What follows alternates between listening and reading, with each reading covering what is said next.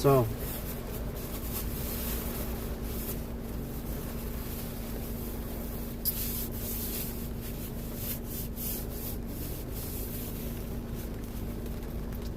it seems as though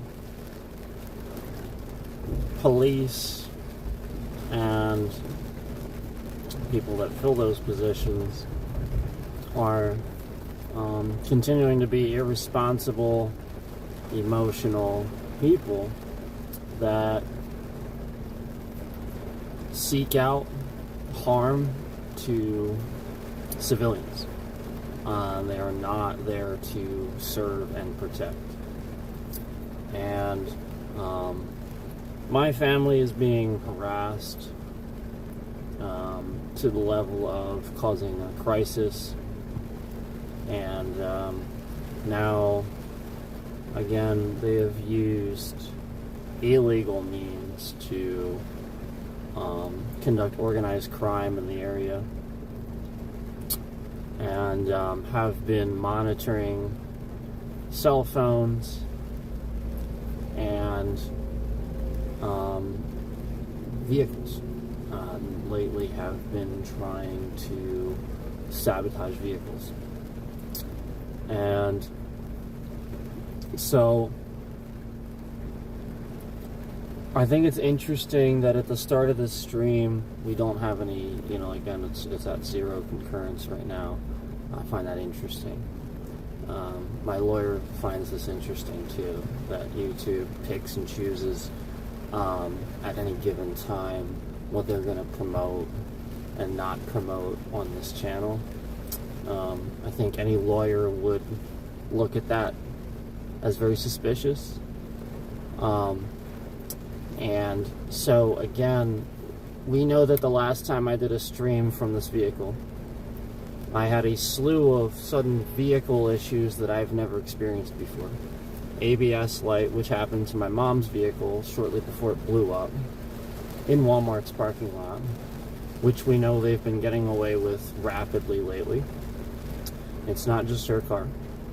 And they're the ones that take the footage and don't let you see it. And so they, as I drove over here, were proceeding to turn on and off various car functions like the 4-wheel drive and things like that. All these things are things that have never have happened before. Never. Not once. Yet all of a sudden, during that stream where we're talking about certain political issues and things like that, where these police, they call themselves that, align themselves, would attack citizens just for believing a different political stance than them. And again, we've had this as a regular occurrence where we prove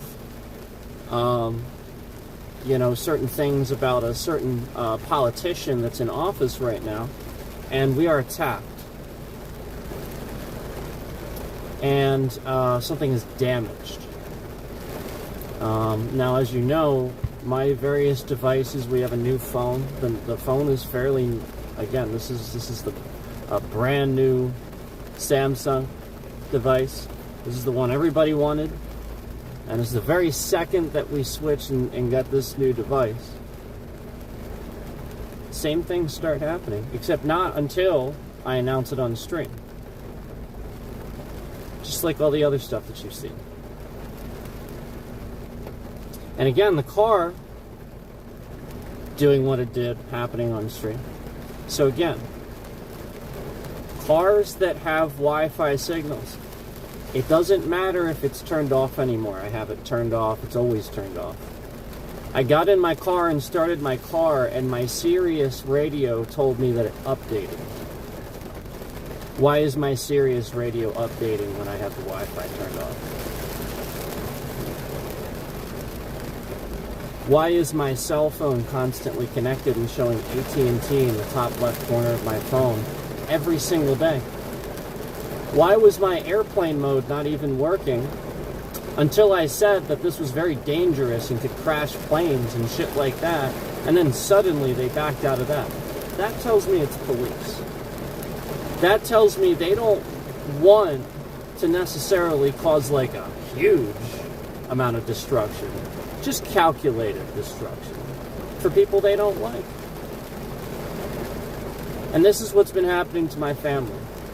Recently, as I'm sure plenty of you probably know, my name and address and all that was doxed all over this platform for everybody to see. So everybody's fully aware of somebody in my family who was arrested. Now let me tell you what really happened. Nothing. Nothing. Some people went to the police years ago, made some shit up. The police started investigating because they believed it. They believe a sob story, I guess. These people have since taken it back and also are kind of a little scammy themselves. They act scammy. They do scammy things. They have lied before about these sorts of things and taken it back. Meanwhile, the police just made some shit up, randomly arrested somebody one day. Something they didn't do. And that's what you heard about from me, where it was just a sudden surprise. And all of a sudden, all these things start happening after that, where we were streaming okay, remember? Before that, everything was fine. I had a girlfriend in my life. The family was talking. And we didn't go our separate ways, as this dumbass detective seemed to want to put in my mouth so that he would force me to testify eventually. This is what they're doing. They get you to say something stupid. I wanted to do this. But again, that's how they get you. They catch you off guard. This piece of shit detective, he didn't tell me why he was even at my house. He came 9 a.m., like 9 in the morning. I'd just gotten a shower. And he just randomly starts asking me a bunch of personal questions about some young females. Didn't say why he was there, just randomly starts asking me these questions. And I'm just thinking to myself, this is really weird. Don't know why the fuck you're here.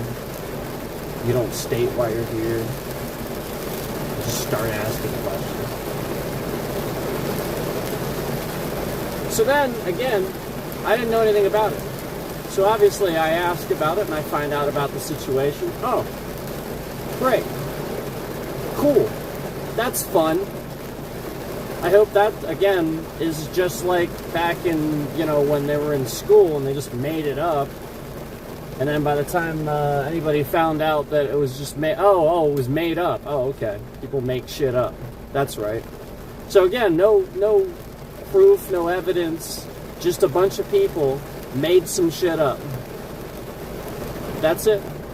And that's all it takes for a certain subject. For, again, a jury, a judge, a corrupt lawyer, to start going down that path. And ever since, my family has been attacked. So that's why I'm here telling you this. I don't want to sit here and I don't want to talk about this, but every single day that I don't, I am harassed and attacked more. My vehicle on the drive over here was literally flashing warnings on and off constantly. And it's never done that ever. The entire time I have ever owned it. And no, it's not because of the rain, because remember, this stuff started on the same stream when it was a clear, nice day. And I was almost at a complete stop when it happened. I was driving very slow. I was in traffic. In fact, you can even look at the traffic cam in Intercourse, Pennsylvania, where I was. Ha ha ha, yes, I know the towns around here are hilarious. That is literally the name of the town. Okay? I can't help that. But you can look right at the traffic cam. It was literally just sitting right there. Intercourse, Pennsylvania. Minding my own fucking business. When all of a sudden, ABS light, traction control. I no longer have traction control. It's off. The light is on all the time. That means it's off. The ABS light's on all the time. That means the ABS could randomly engage or disengage, which means the brake fluid's probably going to leak. The person doing this knows that. Okay, cars can be hacked these days. And this is a very clear line of what's been happening to my family. Now, I tried to tell these assholes that are on here, these streamers that were judging like what was going on, that I couldn't talk about these things, and that it's detrimental if I talk about. I just can't. But you know what? Now I'm being harassed, and now I'm a victim, and my mom is a victim. Her car was blown up. She can't even use her phone. Her phone is useless. If I get her another one, it's going to be useless. Just like with this. I have to have my phone off. Sometimes I find it automatically turned on, magically. Yeah, because again, it's constantly connected to the AT&T signal, even though mobile data is turned off. It just says AT&T. Always used to just say emergency calls only. And they very slowly started getting rid of that, which is what they did to the car. Getting rid of the ability for that Wi-Fi to say off, even though it ain't. Because when I get in my car and I start my car and it says Sirius updated, that ain't off.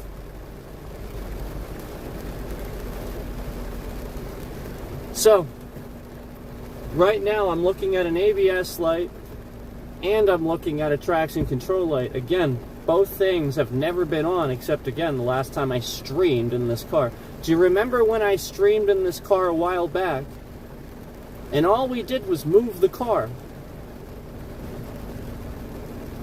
And we were cleaning it out, and then suddenly the battery was dead by the end of the stream. Do you remember that? I remember that.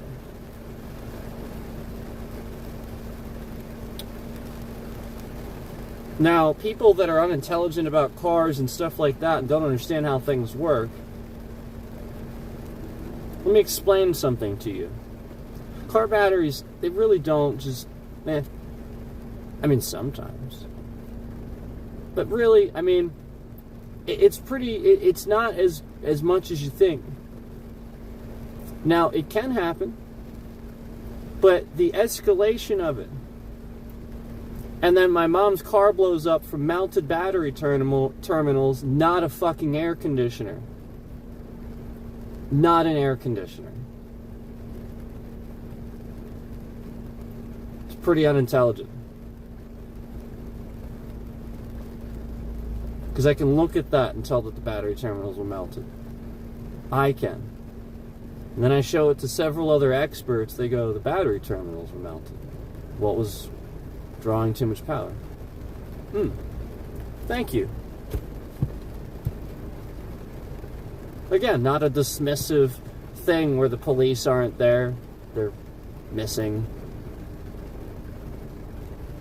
They don't want to show you the footage. They're not around. You go to that same Walmart a week later and there's 5 illegal things going on, and you try to drive around that same town and you don't find a single officer. Fascinating stuff.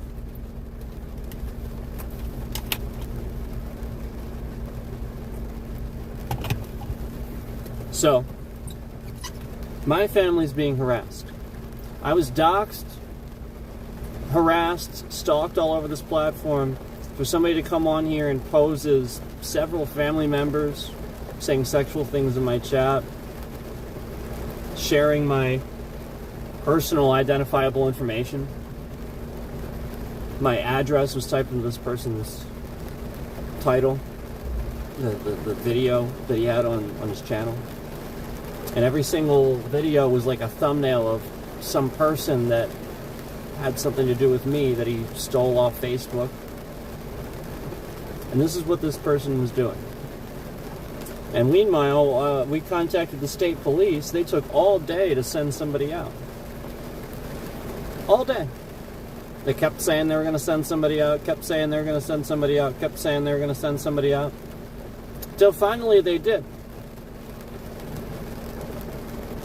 And I'll be honest with you, it was very obvious the guy didn't really understand the danger. And made it seem toward the end like it's a personal thing and not a police thing.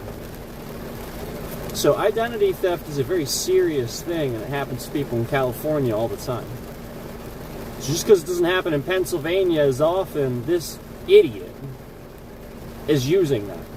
He's using something that he knows doesn't happen very often to dismiss he doesn't want to deal with this. That's what that person did. So yeah, I think he's an idiot. Because now, somebody's going to do that to him or his family 10 years from now. And he's going to realize how serious it is. And he's going to realize he was an idiot. That's why. Because I think ahead. And unfortunately, I'll be right. I don't want to be.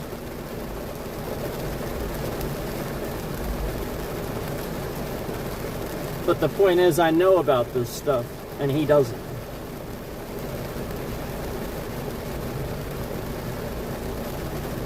And so therefore, we have state police harassing people because we put this report out and nothing was done. This person is not arrested for harassment, stalking. No, they're still out there.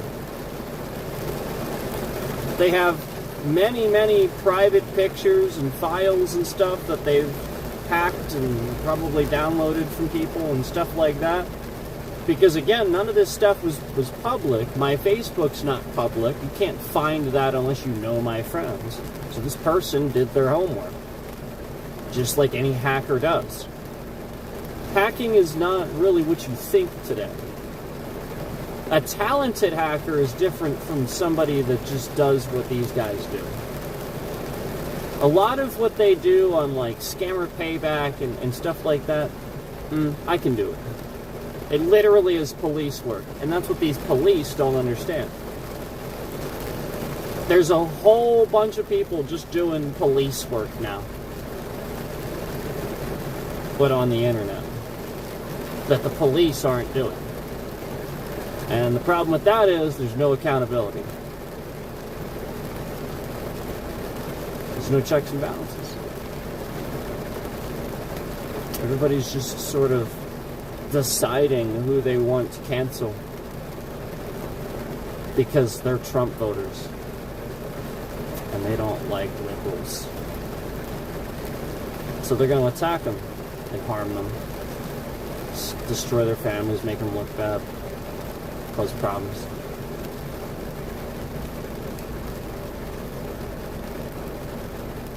Sound like the FBI to you? Sound like police to you? It does to me. It's exactly what the FBI used to do way back when they would influence certain racial groups and stuff like that. The FBI has a huge history of doing this.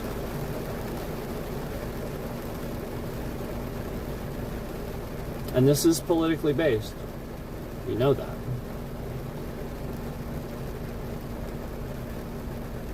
So, when my mom's car blew up, other cars are blowing up.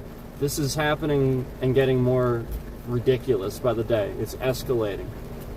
When are you going to stop? When is enough destruction enough? What is the purpose? Because you're wrong about a political subject? Is that the purpose? You still can't admit it? You won't ever win that. That's not something you win. If you're wrong, you're wrong. And again, the right side will fight you till the ends of the earth. It's not about that. It's about the point of the ethics of the situation. The moment you're destroying somebody and destroying property, destroying things, you're the one in the wrong.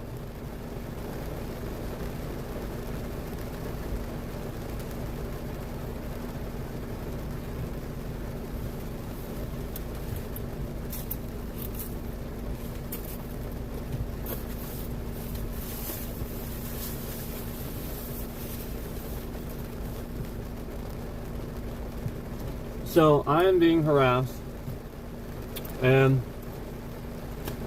again, none of this shit ever happened before. Like I said, it's just because I'm streaming in the car, and again, I know it's police. Police lately have this problem because their behavior is based, especially young guys, is based on this Trump thing where they can't control their behavior. They have to harm people that they see as liberals or whatever. They can't control it. They actually hate them. And it's exactly like racism. It's the same thing.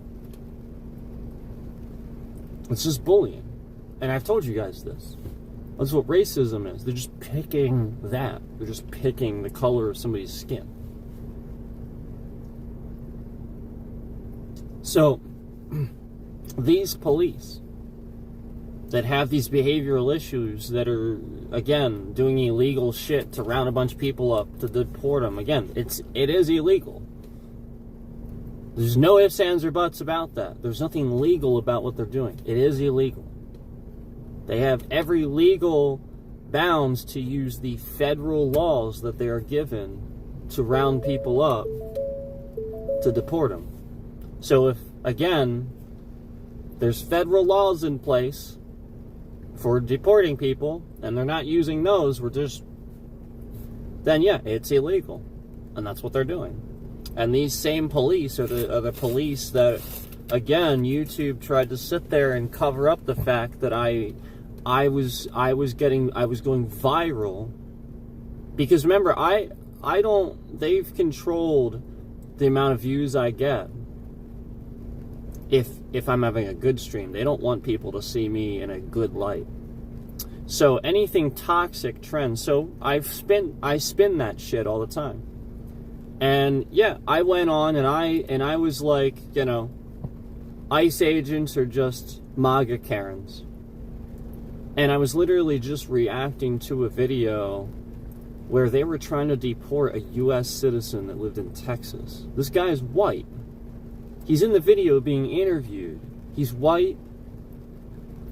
They were profiling him. He kind of sounds Mexican, like his accent a little bit, because he's Southern and stuff. And he's from Texas. Who cares?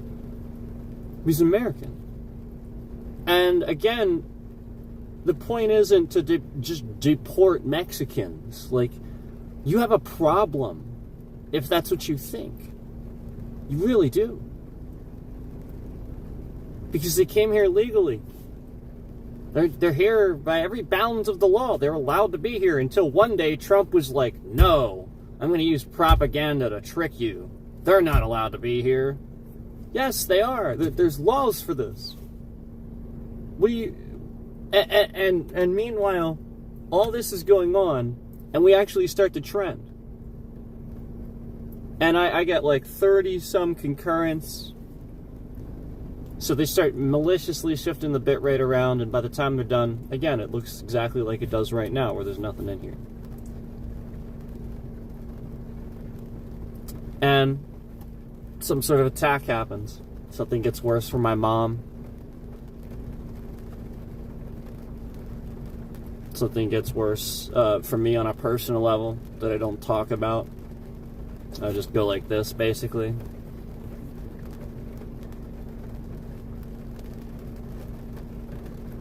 So that's how this all started, was they weren't ever going to get to me, so they started harassing other people.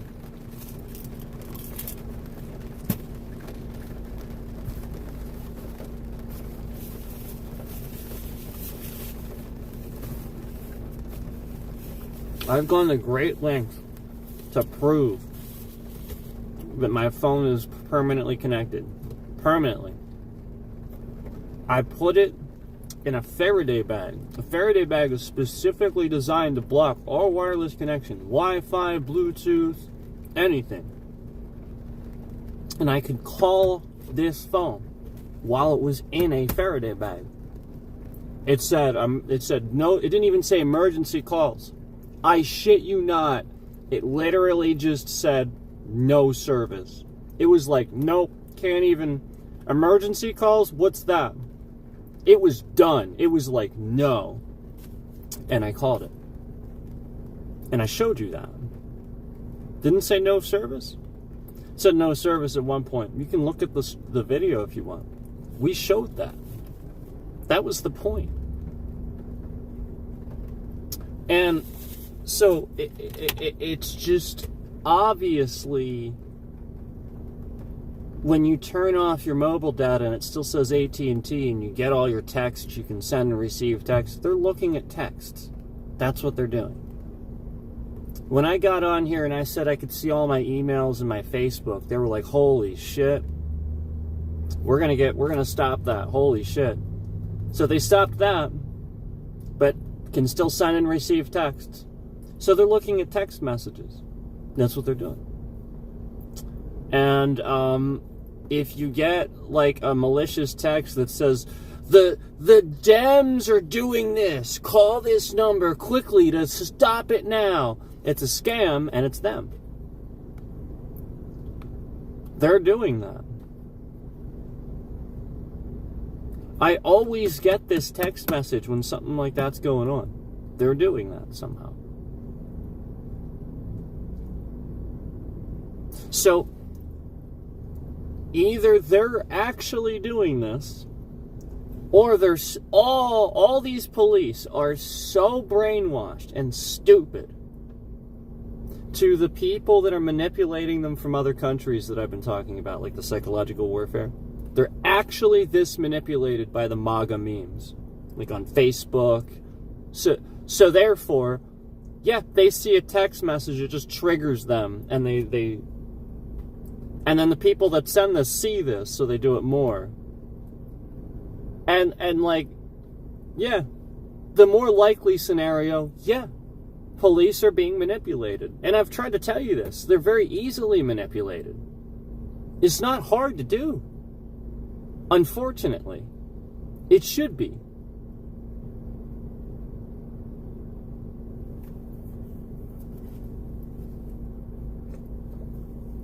Now, I'm not saying this is a generalization. It's not all of them. But I'm being attacked here. And it's clearly the police. Because otherwise, some sort of due process and, stoppage, essentially, would have happened.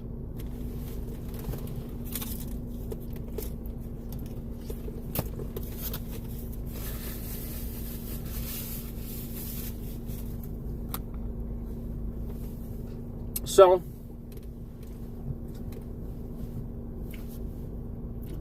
yeah,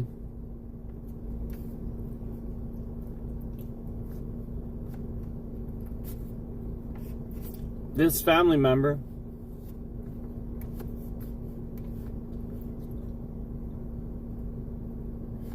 in other countries this would be called corruption. Yeah, it is corruption. This family member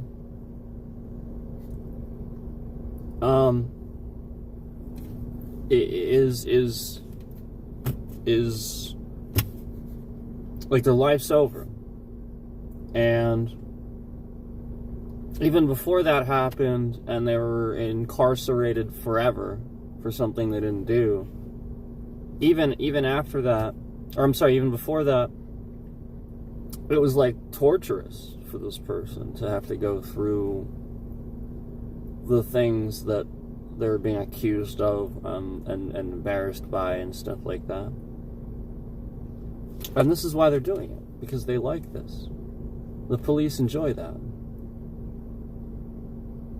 You know, I've started to recognize that some hackers are actually exposing police family because police did something to them. Because I'm one of those people. Yeah, I'm one of those people. If you keep coming at me, I'm gonna do something. I'm not gonna just roll over. You're not gonna just step all over me. And they know that. So they're sort of dancing around being passive aggressive like this, attacking the car.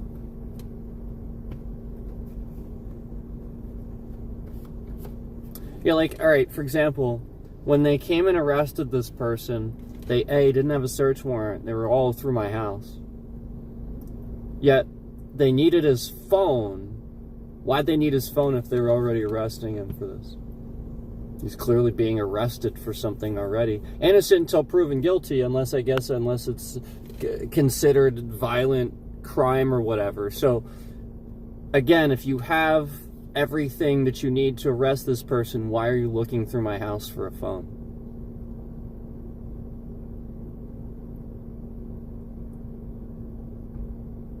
And if you have a search warrant, you are to provide that.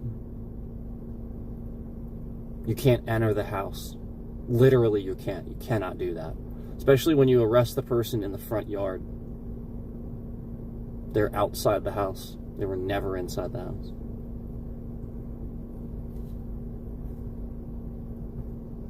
You are to knock.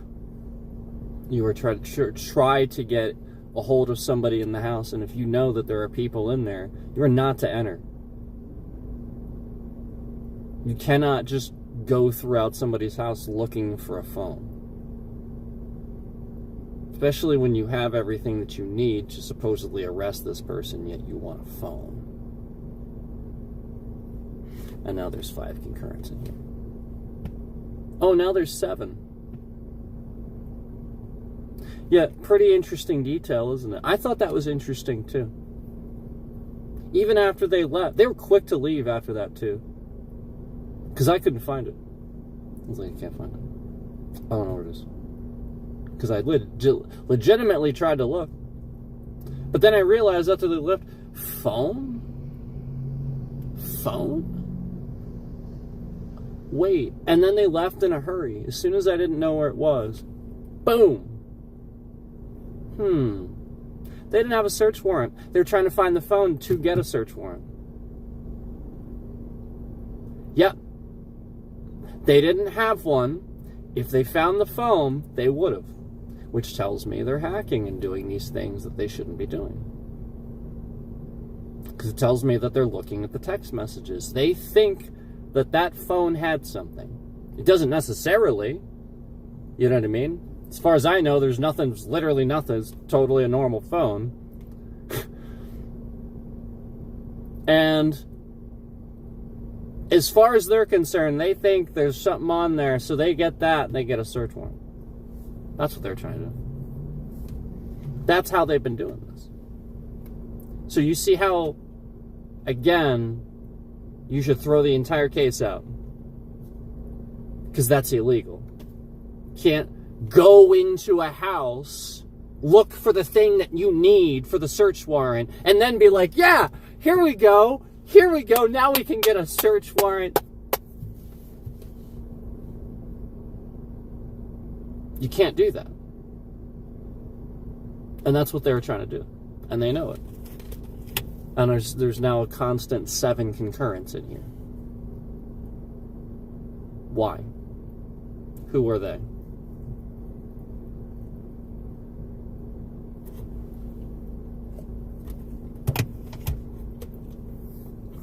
So, again,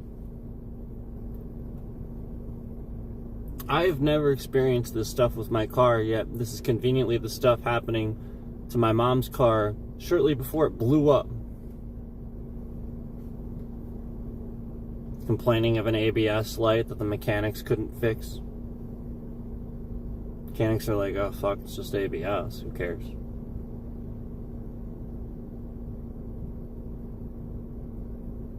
Meanwhile, my ABS brakes proceeded to come on several times throughout the drive. For just inexplicable reasons. Just randomly my ABS would just come on. I'd just be braking normally, not sliding, just... That's not supposed to happen. That's called the ABS mistakenly coming on. And my traction control light blinks and comes on when I lose traction on the wet road. It doesn't just come on and stay on when I start the car. And I don't get random, hey, we're just going to turn off your 4-wheel drive and turn it on. We're just going to turn it off, turn it on, turn it off, turn it on, turn it off, turn it on, turn it off, turn it on, turn it off, turn it off, turn it on, turn it on. The entire time you're driving. That's what they were doing. The entire drive over here. Turning off my four-wheel drive and turning it back on. This is what police are doing. The people, this is why they're not patrolling the roads. That's why. So you want to know why, especially in this area? That's why. Because they're all busy trying to do this, and they don't want to be around when it happens. They want to be far away so it seems like they had to respond. That's why. They're doing this. It's super obvious. I've been uncovering it. You know, I shit you not. There was one day, do you guys remember when and this is when I thought it was harmless. I thought that they were just, no, they're actually like harming things. This is when I thought it was harmless. And then again, it just gets worse and escalates, like how much they just literally sit here and harass if they don't like what you say. No lie, I was bitching about how I got, there's somebody that got hit over here. There's like somebody, like a grave over here from a drunk driving incident. And I had some asshole, some raging lunatic that pulled out of the bar up here, who was tailgating me so horrendously in a giant fucking truck with high beams on, swerving back and forth after pulling out of a bar. And there's no cops. And this asshole sped up past me, sped up down the road to over 100 miles an hour easily. So I came on stream and I was bitching about this, and I bitch about all this shit that I see around here that's not policed.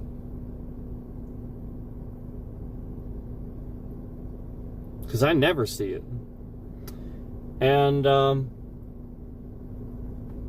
that next morning, after bitching about it, no lie, a police officer, very early in the morning, almost like he expected me to be out later than that, was driving down the road with his four-ways on, driving the speed limit, controlling traffic. That very next morning, I laughed. I was like, okay, that's one way to do it. I thought this was like a good response. I was like, well, as funny as that is, and is like kind of like sort of jokingly, all right, well, I'll do that then. Good. Yes. Yeah. You really think that I didn't want that? You really think that's the libtard answer? No. No. That's what you should do. Are you kidding? That's called properly policing. What else are you going to do? No, yeah, like there's a regular problem and you're not doing that, where you're driving down the road with your four-ways on and getting people to drive the speed limit? Yeah. Yeah, that's great. Do more of that. What? And then that's the only time I ever saw it. That time. And it was kind of obvious that it was because I was sitting here. They heard it. Well, okay. That's dumb. I'm going to slow people down so that he feels like he can drive to where he needs to drive to. So he did. But just that one day. And just, forever long they were doing it. That's it. Never saw it again. In fact, if anything, I saw like it escalate after that. Almost like because they didn't keep up on it, it sort of triggered people. If that makes sense. Because it does. If you sort of backpedal a little bit, you do it a little bit and you backpedal, it triggers people. You have to double down. It's like the texting and driving thing. I actually agree with the hands-free law. I do. I don't agree with the GPS thing. That's stupid. I agree with the hands-free law. And unfortunately, I've seen more people texting and driving. Like, no lie, the car, like, swerves a little bit and the head's, like, looking down. I'm just like, oh, God. Like, like, I just...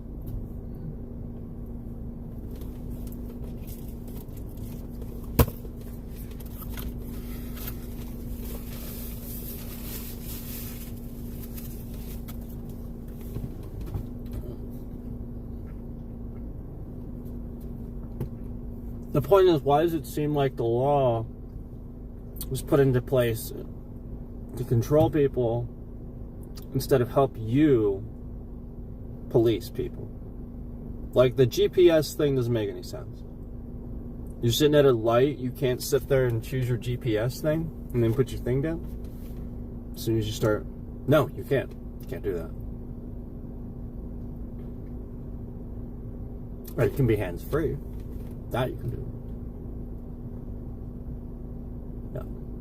But you can't touch you can't sit here and, like, even at a light in Pennsylvania, you can't do that. So, like, if you have a GPS thing, like an issue or something like that, and you want to adjust it, or even just sitting at a light in traffic, let's say you're, like, in the middle of the city and the light's not changing for a while, and you're just going to be there for, like, 20 minutes. You can't sit there and text. You can get pulled over for that. That's fucked up. I think that's fucked up. I think that's stupid, and I think it's controlling. So that's the part where I'll go ahead and I'll say that I think that's a little woke to do that. You get what I'm saying? Where, like, we shouldn't label these things as woke or not woke. And then because the whole point is that labels it as something. It gives it power. Because now Trump's going to have some sort of thing where he has to fight against wokeism. No, it's just people realizing that there's a huge amount of people in the world that judge everything based on what they see on the internet. At literal, like the worst of the worst on the internet. No, that's the worst of the worst. That's the internet. Stop doing that. Just stop. Just get away from it. And that's the problem. And then so, you know, like, you sit here and you jump to conclusions about things, but you don't really know how they work. You base it on the meme or the stuff that you heard on the internet and stuff like that. And a lot of times it's not really how it works, you know? Like, again, like the deporting. It's just not how it works, man. There are laws for that. And I'm totally for it. I'm totally for absolutely getting rid of people that don't, you know, like that. Anybody should be for that. But the law is there for it. So why are you just rounding up Mexicans on a farm and stuff like it seems a certain way, obviously. That's why we're saying it.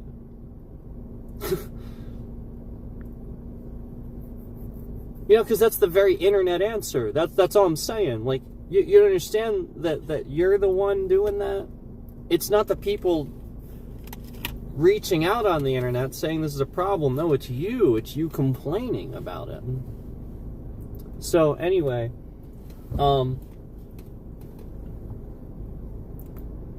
this is getting worse. I'm obviously being attacked. It gets worse by the minute. It gets worse. Like, again, the whole drive over here. Constant.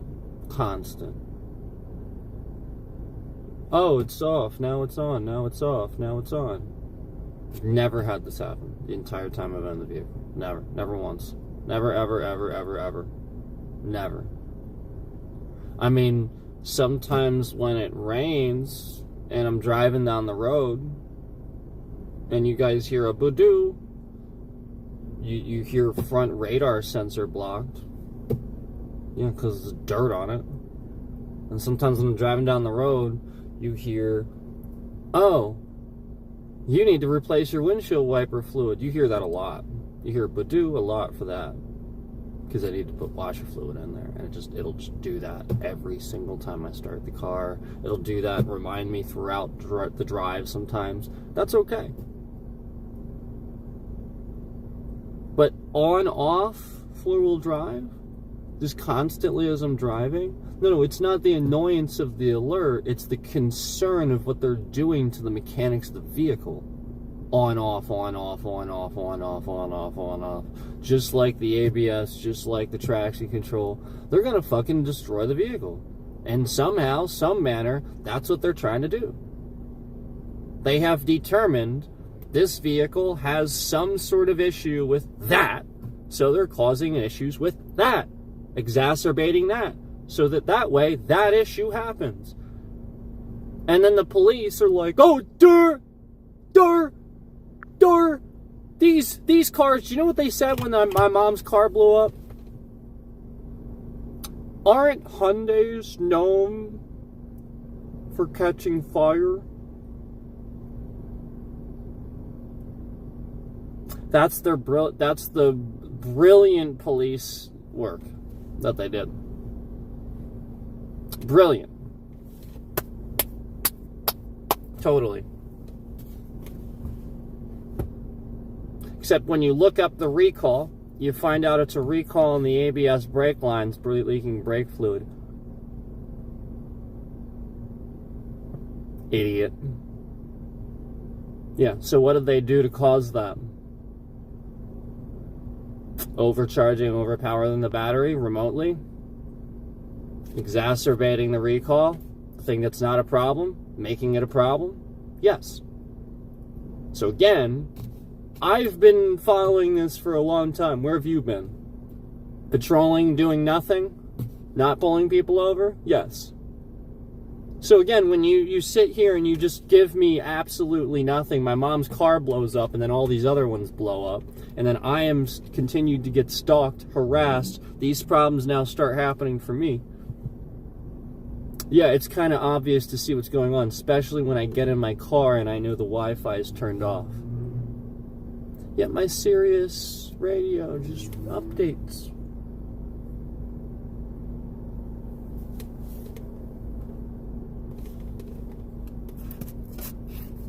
Oh, kind of like my phone, how it's turned off. Always. Yeah, I can just get text messages. Yeah, always have the data turned off. Never just always and then just can get a text message, send a text message. Interesting, isn't it? And call the phone. Oh yeah, that can happen. Unless of course they don't want it to. I've seen evidence of that.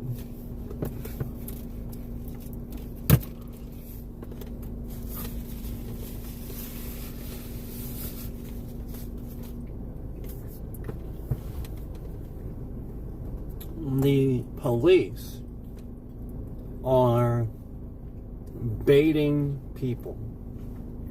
That's what they're doing. So because this person was arrested for something, they think that somebody else is going to do the same thing. So they bait somebody with the same thing they probably baited that person with, thinking it's going to happen.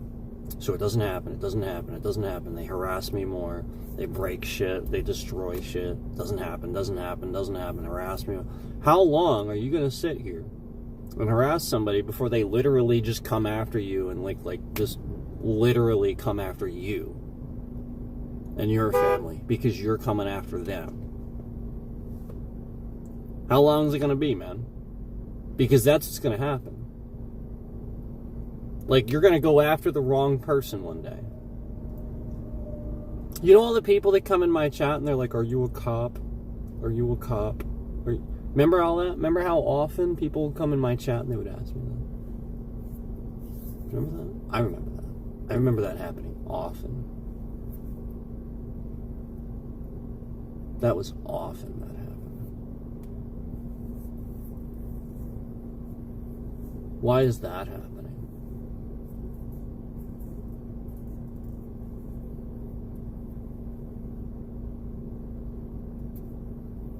Yeah. So, the point is,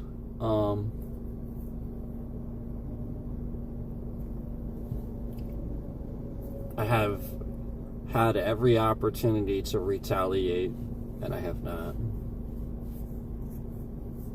I I'm simply defending myself and investigating this. But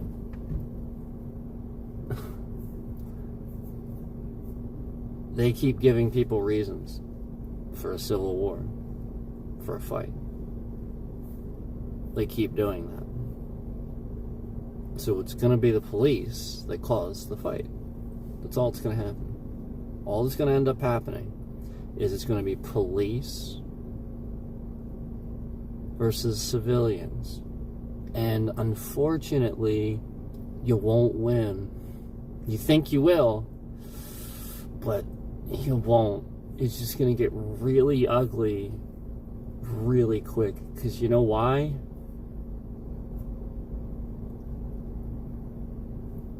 The military. Civilians or military. There's a lot of them. There's a lot of reserves, there's a lot of army, there's a lot of Marines, there's a lot of Navy. There's a lot of people around that are just military personnel.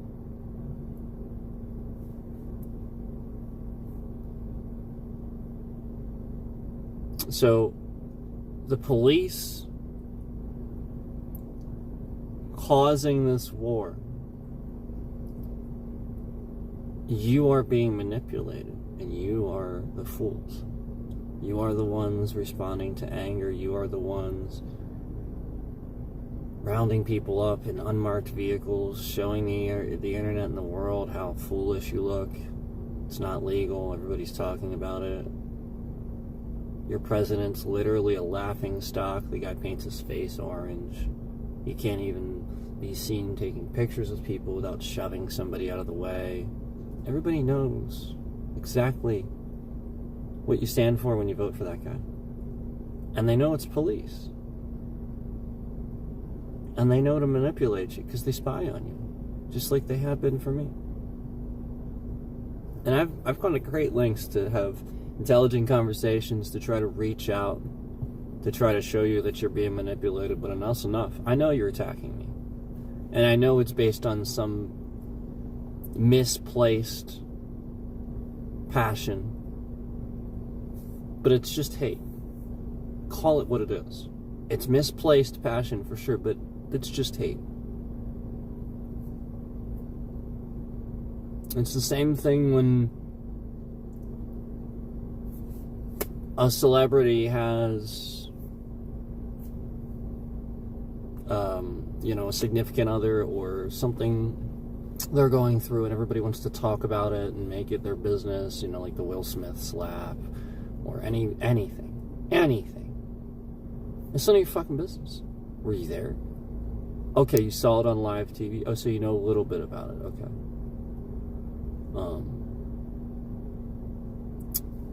So again, can we use the conversation for more intelligent things? Like, that's the problem, is you enjoy this, you latch on to it.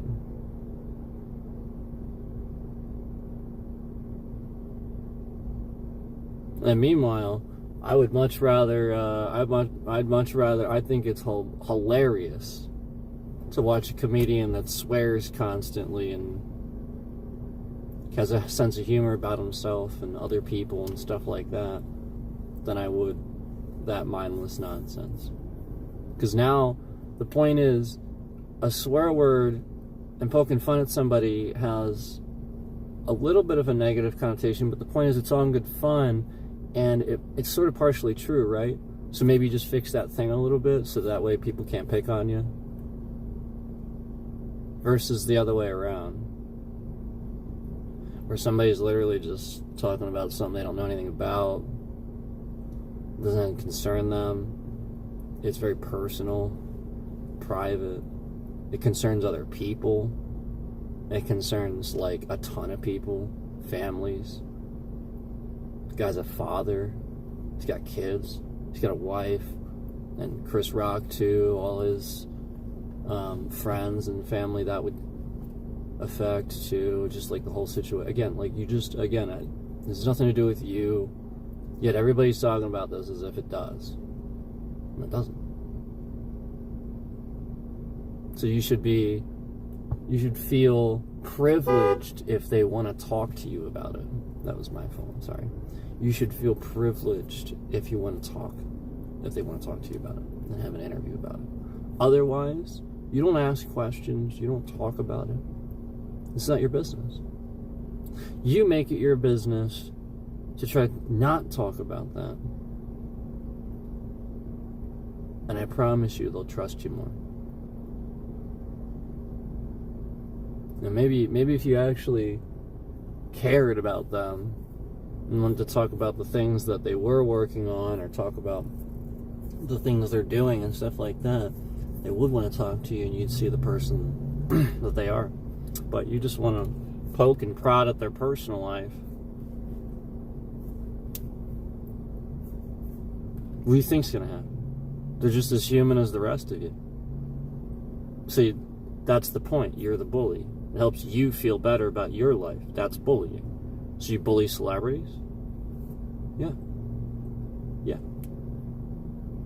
Yes. And this is what the internet does. The internet does this. Like, leave J.K. Rowling alone already. Like, what the fuck is the matter with you? She didn't even say anything. She made one statement that was completely misconstrued. Stop it. And I will tell you, as from somebody that's had lots of gay friends and lots of friends in the LGBTQ community in general, stop it. Stop. Okay, I don't represent that community or anything, and I can't speak for a whole group of people, but I can speak for common sense. Leave somebody alone. Stop sitting here hating on somebody and creating all this hate and trashing everything they worked for and created just because you disagree with their opinion on something. Again, an opinion is an opinion. Stop hating somebody. There's nothing to do with you.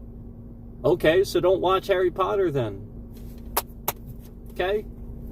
I'll still enjoy it and love it. And respect her for the intelligent writer she is.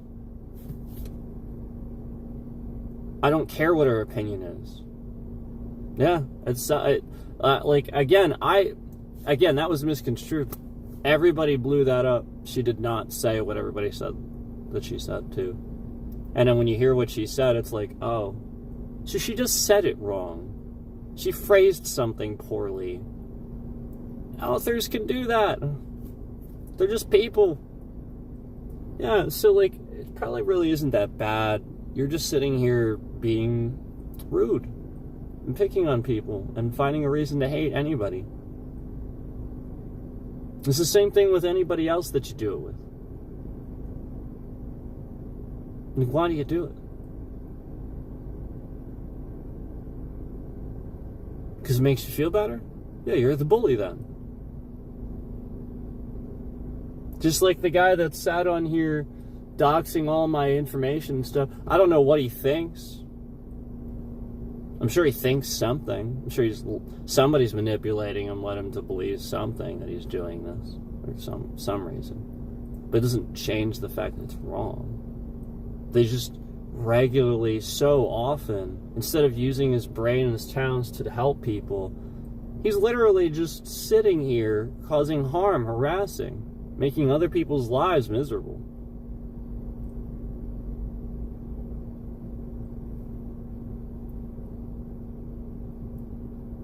This is what the world's doing right now. And all the people in charge in the government and stuff like that, they're busy making mistakes because they didn't have any qualifications to be here in the first place. Pete Hegseth? Who the fuck is that? Oh, right, the guy that texted some war plans. Again, you can't text war plans. That's a breach immediately. Again, I just pointed out that even with me, it's pretty basic, is knowing that they can read my texts. It's pretty basic. People can read your texts. So why is he texting war plans about Yemen? Okay, and like, this is the pretty regular thing with that administration, with our government right now in general. It's a pretty regular thing. That the only people that would actually, like, back the guy and do those jobs are people that you wouldn't want doing those jobs. That's the point. Everybody that was worth something either got out of government or is like fleeing the scene because they're being harassed too. There's a mob running our government, and they're being harassed by hackers because their data is being breached, and that affects you and me. So shit's going down, the 911 service is going down. Yeah, you're starting to notice your cell phones messing. This is because of the Trump administration. This is what happens when you have a lunatic hire people. I'm serious. Like, it really is that simple. I'm sorry that it's not what you wanted to hear. It really is the truth, though. He has no infrastructure. He's not doing anything. He's going backwards.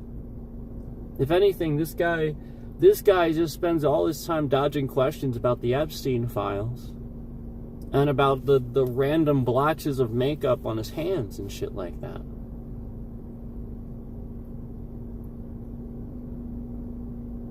I'm more concerned about what the people are doing in those positions. I have no fucking clue what they're doing. And all this shit's going on because they don't know what they're doing. So, I don't know what to say. Maybe plead with some of the Democrats to try to work with them, because that's the problem. The problem is the Democrats were actually the ones running the government, and they're pissed that you shat on them, basically. That's the point. They really have been keeping things together for a long time and doing things sort of conservatively. And you've been painting them as these liberal people. It's just not the case, not at all. You sat here and you painted them like complete opposite of what they are. They're very patriotic, conservative people, most of them. You just can't say that because it's the party role is reversed. It's Democrat versus Republican, and the party has like a definition, so it doesn't look good in the political spectrum to say they're conservative. You get what I'm saying? But they are. And that's why the roles are reversed. Republicans, same thing. They don't say that they are democratic and liberal, but and that's the point. That's what you need to gather, is that's what's actually been happening. And that's why, again, like you can, you see an administration that had economic job growth and stuff like that, and Trump came into office. That's why, because he came into office with that. It's the same thing with when Biden was in office for a little bit. Things got better because he hired some people that were better. Now, I mean, yeah, Biden's old, but doesn't mean that he still can't, he's not still doing the job the same way that he could always do it, and hiring the people that he should. And he did, and things got better. Remember, I've been telling you guys about how he even surprised me. I know it's weird. It's so cringy to me for people to be unpopular with him, because it's really frustrating because he was actually really good. It's like the sort of thing where people didn't realize how good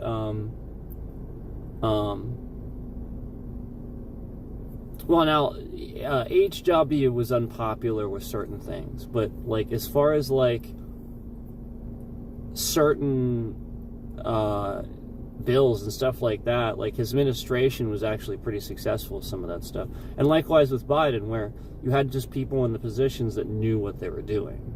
That's all. Like, it was just more like an experience thing where they knew what they were doing. And, we started drilling for oil here for the first time. That sounds pretty conservative to me. That's like the thing everybody was asking for, instead of importing from Russia. And Biden did that. Now Trump reversed it. You know that, right? We get oil back from Russia again. So, like, it just takes paying attention to those things, and then also paying attention to what happens and seeing the patterns. Like, you can't keep thinking everything's coincidence. It's happening. You can't. It is happening. This is guerrilla warfare. We are being manipulated. It is psychological warfare. Several Americans visited North Korea. It was always going to happen by them doing that. It was always going to happen. Especially if you watch that stuff. Oh, they'll put trackers on it, trust me. And they'll start looking at all your stuff. They'll start trying to find out all kinds of stuff.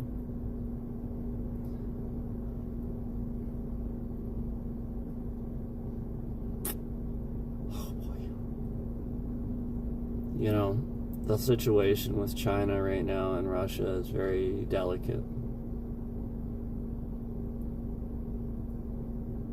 And letting Trump handle that. Doesn't know what he's doing. He really doesn't. He really doesn't know what he's doing. He really does not.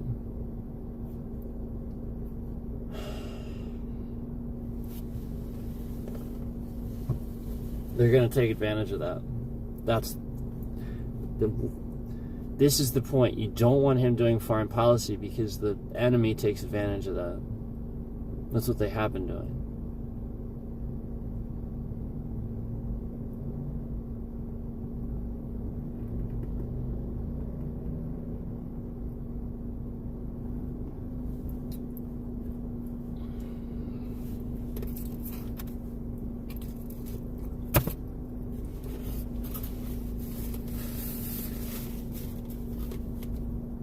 So,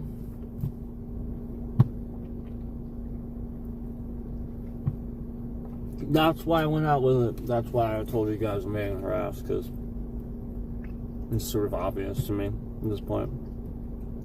Because I'm not the only one. It's not just me. I guarantee you, there are actually other content creators that deal with this too. Guaranteed.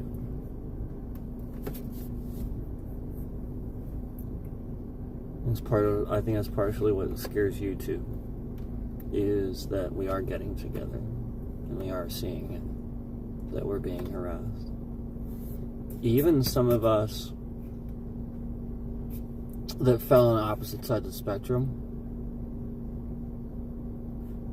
Yeah, I mean, like, where I was not really for Trump and somebody else was, but we could mutually agree on things and get along. They attack us because we get along. They want us to not get along.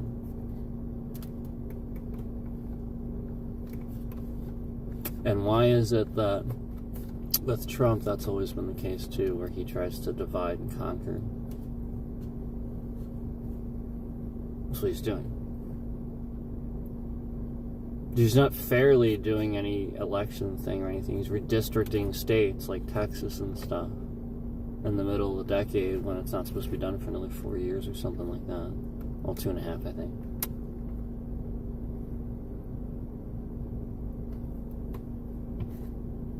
No, that's illegal.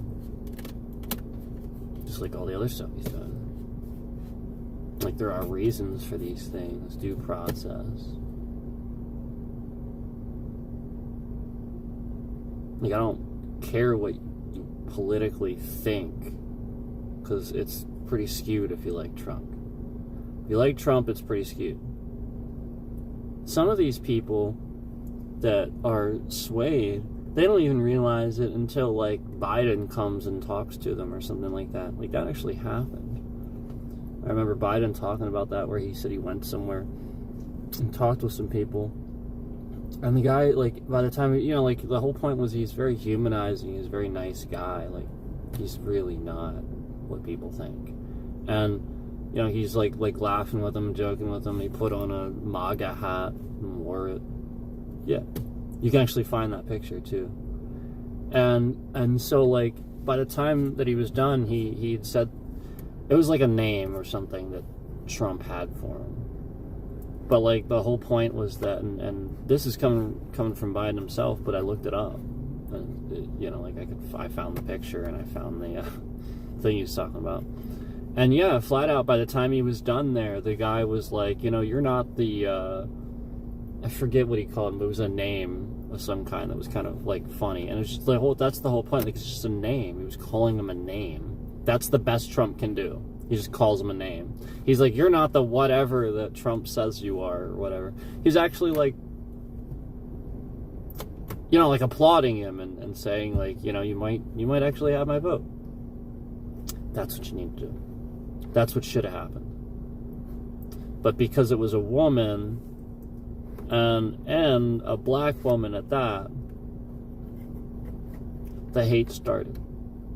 Where there was really no reason.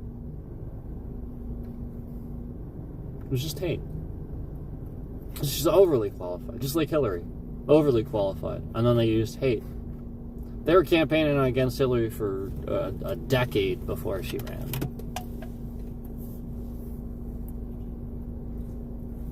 Now, yes,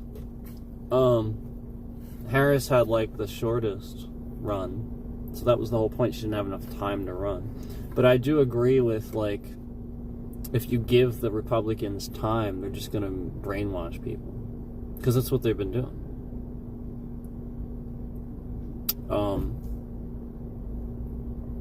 You know, genuinely, even when I would see an ad for the Democrats for a while, the ad would always be something where it was like talking about how, you know, well, Republicans lately just kind of want to care about cutting taxes for the rich, which will cause this and this and this. And I'm like, yeah, that's kind of accurate. And then they're like, well, our candidate wants to do this and wants to, you know, make sure they pay their fair share, which again is the same tax rate as you. Just, you know, that's how a percentage works. It's a percentage. So again, they're paying a lower percentage than you. That's what the Republicans have been doing. And so the whole point is to make sure they pay their fair share and not less. It's ridiculous. And you know, like, I always agreed with that, and like it was always ridiculous seeing the Republican ads. So like that was the whole point. Eventually Trump came along and changed it. He just changed people's views of knowing what truth was anymore. He made it so that people actually thought every piece of media was just made up or fake news, or like he was, and all because of charisma, all because people just believe what he says. It baffles my mind to think that people actually like did this. And again, that was the whole point, was that Republicans were on their way out. Like, it was very obvious how corny it all was, how ridiculous the ads were. And you know, you had McCain versus Obama, who Obama's a young guy, really young, smart guy who's going to do a lot. People like him. And McCain, who, very respectful candidate. I liked him too. I liked them both. But, you know, the young guy versus the old guy, that's what it's going to come down to in that election, because you like them both. So that's the problem. The problem with the Republicans is if they keep just picking young guys or something like that, or people with experience, they're always going to Trump us, you know? So they just got into bed with Trump. That's it. Who's somebody that spent all his life scamming things and doing exactly that, winning through scams. Not actually winning, but winning through scams.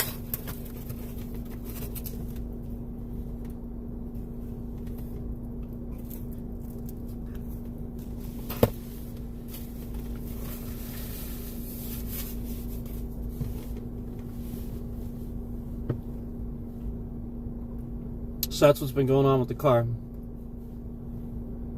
And like I said, it's pretty obvious to see this stuff escalate. Something that's never happened before. And again, just like all the other stuff that happens on stream, there's nothing else to say about this logic.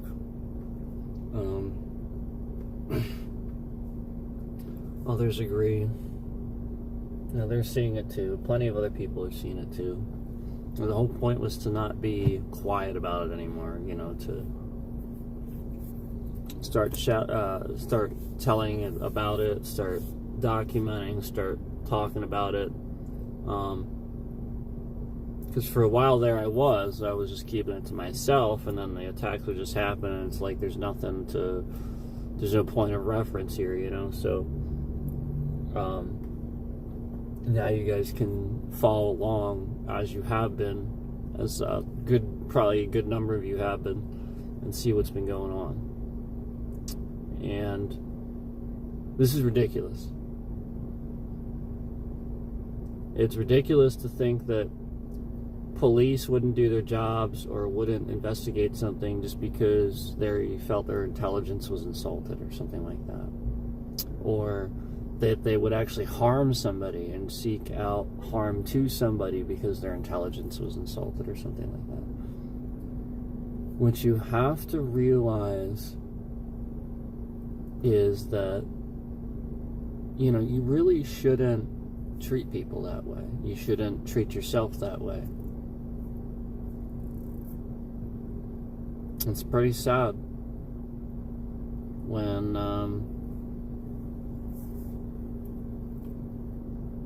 we have this ever-growing problem of, again, police just doing illegal things in broad daylight. The amount of things I can find online of police doing illegal things. It's just a regular thing now. It's a regular thing for police to be criminals. So there will be a militia. There will be a governing system that operates separate from that. It will just happen. You'll have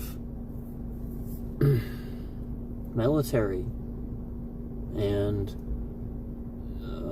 certain militias and groups of police not agreeing with it and fighting back against it.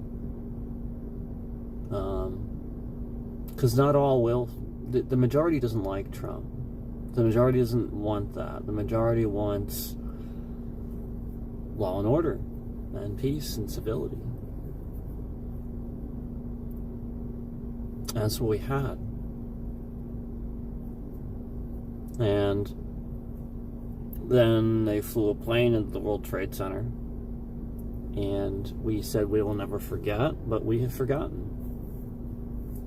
And George W. Bush's iPod was hacked.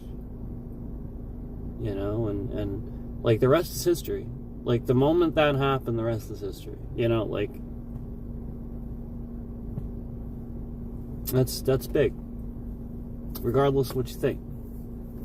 And George W. Bush's iPod got hacked. That's data. That's a pretty prime, sensitive set of data, too.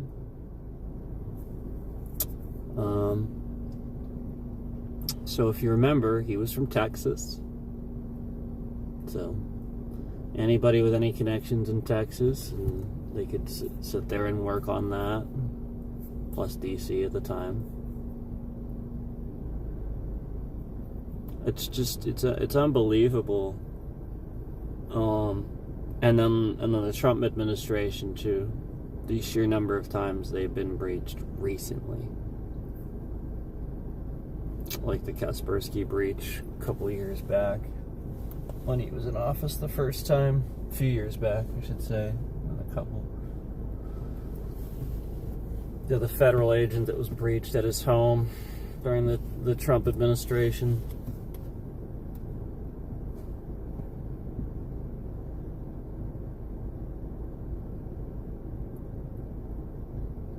Anyway,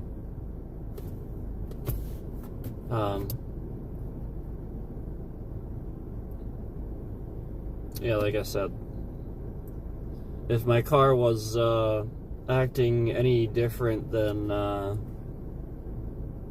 just like normal sort of things going wrong with it, then fine. But You know, it's like one of those movies where you see somebody hacking the cars, and the main character is sitting here frustratingly trying to explain to everybody that's happening. Everybody's just like, yeah, okay, whatever.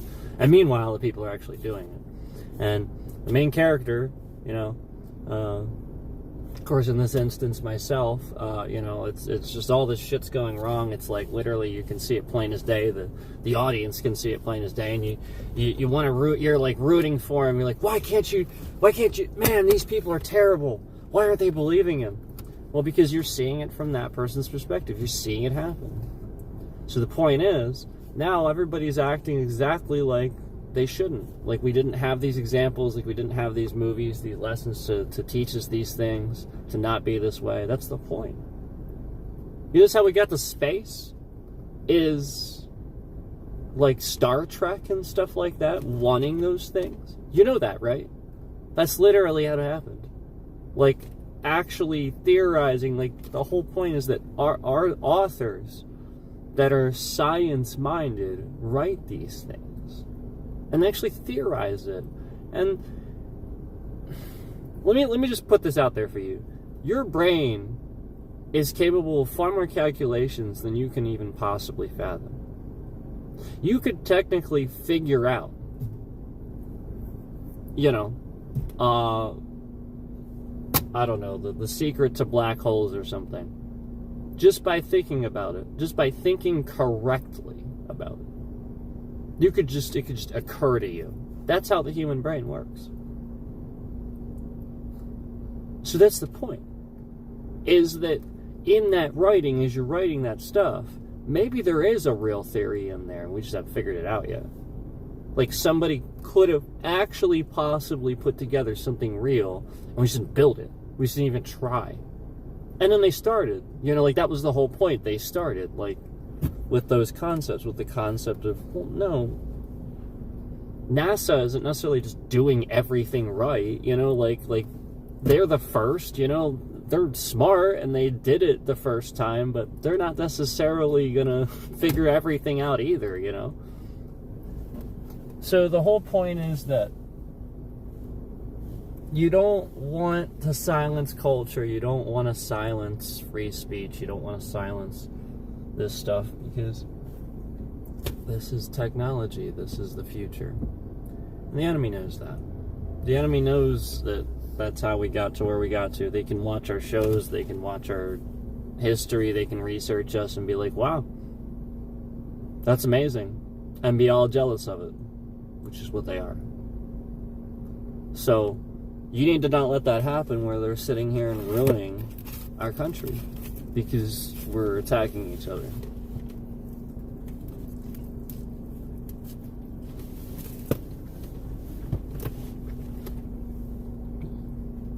So I'm going to record evidence of this. We didn't see this the whole stream. Not once the drop like this where it's 0. YouTube is using these things, these lies, where Trump and other people are telling YouTube, I don't want that person talking about a show on a network that I own or something like that. And on YouTube, literally, will just detrend the stream, even though I have every right and legal ability to talk about that show. And again, somebody owning the rights to a show does not somehow make it so that I can't talk about it. I can talk about it as much as I want. Star Trek, Star Trek, Star Trek. And Star Trek is owned by Paramount, the company that's shutting Stephen Colbert down, and again, lumping everything together under Trump's little Trumpy Trump. Just basically everything the Federation would hate. Everything Picard and the Federation and all that stuff would hate. No, the good guys, anyway. And this is what they're doing. They're sitting here using that. So you say, like, a show, or you mention a thing that is owned by, like, a big company. Like, what's another one? There's, like, a company. There's all these big companies. And I'm not saying that they're necessarily evil. Some of them aren't. Some of them actually try really hard to prove that they're worth owning what they own. And then they'll put out all these products that are like health benefits and like really research the stuff. And there's a lot to be said about that. So those companies, I'm not going to sit here, like the ones that make toothpaste and stuff like that, I mean, like, you clearly are making products, that are for health and stuff, like Procter and Gamble and stuff like that. Like, I have no beef with them, or Palmolive or stuff like that. Like, the whole point is, what you don't realize is that the same company that makes your Oreos is the same company that makes your detergent and stuff like that half the time, and you don't realize it. And that's okay. There's literally nothing wrong with that. Except if Trump is in charge. Because he's the criminal. He's the guy that takes all the money for himself. And you get what I'm saying? So, and then he's the one that's like, oh, if you're talking about my show, I'm gonna. He's not gonna talk about the show of mine. That's the problem. The problem is he tries to control people and control what they do, and he can't. The whole point is we have free speech. We have these civil liberties that we were allotted in the Constitution, and Republicans want that too. Trust me. You didn't have free speech. You can't sit here and talk about how great Trump supposedly is, even though he's not. So that's the point. The very thing that you use to boast about him would seemingly disappear under him, all while saying, oh, well, you can boast about me. Yeah, so that's the point. Like, it's not right. It's obviously wrong. There's right and wrong in life. And the ethics of that tells you wrong.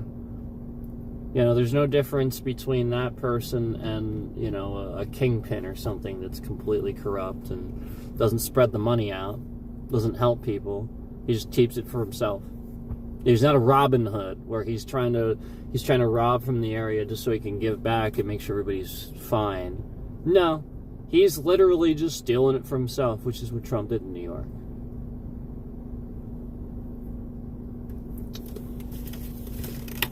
Can't read your name, but hi.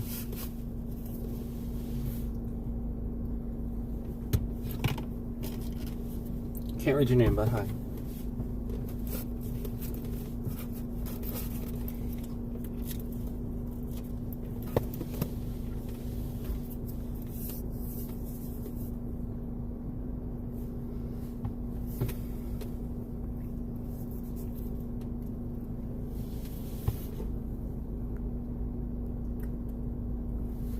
Let's conduct a little experiment here.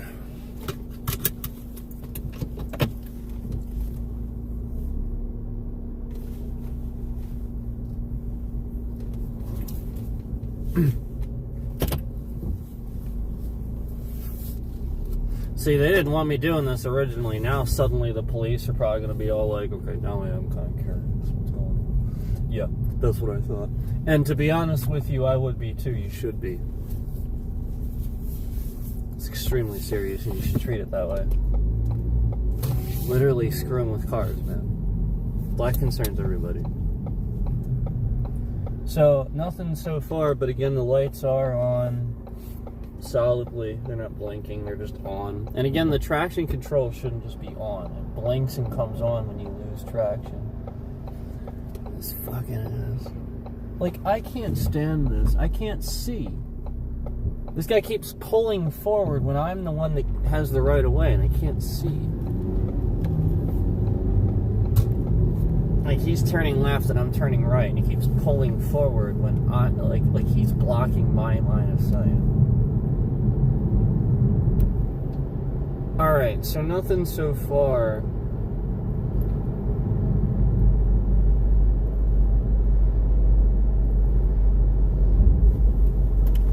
As you can hear it, like, you'll hear it. Like I said, it was just on, off, on, off. And I can almost guarantee you they're probably not going to sit here and do it when we're on the stream, now that I said something. But it was constant.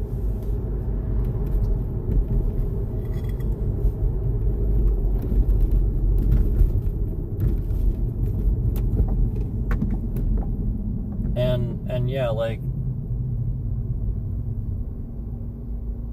for sure, the brakes were acting different where they would normally just be normal, you know, and for sure, like I said, the four-wheel drive randomly shut off, turned on, shut off, turned on, shut off, turned on, shut off, turned on. And like I said, the traction control light is literally just solidly on right now, even though it's not supposed to be just on. It blinks and comes on when you lose traction.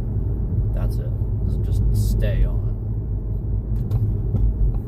So somebody sat here and did something to the brake system, and it's causing all these weird lights to come on.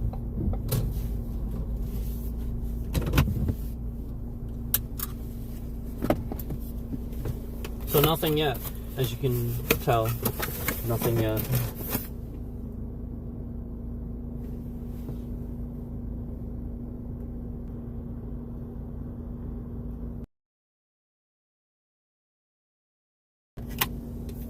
They are shifting the bit rate around though.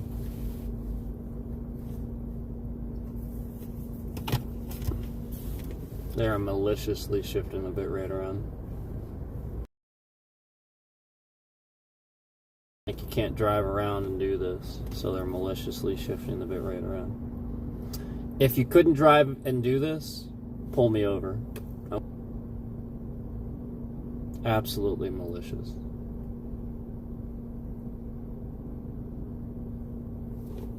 We'll just continue. Yeah, I'm just going to drive to the police station and demand answers. That's what I'm going to do.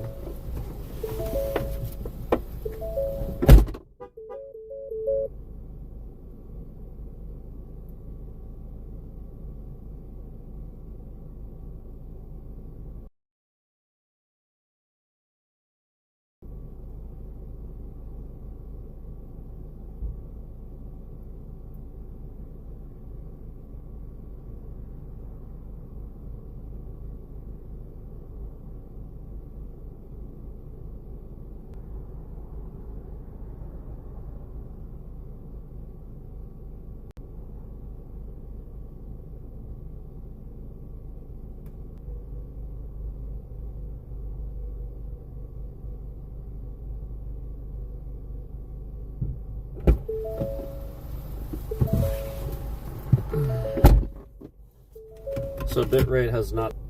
We're just going to go ahead and record the evidence of that.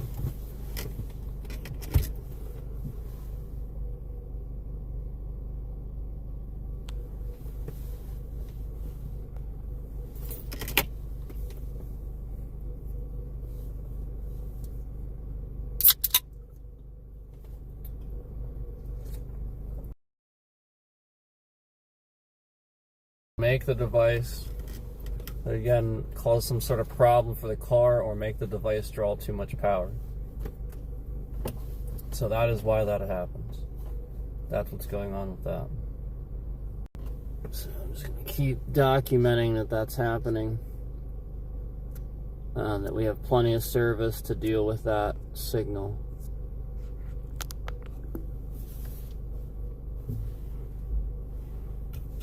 We've sat in this spot before, too, just a whole fucking service. Oh, yeah.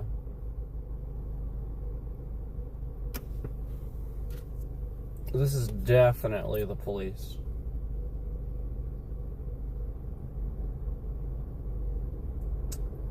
Definitely. So I'll bet you guys can't even really hear what I'm saying, and that it's just constantly breaking up. That's the point.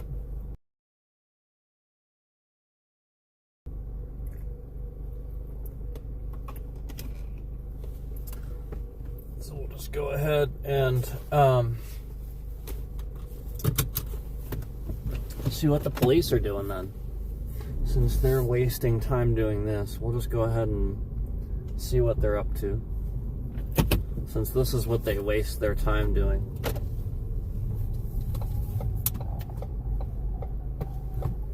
We'll just go ahead and see what they're up to.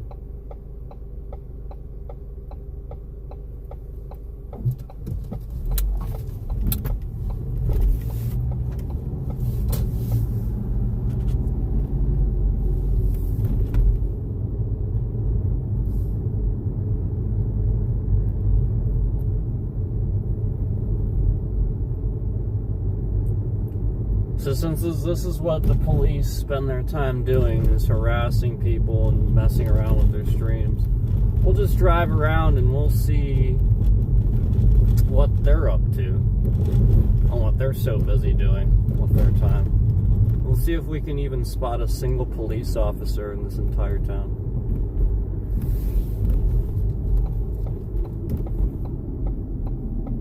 Or if there'll be one nowhere to be found.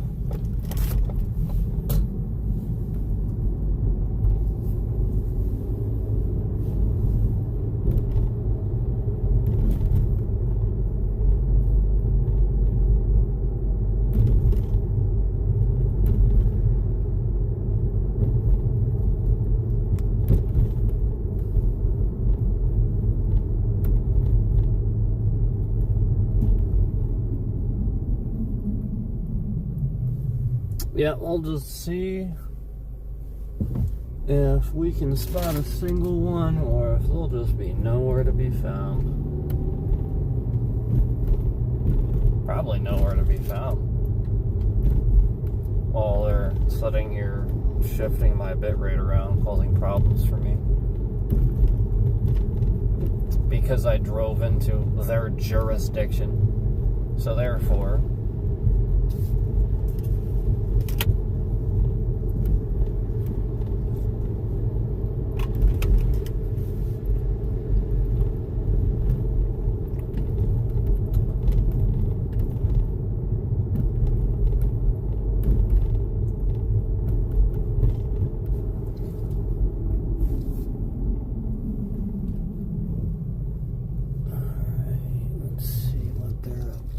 here, I have yet to see a single cop, I'll be honest with you.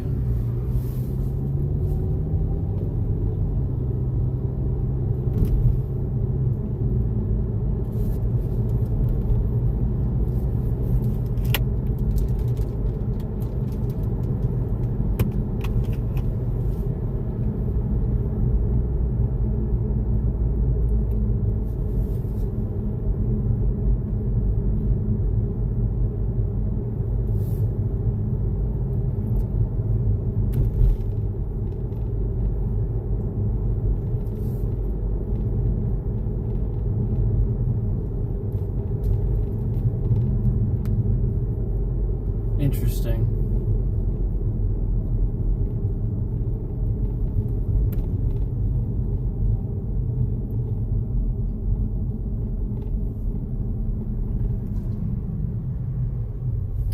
Interesting.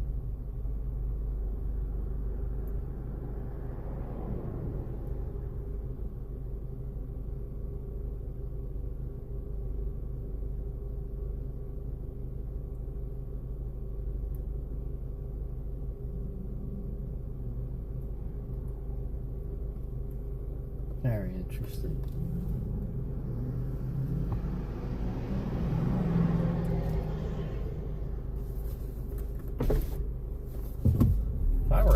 If I were FBI, saying I am, I'm just saying if, this is what I'd. Where the fuck are the police? I just drove past the police station. And there's not a single squad. What the fuck?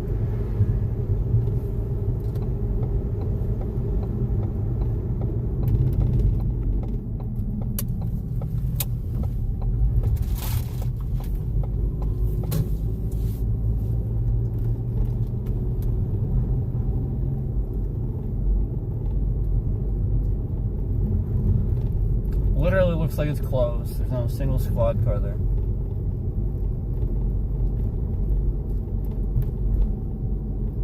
And then my bitrate starts shifting around maliciously, suspiciously, as I get close to a cruiser that's always parked where it's parked.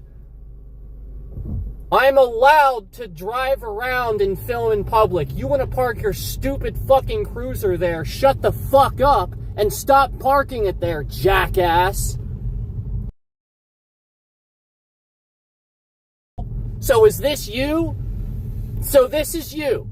You live at that house. I don't have to do anything else. It's you. It's been you. It's been you. Right?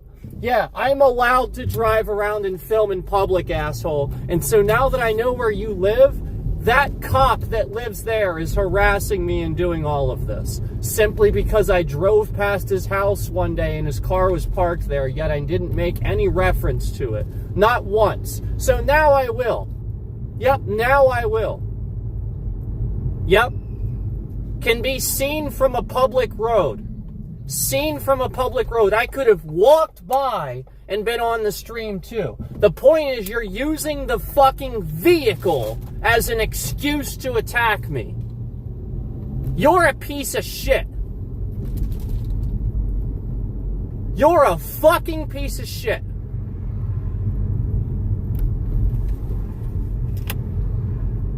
I'm calling the cops on you. Okay. State what you're calling the cops on me for. Go ahead.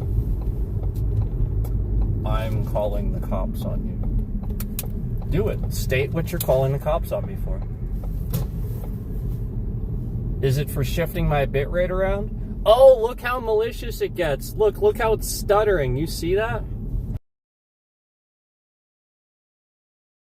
Yeah, it's this person. And then he shows up in my chat to say that. Congratulations, retard. You just outed yourself. It's literally this asshole right here. That's what it is. Yep. It's this asshole. It's literally, again, no, if your car is that visible from the fucking street, you want to be seen. You want everybody to see that. It's right fucking there. Hi. You're probably looking out the window like a jackass, right? So that's what all this is about. Yep, you sitting there being all triggered that your vehicle is parked there on a where a public street is and people can see it. That's why. Now look at this. Look how malicious this is. See? No stuttering. It's totally fine. Yep. It can't get the right second interval now. And it's totally fucked up the stream. So you want to go ahead and call the cops on me, go ahead. I'll continue to file my federal investigation and have you investigated for fraud, wire fraud, not probable cause, investigating somebody without probable cause, wire fraud, a huge list of fucking things. So go ahead, do it. I'm actually driving around hoping that you do. Yeah, look how bad this stream is getting as I continue to talk about this, and there's not a single cop in this town that can be found.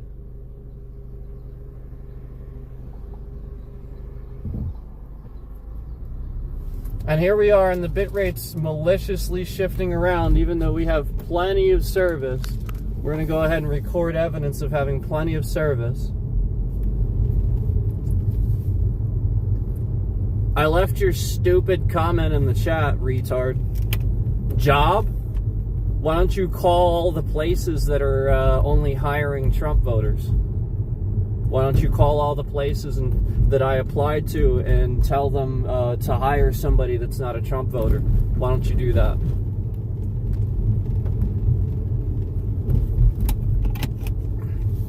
And then we'll talk.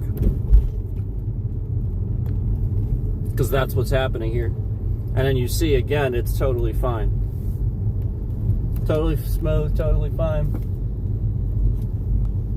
Meanwhile, they're just like, oh man, he's driving around. If I can see your stupid fucking cruiser from the road, you're the retard.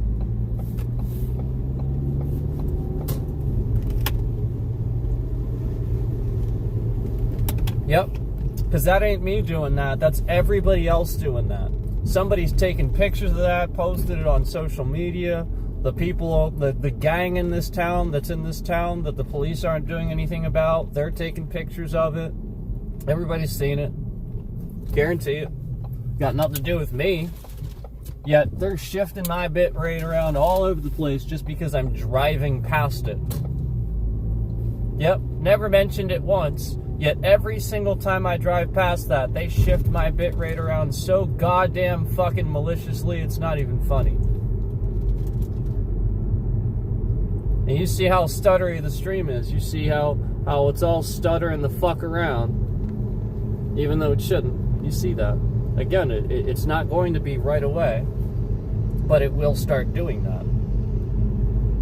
Because again, it can't get the response time right now. Because again, they've been shifting the bit rate around so much, it'll just start doing that.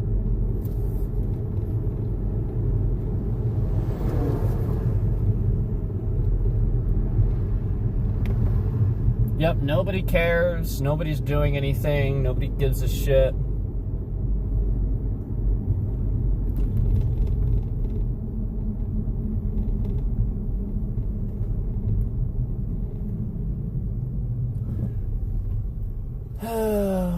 I hope you do. I really hope you do. I hope the police in the area see just how triggered you are. Because again, we're driving past a vehicle that appears to be a police vehicle, but it's unmarked. Always parked there. We've never made reference to it before. And again, conveniently as we get close to it, you're the one shifting the bit rate around maliciously all over the place and then show yourself in chat. So again, showing that you're trying to manipulate police. Evidence. That's all the police are going to see. I went to great lengths to prove this. Now you're shifting the bit rate around again, right as I say that. You weren't, now you are.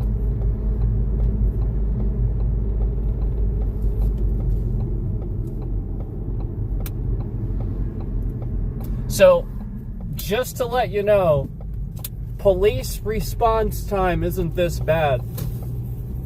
Yeah, if you were calling the police, it would have happened already. Here I am. I didn't go anywhere. Come get me for something I didn't do. I dare you. Yeah. Again, there's nothing. I'm literally driving.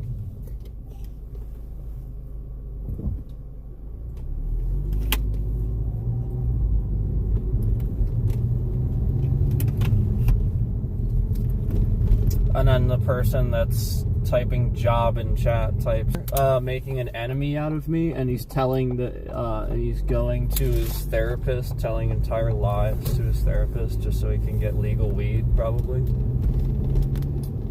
or whatever the hell he's getting that evens him out, probably, which is why he started making an enemy out of me, coming in my chat, saying things, and then got blocked.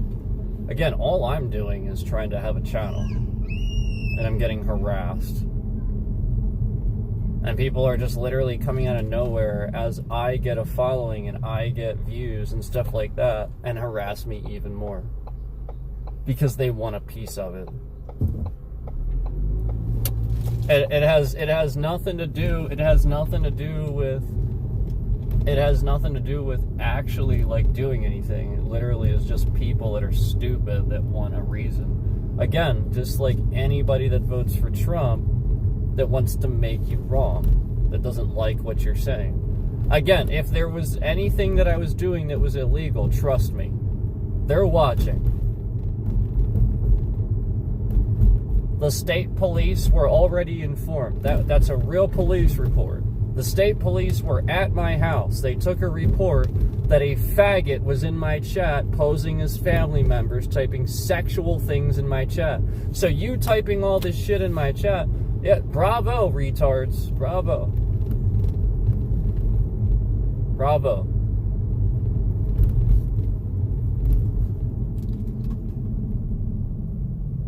Yeah, they're breaking up the stream.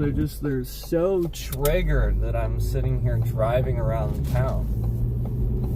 That's what it is. They're just triggered about that. So they're fucking with the stream. Because they don't want to admit the fact that they're in like some random state somewhere right now trying to arrest legal people that are allowed to be here. That's where all the police are, just to let you know. That's why the police station's closed. So you want to go ahead and commit some crime here, go ahead, because apparently there's no police around. Yeah, they're off busy doing illegal things.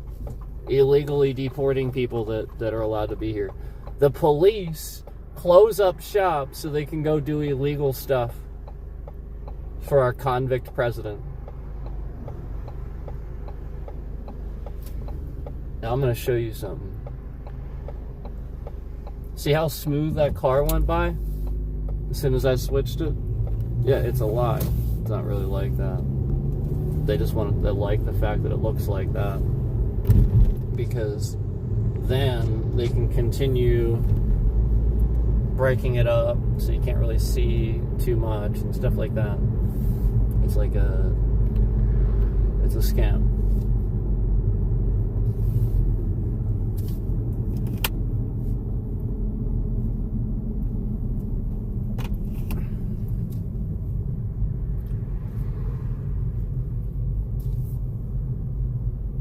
And then we just do it again.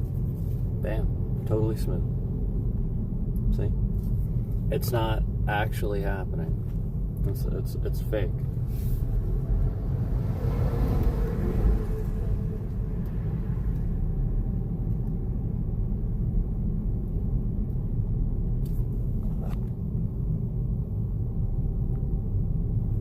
Yeah.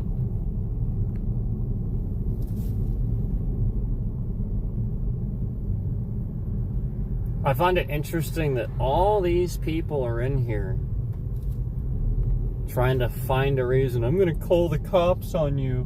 Where are the cops? Here's the police station on my left. Right here.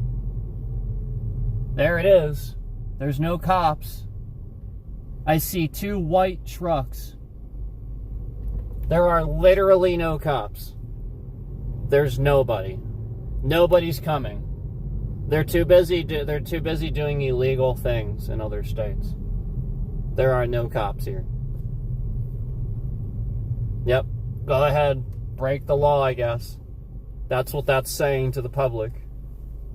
Because there's no cops here. It's nothing. There's nothing, man. And it's going to stutter around in a few seconds. Watch, ready? It'll stutter around.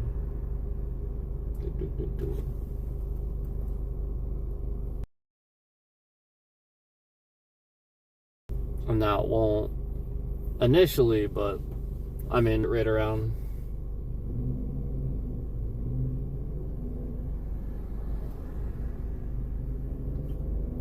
So yeah, that's what it was. And I always wondered what he was talking about. So some petty douchebag triggered cop contacted Scammer Payback? Is that what you did? Thinking that they were going to do something about the fact that I was driving past your house? Is that what you did? Like, I remember a while back, they apparently thought I was putting somebody's information or something or something like that. I don't know, somebody thought that. Well, I've got news for you. That was probably No Sleep posing as me, because he has my data. And as you guys know, he was the one sitting here, like, stealing all of that stuff, posting it all over the internet, doxing me. And why would I do that? I would never do something like that. And aside from that, that car's always parked there. You've seen it a million times. Everybody's seen it. Yeah. So again, that's not a secret. That's the stupid thing. That protects them. Me doing what I just did, that's the protection.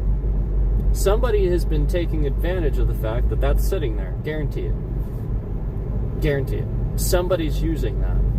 They know when it's there. And it's always there. And the whole point is that that's the literal reason why cops don't take their cars home. They do not, even unmarked ones, like, it's obvious.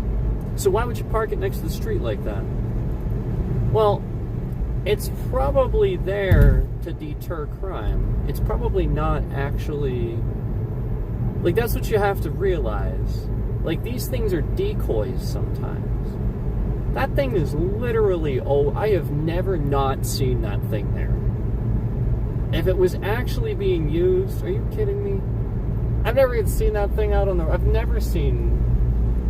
unmarked SUV like that. Like, you know what I mean? Like, if I'd seen that on the road, I'd be like, alright, that's actually, like, you know, but it's like the sort of thing where it's always there, it's always, no, that's a decoy, man. And so, like, the point is,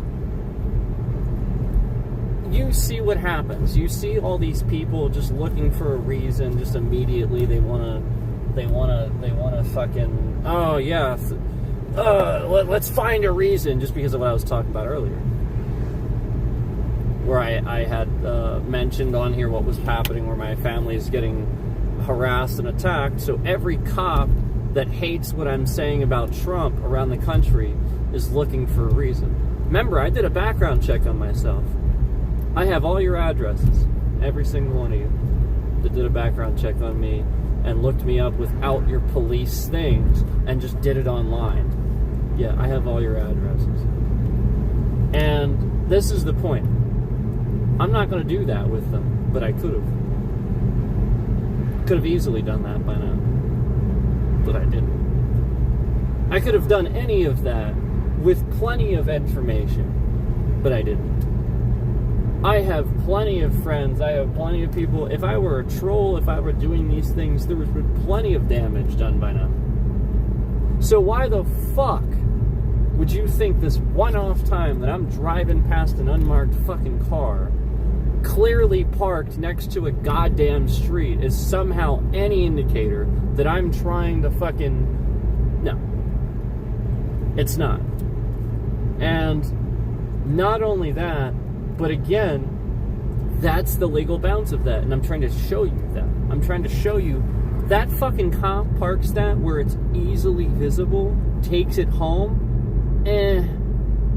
Yeah, he's not that stupid. That's a decoy. And not only that, if he was that stupid, well, it should get fucking... Like, you know what I mean? Like, I'm not trying to be rude, but, like, learn that. Like, if I were, you know what I mean? Like, if I were using a cruiser regularly, I would definitely not take that cruiser home, no matter what it looked like, regardless of if it was... Yeah, because it's tracked. It's... Yeah.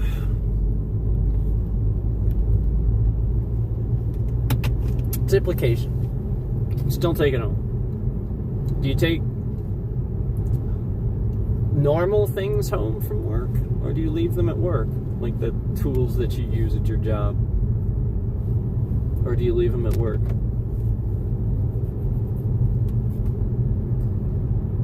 I think normally, unless the company, again, is stupid and doesn't know what they're doing, you leave them at work. And again, the ones that are stupid and constantly have turnover rates where they have people losing the device that they're taking home with them or whatever, yeah, the people lose it and they lose money. Yes. Information too, not only that, but you have to realize that people are making a big deal out of nothing. So there was no address, there was no street, I'm sure maybe you could figure it out, maybe, but like, you get what I'm saying? Like, there really wasn't anything. And so, like, it's a real stretch of the imagination. So you see how quick people jump on that, is what I'm saying. How quick they are to show up. And yeah, like, I think it's kind of obvious that I can see chat. I think it's reasonable and respectful to think that the same thing's going to happen when you look at a GPS. You're going to read a road, or you're going to read... Yeah, I'm not... The whole point is that, guys, I'm not going to sit here and do a stream and react with chat and interact with chat. I'm just not going to do that. For the most part, I'm going to sit here and I'm going to ignore chat if I'm driving or something like that. And I don't make a habit of doing driving streams, as you guys know. I do this sporadically. I do it for a reason. It's often to slow people down and try to police people. So as they were breaking up what I was saying and everybody left the stream, again, they were trying to break up that I do this, again, as a way to police what the police don't and what they're not policing. I do this as a result of, again, seeing a lot of people doing illegal things, and I am reasonable. You know, the whole point is they were trying to break up what I was saying, where I was saying I was reasonable. I'm the one that literally doesn't slow down. I actually will speed up a little bit and go a few over just to be reasonable with the person behind me. I don't tap my brakes. I don't play those games. I will literally just, again, I have done this plenty of times where I'm the one speeding up a little bit, going a few over to try to be reasonable for the jackass that's behind me. I shouldn't do that. The point is, I shouldn't do that.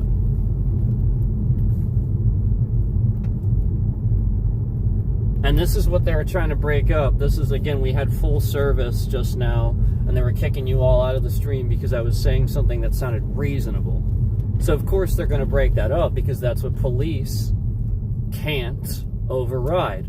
The law works against them trying to sit here and control you and stuff the moment that you do something that is reasonable, because that's everything they're supposed to be doing. Anything they're allowed to do or supposed to be doing must be used with reasonable suspicion, reasonable things. And that's what I do.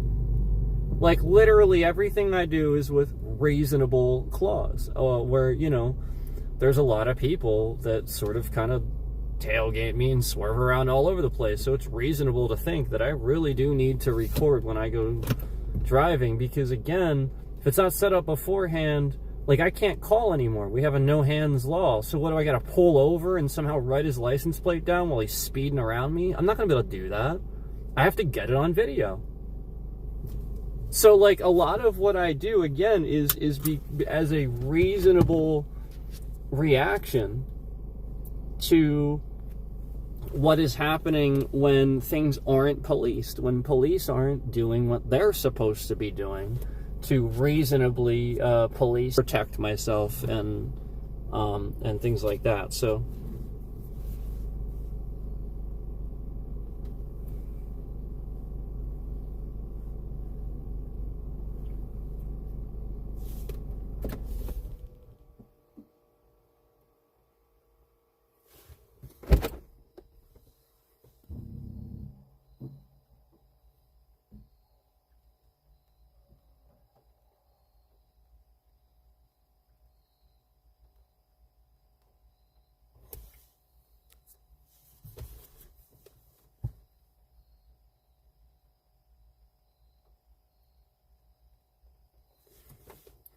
they really did a number on this stream already.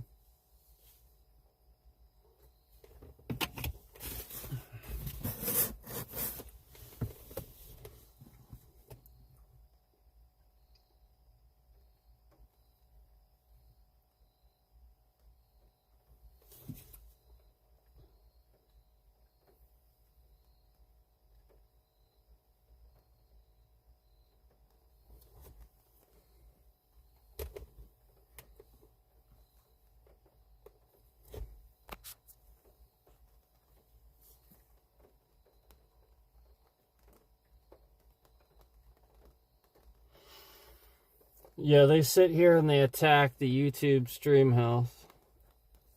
And it's not hard to do.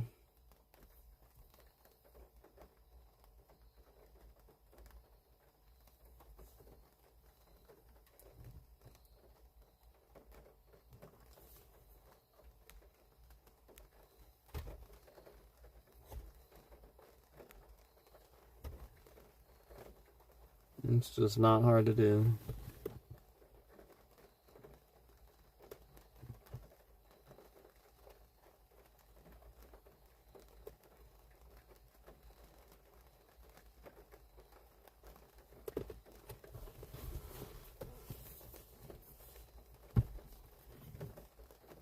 If any of these police that are doing this, if any single one of them had this stuff happen to them, where they know this person never did what they're being accused of, you know, they know all these other things, but they're just blowing out of proportion, didn't happen, just lies, lies, lies, and you're being harassed, stalked, like it's very obviously happening. And if any one of those cops was faced with that, they wouldn't come to work until it's dealt with. Like, they would literally just, like, they would react the same way. They would, like, deal with the issue. If anything, they would feel more like, oh, I'm a cop, you're not going to do that to me, you know? Like, they would do that. And we had a pretty smooth video until I started talking about this. And if you notice, it's all...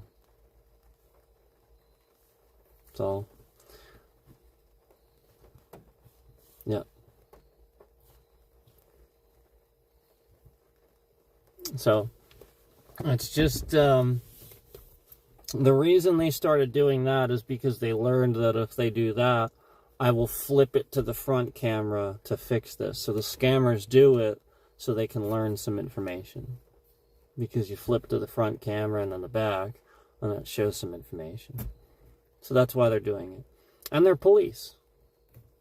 They're police being manipulated by scammers. So it's just police. Because again, at the end of the day, if you are a police officer and you are this easily manipulated, yes, you're stupid. Your intelligence is compromised. You don't have it. And that's why you're not doing an intelligence job. Those guys aren't intelligent either. The guys that Trump hires, they're not intelligent. They're stupid. Just like Trump is. Trump can't be told when he's wrong, so he's stupid. That's a stupid person. You will never be smart if you can't be told that you're wrong. Because you won't learn. You'll just think you're right about everything and do it wrong. Which is what he's doing to the country and the world.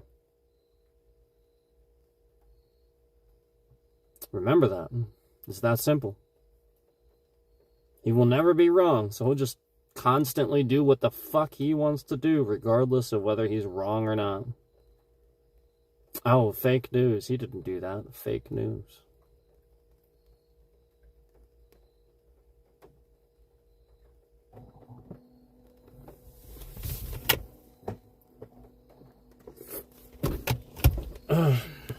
Fake news. He didn't do that. Fake news.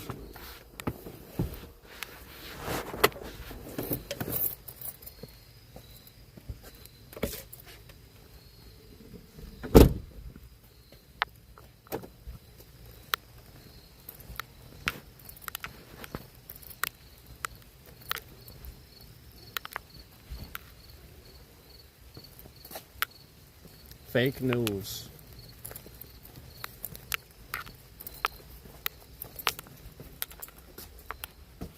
The only real fake news is when Trump says fake news.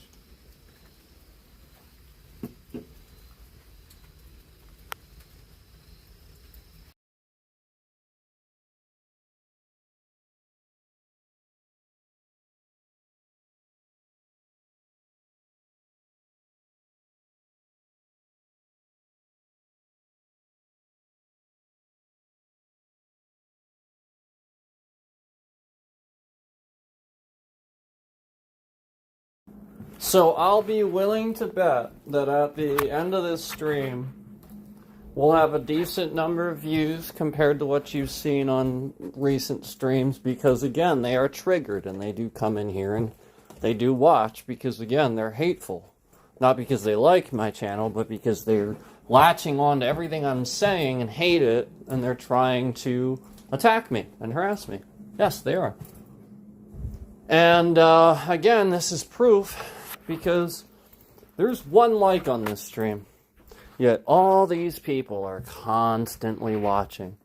And as soon as we get back to my house, we get a huge interjection of people watching even more, and then this little scam happens where it's like you're trying to get me to flip the camera around so you can see the front. And then meanwhile, I'm not the one that did that. You did that. You parked your car on a driveway, on a public thing, and you have that little you have those identifiers on it. You did that, not me. You.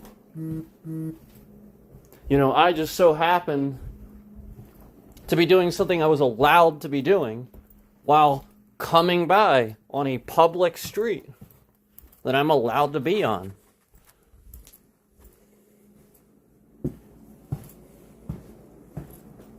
Okay? Try having your full name and street address doxed in a live chat with 1,200 people watching so fast that every single person watching that chat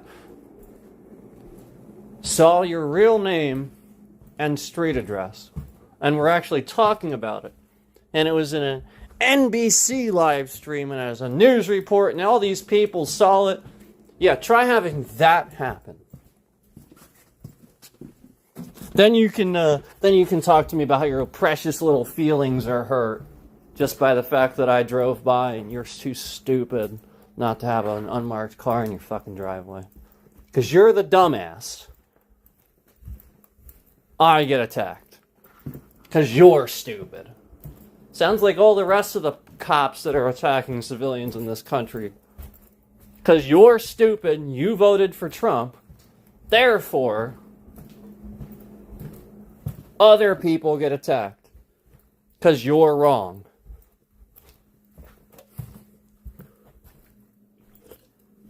Sounds about right.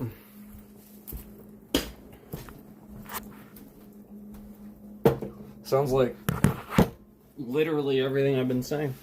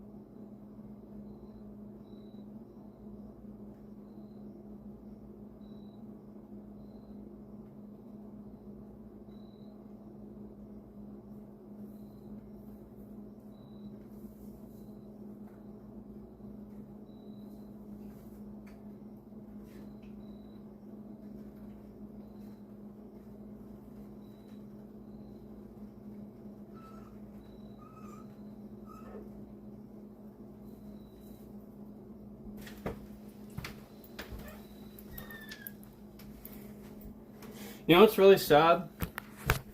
When other people do things wrong, and you point it out,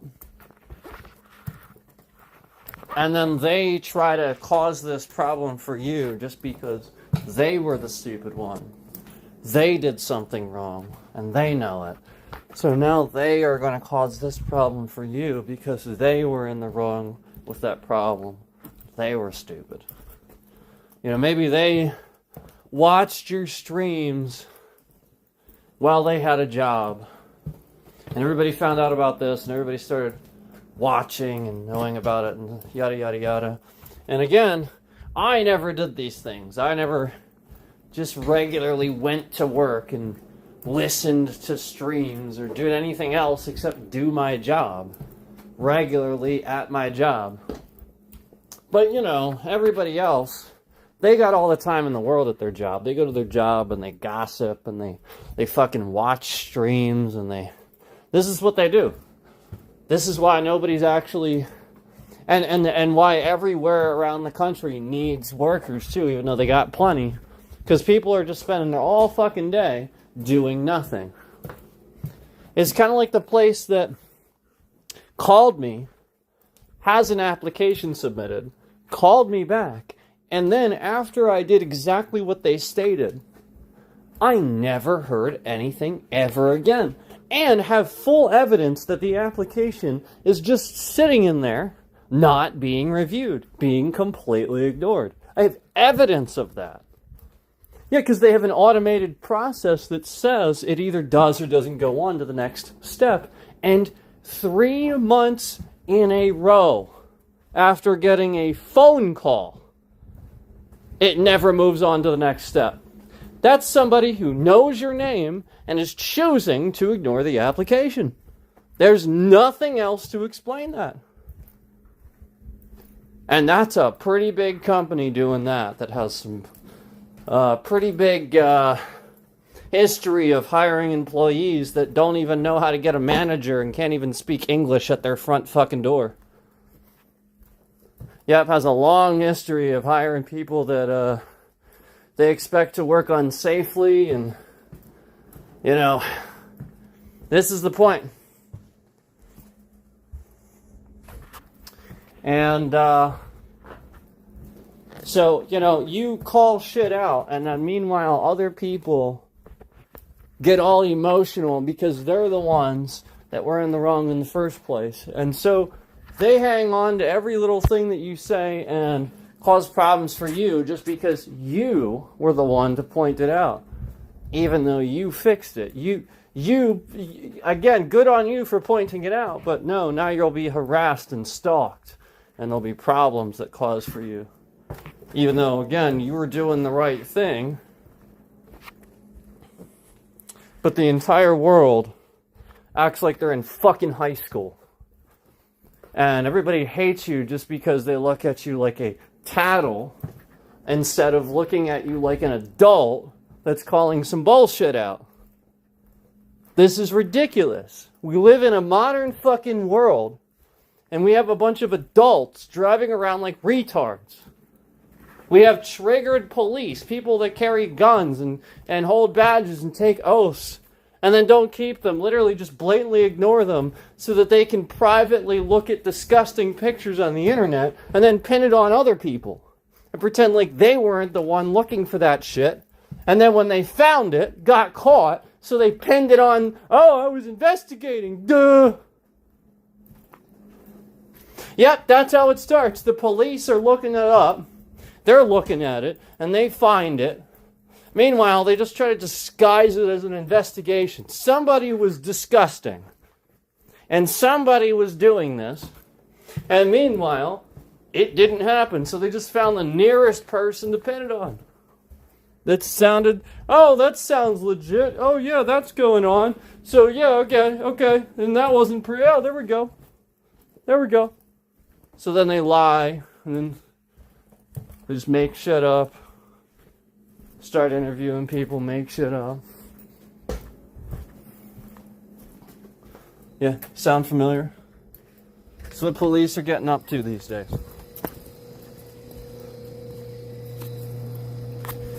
That's what police are getting up to these days. Fucking weirdos.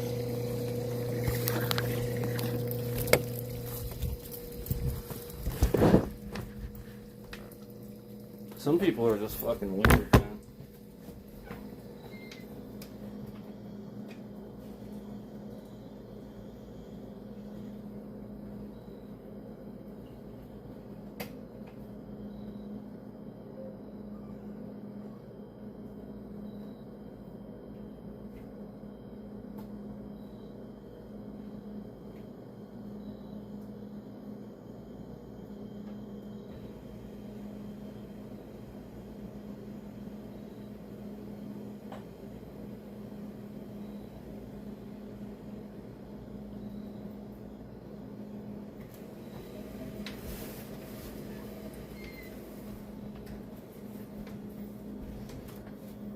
You know what's even annoying and weirder when you have people when all this is happening and stuff like that?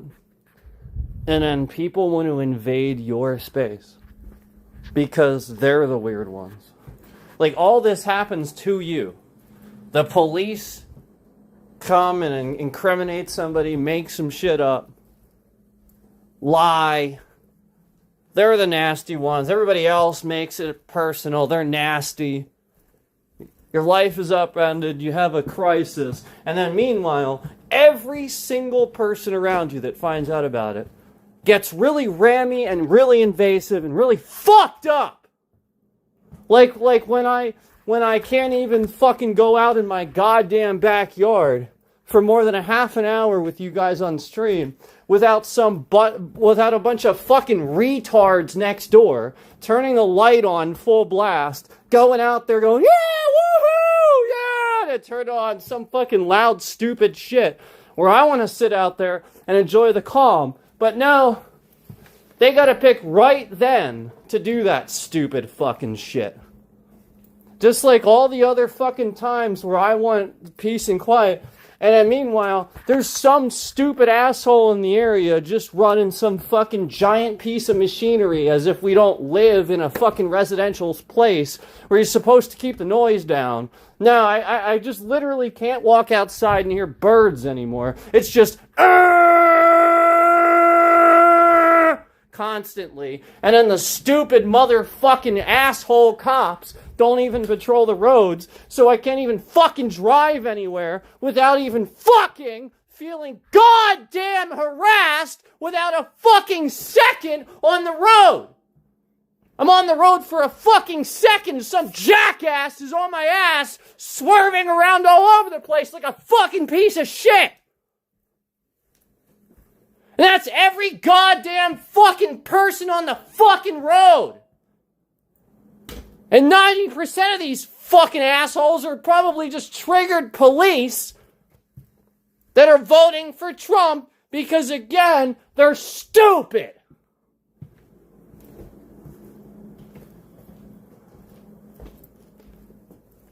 So you want to look at my life like, oh, what a cushy life. No, fuck you, idiot.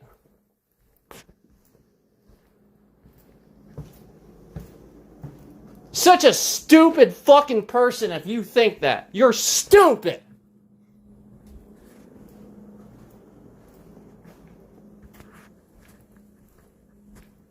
That's like looking at The Rock or looking at anybody that's an actor and thinking that their life is so great just because, again, they look rich and they look this way or that way. Meanwhile, therefore, they don't have real life problems. Oh, it's so great. Yeah. Fuck you. For doing that. Fuck you.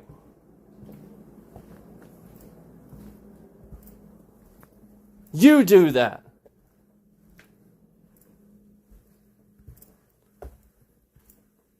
You caused that.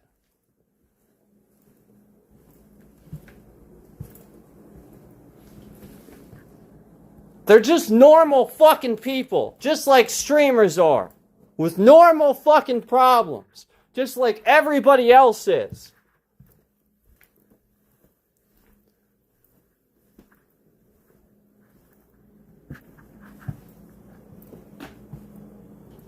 Somebody doesn't need to come on here and tell you why they have PTSD. If they come on here and tell you, just accept it. Accept that they're willing to give you that information.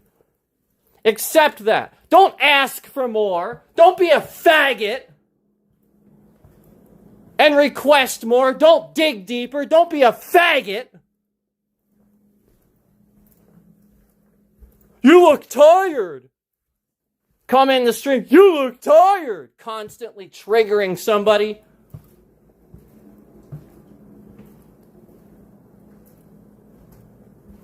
Do you know that when I was in fucking school, a guy that lives today, that's alive today, that shot somebody in the face with a shotgun. Yep, this piece of fucking shit. Oh God, I hope I see him again so I can literally kill him myself.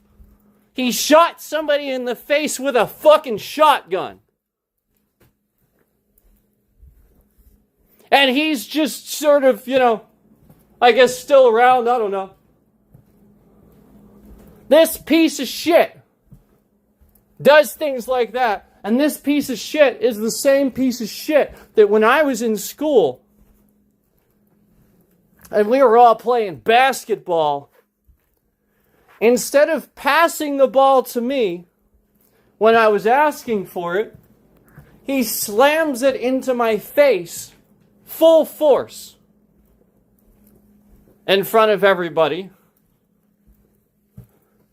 Gym teacher does nothing, pretends not to see it.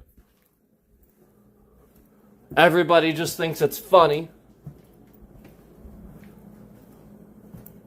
Nothing happens. This was my experience in school. Because I was tall, and I could take it, and I wouldn't fight back, I got picked on. Because I believed in being the better person. Oh, and I got a lot of pent-up anger now. You better fucking believe that the dumbass that told me that fucking shit was wrong. Yep. Because trust me, I got a lot of fucking, oh yeah, I didn't stand up for myself, and I should have.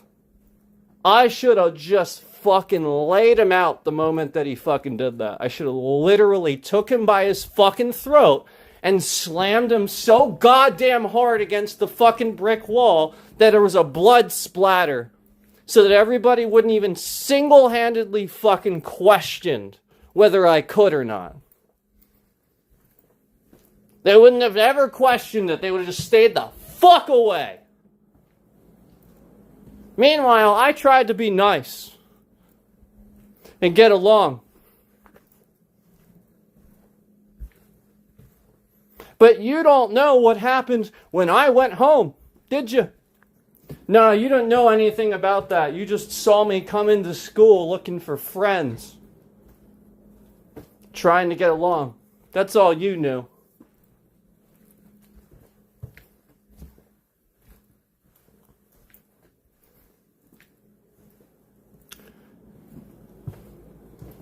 So when somebody comes on here and they want to be a streamer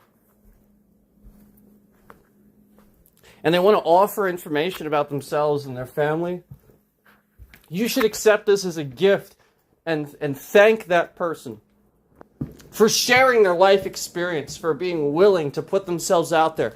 You don't chase them off your fucking channel. You don't make them feel bullied. You do not create a fucking channel where everybody now sees that you chase that person out of your chat and you create this entire network of people that don't like this person because you think they came in to be seen.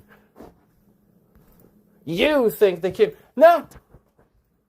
You'd be wrong. Yep. I sometimes make the wrong social decision with absent of knowledge because, again, grew up around people that made wrong social decisions.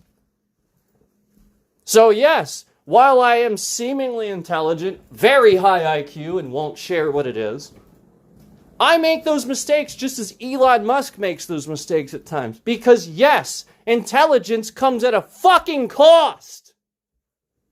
You see all the stupid shit people do and can't fucking rationalize how fucking stupid it is. They can't arrive at whatever conclusion is going to happen based on what they're doing. So it's incredibly frustrating. Yes, being smart is frustrating.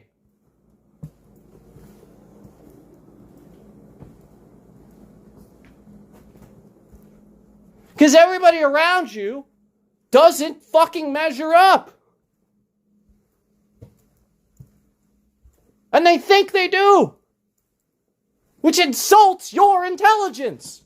Literally insults the word, insults the reason for the word. The fuck would you have a reason for having the word intelligent if nobody's ever stupid? It exists. Stupid. Accept it.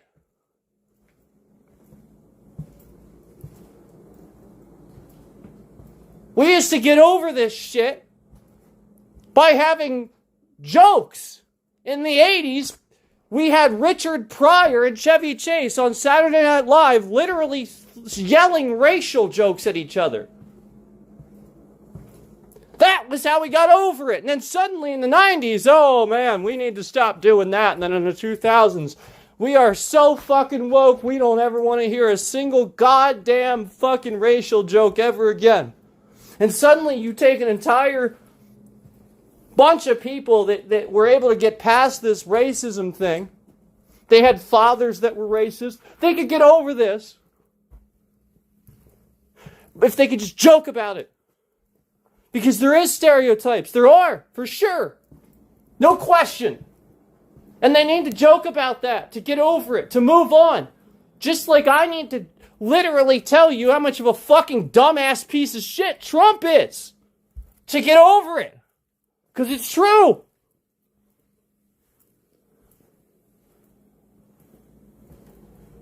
And meanwhile, nobody wants to hear this. They don't want to hear it. They're all fucking emotional. Oh, my feelings. Nobody gives a fuck. The whole fucking point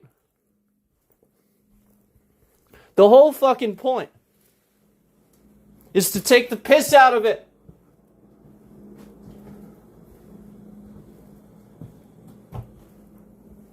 That's what you do.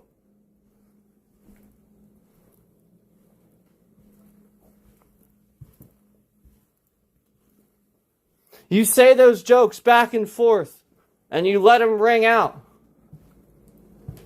You don't use them to attack people. You don't say, oh, these racists, he's terrible, be hateful. No, you don't label it as that. You label it as a joke, and you get over it. And then we suddenly move on together. Because we can joke about each other. Suddenly there's not entire phrases and words off limit. The same can be said about water fountains. It's the same thing.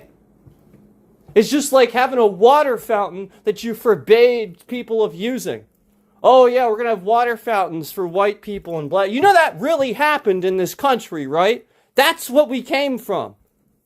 Do you remember this from history class, or were you not taught that? I'm wondering if this new generation is actually teaching people this. They had water fountains that black people were supposed to use. And they were shit. They didn't work. They were disgusting. They weren't even allowed to use the same water fountain as us. If somebody got on a bus, this is the whole Rosa Parks thing. The whole fucking point is if the buses were crowded and a white man got on a bus, the black person, the old black lady, had to get up and stand for the white man so he could sit. And that was the Rosa Parks thing. The whole fucking point was Rosa Parks was the badass black lady, the badass fucking old black lady that said, no, I will not stand. That's the fucking point of Colin fucking kneeling, you dumb shit. You dumb racist fuckers. That's the fucking point of Colin Kaepernick kneeling, you racist fucks. That's the point. He doesn't need to stand while so regularly being treated racist by the people that claim serve and protect law and order. Meanwhile, you all saw today how I drove around trying to find a single police officer in that town. Yeah, you want to know where they all are? We know. We know. There's no fucking question.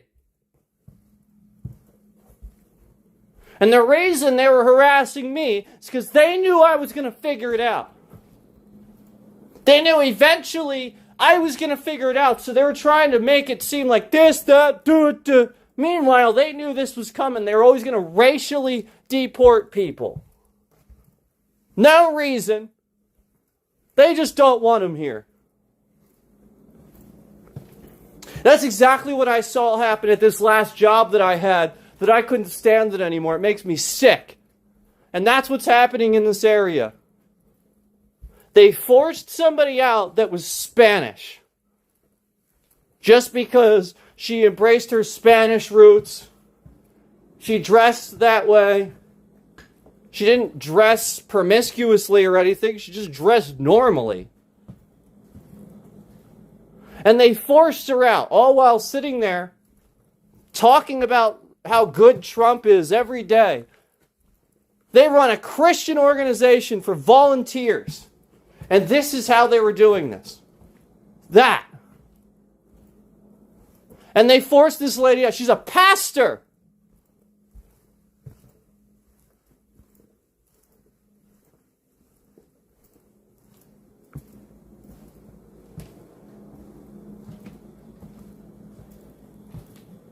That's why I literally just couldn't anymore. How can you?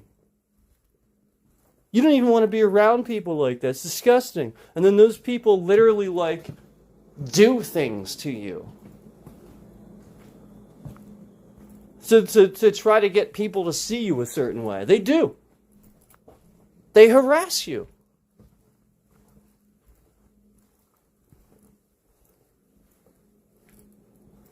Trump voters are terrorists. MAGA is literally a cult. It's the KKK. Disguising themselves as MAGA. It's just the KKK. That's all it is. Literally all it is. Almost every single... Actually, probably pretty much... I actually don't know that I do know a single one that isn't racist. Every single MAGA voter that I can think of. In the back of my mind, yeah, they're racist, for sure. Like every single one of them. I even distinctly remember one that unfortunately I was really close with, a really good friend for a long time. And I remember him telling me little things subliminally over the years where he would just never even consider he's just not friends with black people.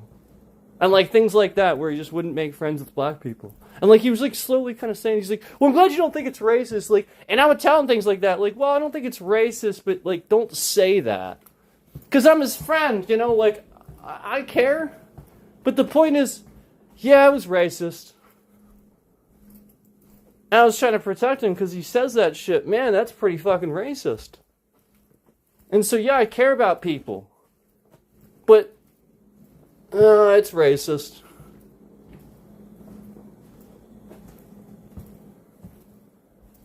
You're not going to make friends with somebody just because that's racist. Yes, that's what it is. You're segregating. That's what it is. That's why they segregate too. They're racist too. But you have to understand that they're brought up and taught what happened. So they're going to be an entitled racist person. You don't want that. The whole point is to not be racist so that they're not racist back. Because racism is just racism. You're just going to cause more people to end up being racist. It's just bullying at the end of the day. They're just picking a reason. It's like the schoolyard thing we talk about. Where people never got over that shit. Yeah, I didn't either. I literally just sat here and admitted to you that, yeah, trust me. I really wanted to fucking end some people, but I didn't. Wasn't allowed to. I had to control myself. Yep. And I actually do regret it. No, I think to myself, well, maybe if I would have punched that motherfucker in the face, made a blood stain of him on the wall, he wouldn't have shot somebody in the face with a shotgun. Maybe he would have turned himself around, realizing he's a piece of shit because I challenged him. Maybe. I think about that shit. I think, well, maybe it would have had an effect on him because nobody was challenging him. Nobody would. He's got more and more psychotic with his own narcissism. Like, for sure. And like, it's terrible. But it's also probably true. And so that's what I think of. That's what an intelligent person thinks about. It's like, what could I have done? You know? That's what normal people don't rationalize. They don't think about this stuff. They don't think, oh, wow. You know, that's what the intelligent person, they're sitting there thinking of every goddamn outcome they could have done better so they can always learn to do it better in the future. That's the difference between an intelligent, wise person and somebody that just like, duh. That's the difference. You don't learn anything. You just... You can't even decide facts. You need Trump to sit here and tell you what the facts are. And trust me, Trump ain't telling you the facts. He's telling you literally the opposite.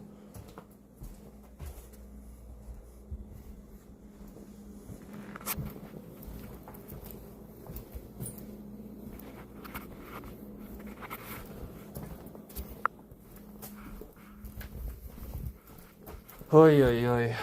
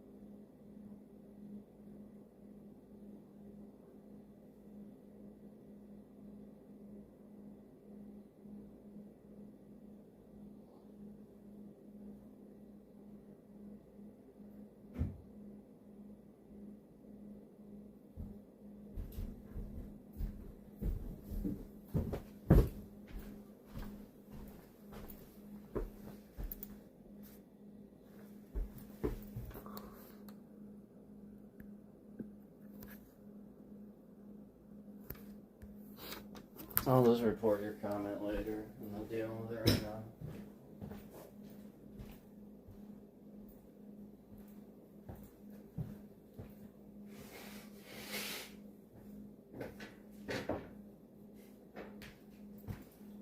We are conducting a pretty thorough investigation here on who's harassing and stalking me, so I would honestly refrain from, if I were you, very obviously typing harassing messages in somebody's chat when they're conducting an investigation, or especially a private investigation.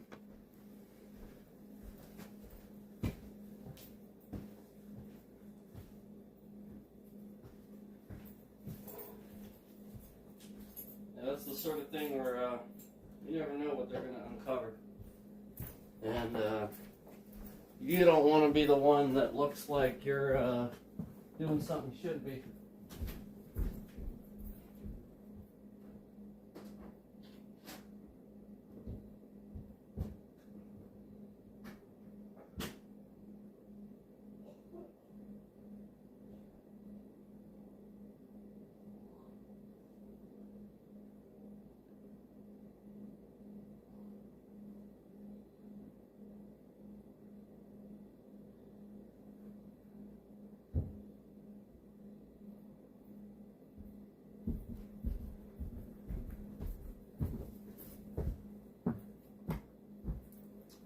Decide if it's too warm.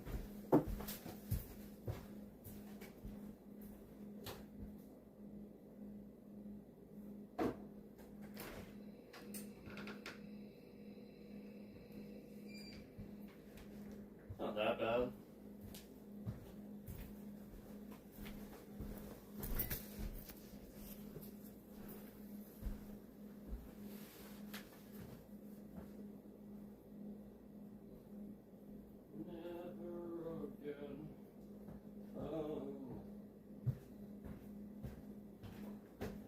Scream with me, never again. Not again. Songs in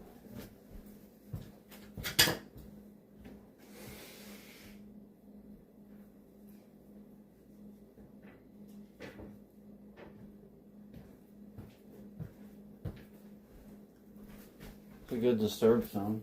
Highly recommend. Never again. Do-do-do-do. Oh, oh, oh.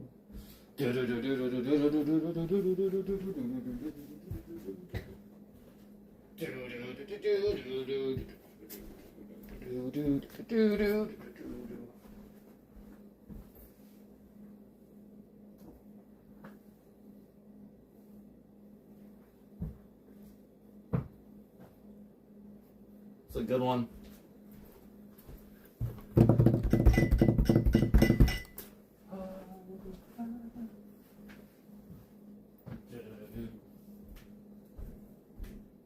All that I have left inside is a soul that's filled with pride.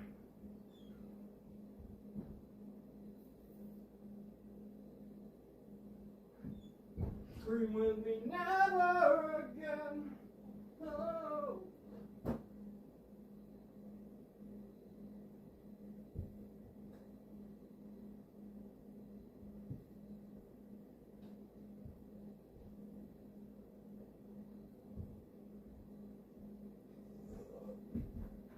Scream with me, never again.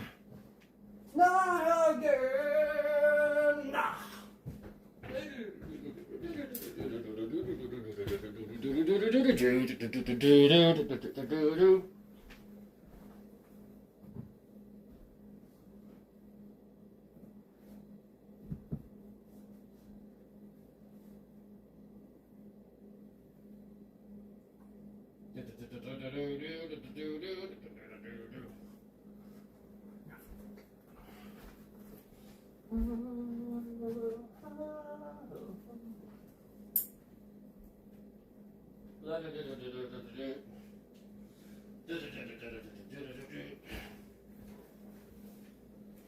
It's in my head, man. It's in my head. It's in my head. It's in my head. It's in my head. It's in my head. It's in my head. It's in my head.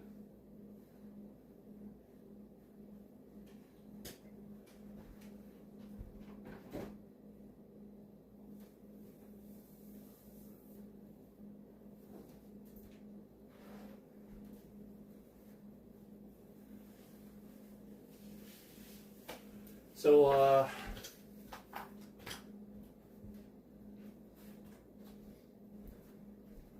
Euro. Why is there 3 people suddenly in here? That's interesting. That's interesting. Fascinating stuff.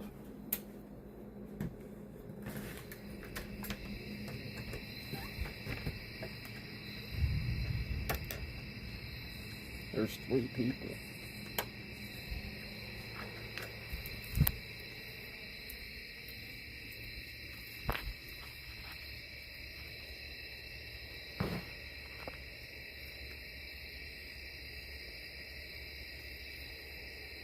Three people.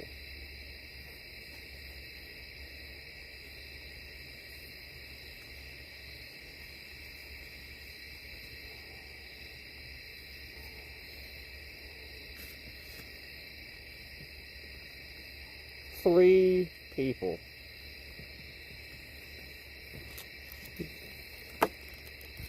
All 3 of them.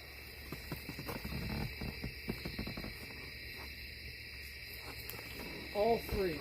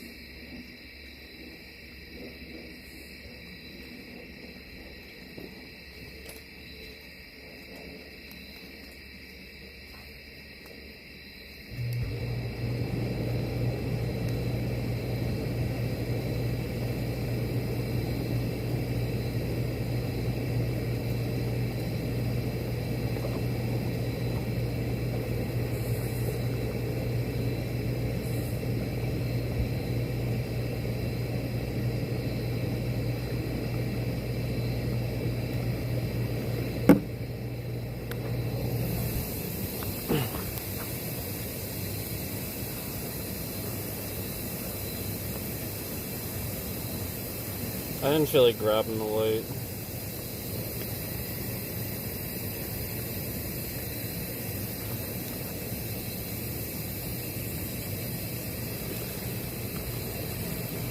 Oh, man.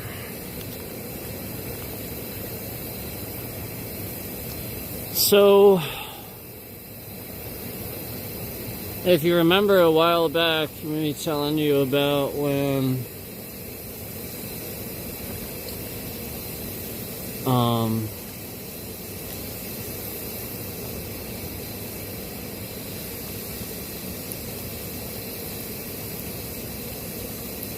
when the camera started breaking a lot and they were reversing it and trying to make it backwards and stuff like that again because they're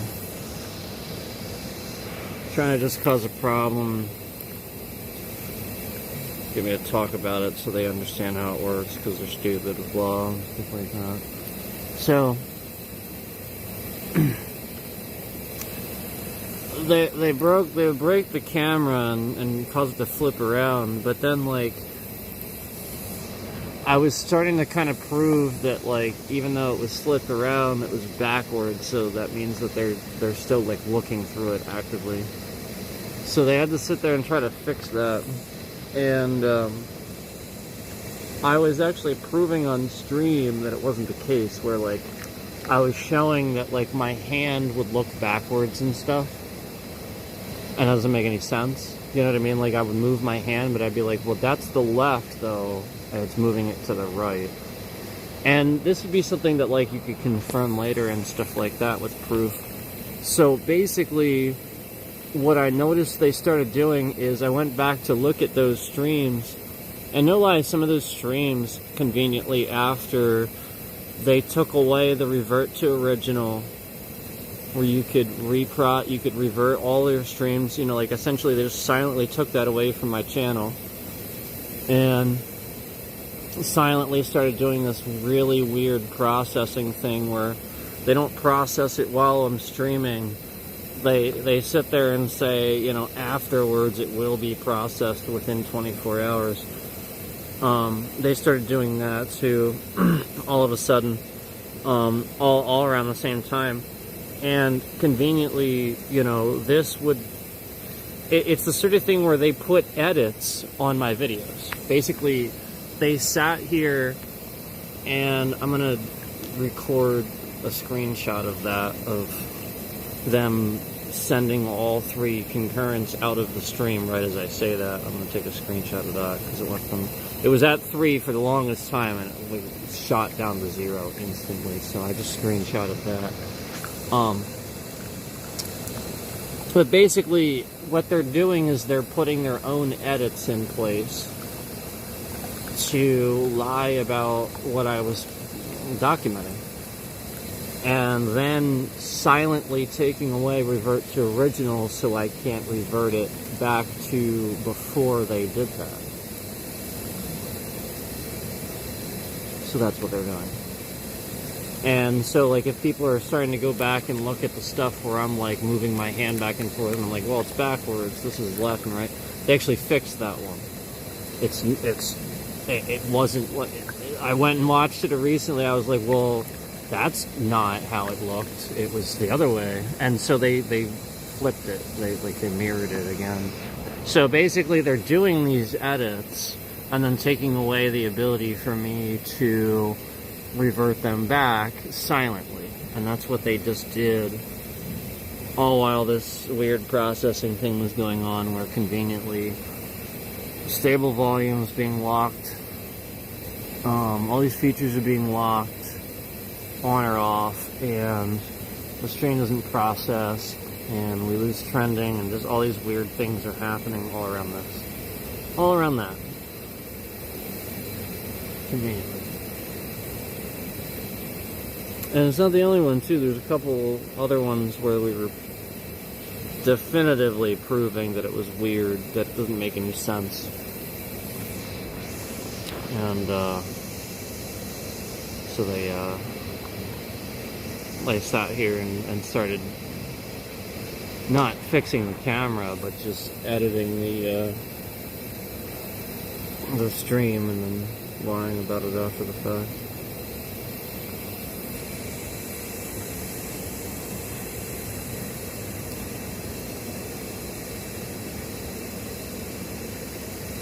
So, like, they'll just sit here and they'll just break all this stuff about your devices.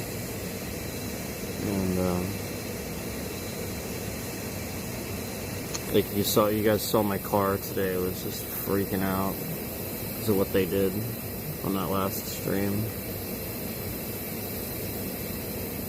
And like I said, you know, these are the same exact symptoms that other car had. Conveniently before blowing up, amongst many others that have. It's not the only one. There was an escalation of that suddenly, specifically in Walmart parking lots.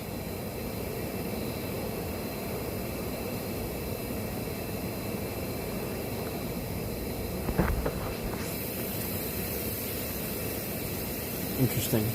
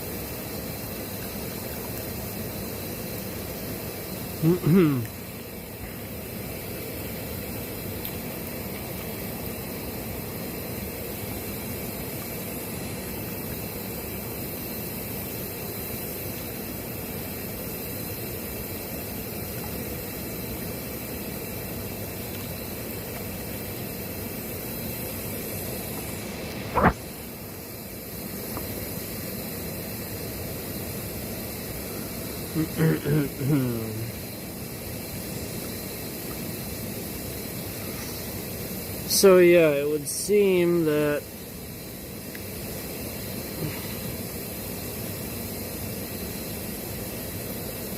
there's like this huge amount of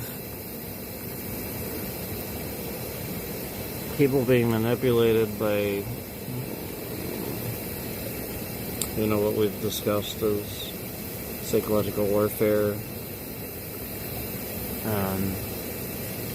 You know, I mean, it just takes knowing that when you have a president that constantly lies to the public and isn't honest, that other countries that are trying to essentially do that and accomplish that already, and he's just doing it for them. Obviously, they're going to sit there and agree with whatever he says, so that they can continue manipulating the people that they need to accomplish whatever they need. So, you know, obviously this means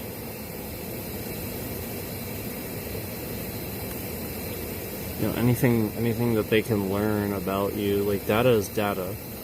So, like, they learn about you, and anything that irritates you or whatever, you know, the whole point is if they can spy on you and find out that, like, somebody that you know or something like that does something that irritates you or that you don't like or something like that, they're going to try to do that thing and make it seem like that person's doing that. Nice thunder, you know. So I'm just saying, like, you have to realize that, like,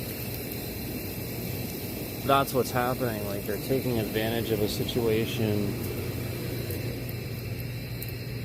you know, like I'm saying, where, like, they know that, you know, you hear that and you're just gonna sort of think that way now because, again, you experienced it organically, you know, like they're doing it and they're causing it, but you thought it happened organically, and you couldn't possibly believe that somebody's manipulating you through psychological warfare, through memes, through, you know, all this different stuff. And so therefore you're just constantly being manipulated to do these things. And so you do them. You do exactly what they want you to do. You know, go as far as to literally just cause this huge uproar in the country where all these police, instead of doing the jobs that they kind of should be doing and stuff like that, it's causing unrest. It's causing civil unrest. It's causing people to be upset because, again, these people that would normally get away with speeding and being reckless and stuff can get away with it now because the police are busy not policing the things that they should be. And the government isn't doing anything under Trump. So basically that's what you have there, where he's protecting himself, he's surrounding himself, blockading himself in D.C., hoping that all these police that are loyal to him will protect him around election time and stuff like that, keep him in power and stuff. Like, that's, like, you're seeing fascism, man. You're seeing it unfold. And the whole point is that you'll realize how dangerous it is when I'm driving around. All these things are happening, but there's no police around to deal with it.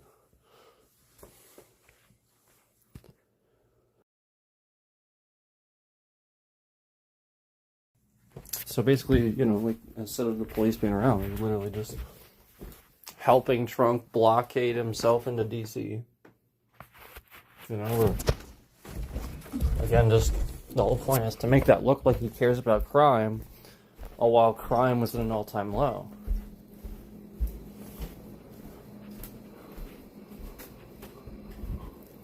Well, I don't know about an all-time low, but it was down, I should say. I'm sorry. It was down.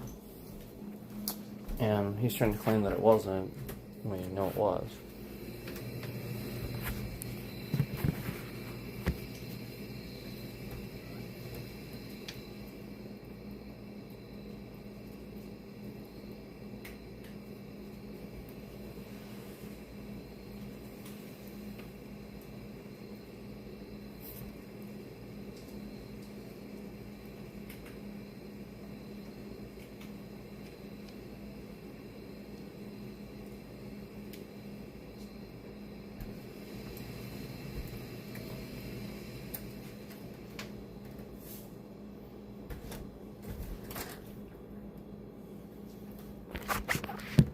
What's really sad about all this is that somebody is so disgusting. The person that's doing this, that's harassing me and all this, it's pretty disgusting that they would do that knowing that things are hard enough, knowing that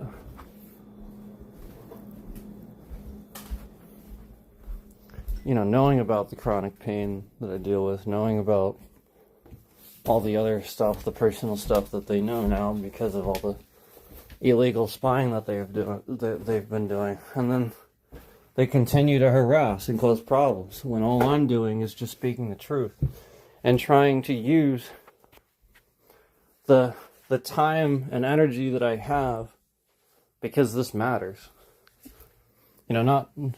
Not doing something selfish with it, literally trying to talk about the things that matter. Originally trying to just game, and still trying to do that a little bit. But, then using it to talk about what matters because this stuff matters. If I was doing something selfish, I would have sat there and taken advantage of every content creator that came my way. Instead of helping them, I would have taken advantage of the stupid shit they didn't know. You know what I'm saying? I would have taken advantage of the stupid shit they didn't know. Instead of the other way around, where they took advantage of something where I knew it, but because, there was a mutual trust, they gained that trust and tried to turn against me. And so this is why we just block people now that try to reach out.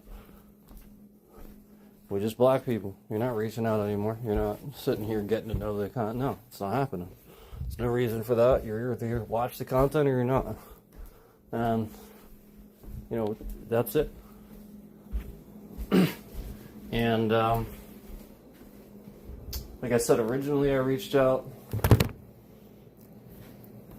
to one guy on this platform originally, and it wasn't even me reaching out, it was just leaving a comment.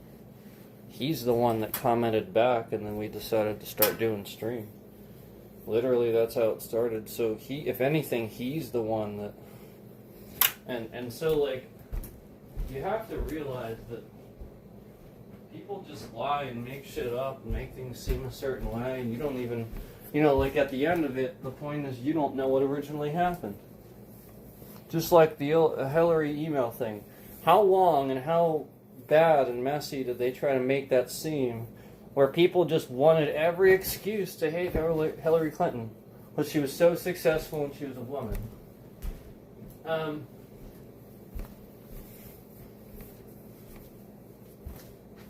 Every bit of fact and truth will tell you that there was nothing found. That it was all a hoax. It was made up. She was told in order to do it. There was nothing founded that was incorrect. Literally. Period. End of discussion. And yet, still, people have no clue about the email thing. They still latch on to this ridiculous, made-up, fake news scandal by Trump, where they just hate Hillary, and they don't even know why. Like, do you even understand what he was saying about the WikiLeaks or the email or the private server or anything like that? Do you even understand any of that? Or do you just not even get it? You just, oh, it was bad and she didn't. No, she didn't do anything. There was nothing she did that was founded after grilling her for, I don't even know how long, apparently, under investigation. And they just found out that she was ordered to do these things and carried them out the way she was supposed to do them. She was not founded to have done anything that she wasn't supposed to do. And this angers the people that wanted to hate her because it makes them, it shows them for who they are. You know, just like anybody that sits here and talks about a celebrity a certain way or hates on a celebrity and makes that their business, that's nothing to do with you. You don't know anything about that person. What's wrong with you? You're doing the same thing.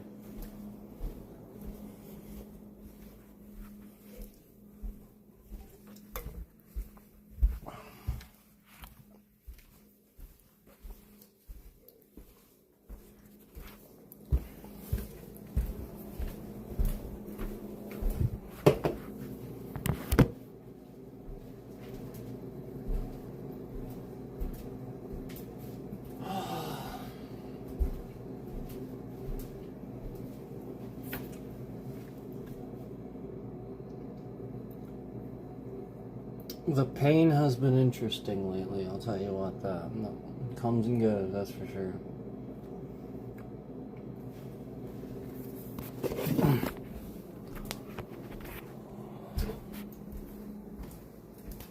Something quite like pain like this, you know? It really isn't. I feel like people think that because I wear it a certain way or I act casually, it doesn't affect me so greatly. I assure you, I've just been dealing with it for entirely too long. I had to teach entire classes of martial arts while doing physical activity while in extreme levels of pain and pretending not to be, pretending to be a business owner that's happy that they're there and happy to be doing the stuff when I wasn't because I was in pain. Of course wasn't happy to be doing it. I do handstands and kicks and all kinds of stuff while in extreme pain. I was surprised I could even maintain my coordination and stuff, but I did. I could teach just fine. It just wasn't easy. And,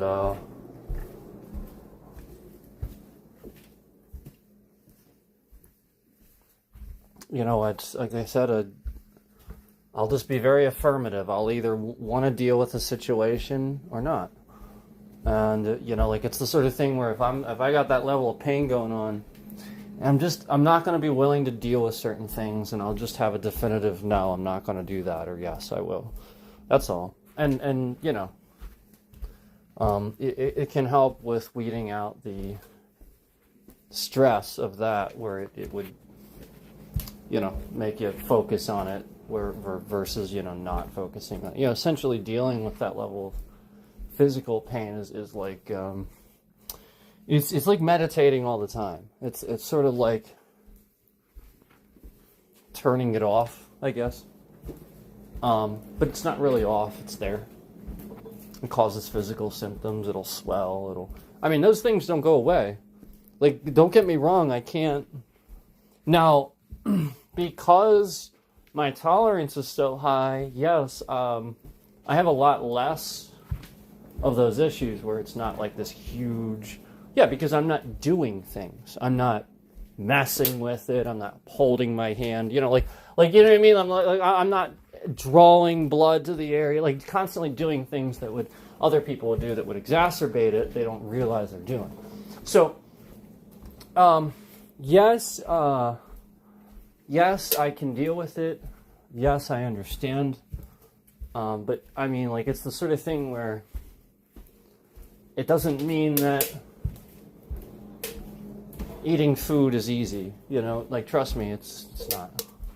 That's extremely painful when I'm in pain. Oh yeah, it is not fun. But you gotta eat, right? And what you have to realize is I can still calculate and be effective as a person. You know, like all this stuff going on in the world and deliver streams and stuff, and I'm in pain. I try to deal with it, you know, like you guys know, I'll just take the headset off and try to, you know, talk a little less, move my mouth a little less, sort of thing. But I mean, you have to understand, like, that level of pain. Should I describe it? Like, just a fair warning, if I describe it, it's something that might, you might not like, so don't listen if you know. So I'm just saying, just a heads up. It's the sort of thing where when it spikes up the highest it can go, it's the type of pain, to describe it, it feels like somebody is sort of taking a nail and pressing it really hard with their palm into, like, the inside of my mouth. Like, as if they had, like, a rusty nail or something like that, and they're taking their hand and not necessarily, like, hitting it or anything, but, like, just pressing hard on the nail on the inside of the mouth. That's about what it feels like, pretty regularly. So, you know, swelling. I have to spit a lot. That's why my voice sounds like it does. I have like this sort of, if you notice, kind of raspiness in my throat. It actually wouldn't be there if it weren't for the issue. If I could get my teeth fixed and stuff. That's why I used to be able to sing the way I could until all this happened, where my healthy teeth started getting attacked and just falling apart. This country is really, really bad with dental. I mean, medical's pretty shit too, but dental is terrible. You can't. Everything is lots of money, and you never know what you're paying when you walk in. There's always question marks of what you're going to have to pay. And so I want to, you know, want you guys to realize that, like, it's a last resort, and I always knew that. Like, I always I always knew this was coming. Like, I analyze things. I know how the world's going to react. I always knew that people were going to do this, that people were going to not hire people that publicly have obviously been, you know, against a certain person and stuff like I always knew that was coming, and I always knew that they're going to use every reason that they can, you know, like, excuse they can. Like, I analyze things. That's what I'm telling you. Like, it's sort of like a profiler, where, like, that's what they do. They don't even know why they do it. They just do it. They have a fascination with figuring people out in situations. And that's it. They just want to figure it out. It's just a puzzle. And that's why I told you guys, if you watch House MD, like, that'll show you a lot of what I deal with. I am a lot like that guy. A lot like that guy. No, I don't take pain medicine. I actually don't like it. I once went to the ER a long time ago, and they did give me some pretty strong stuff. And I told them I didn't want it, and I won't take it, regardless of how much pain I'm in. And the doctor was like really upset with me, and, like, made me get the prescription and stuff, and I still didn't take it.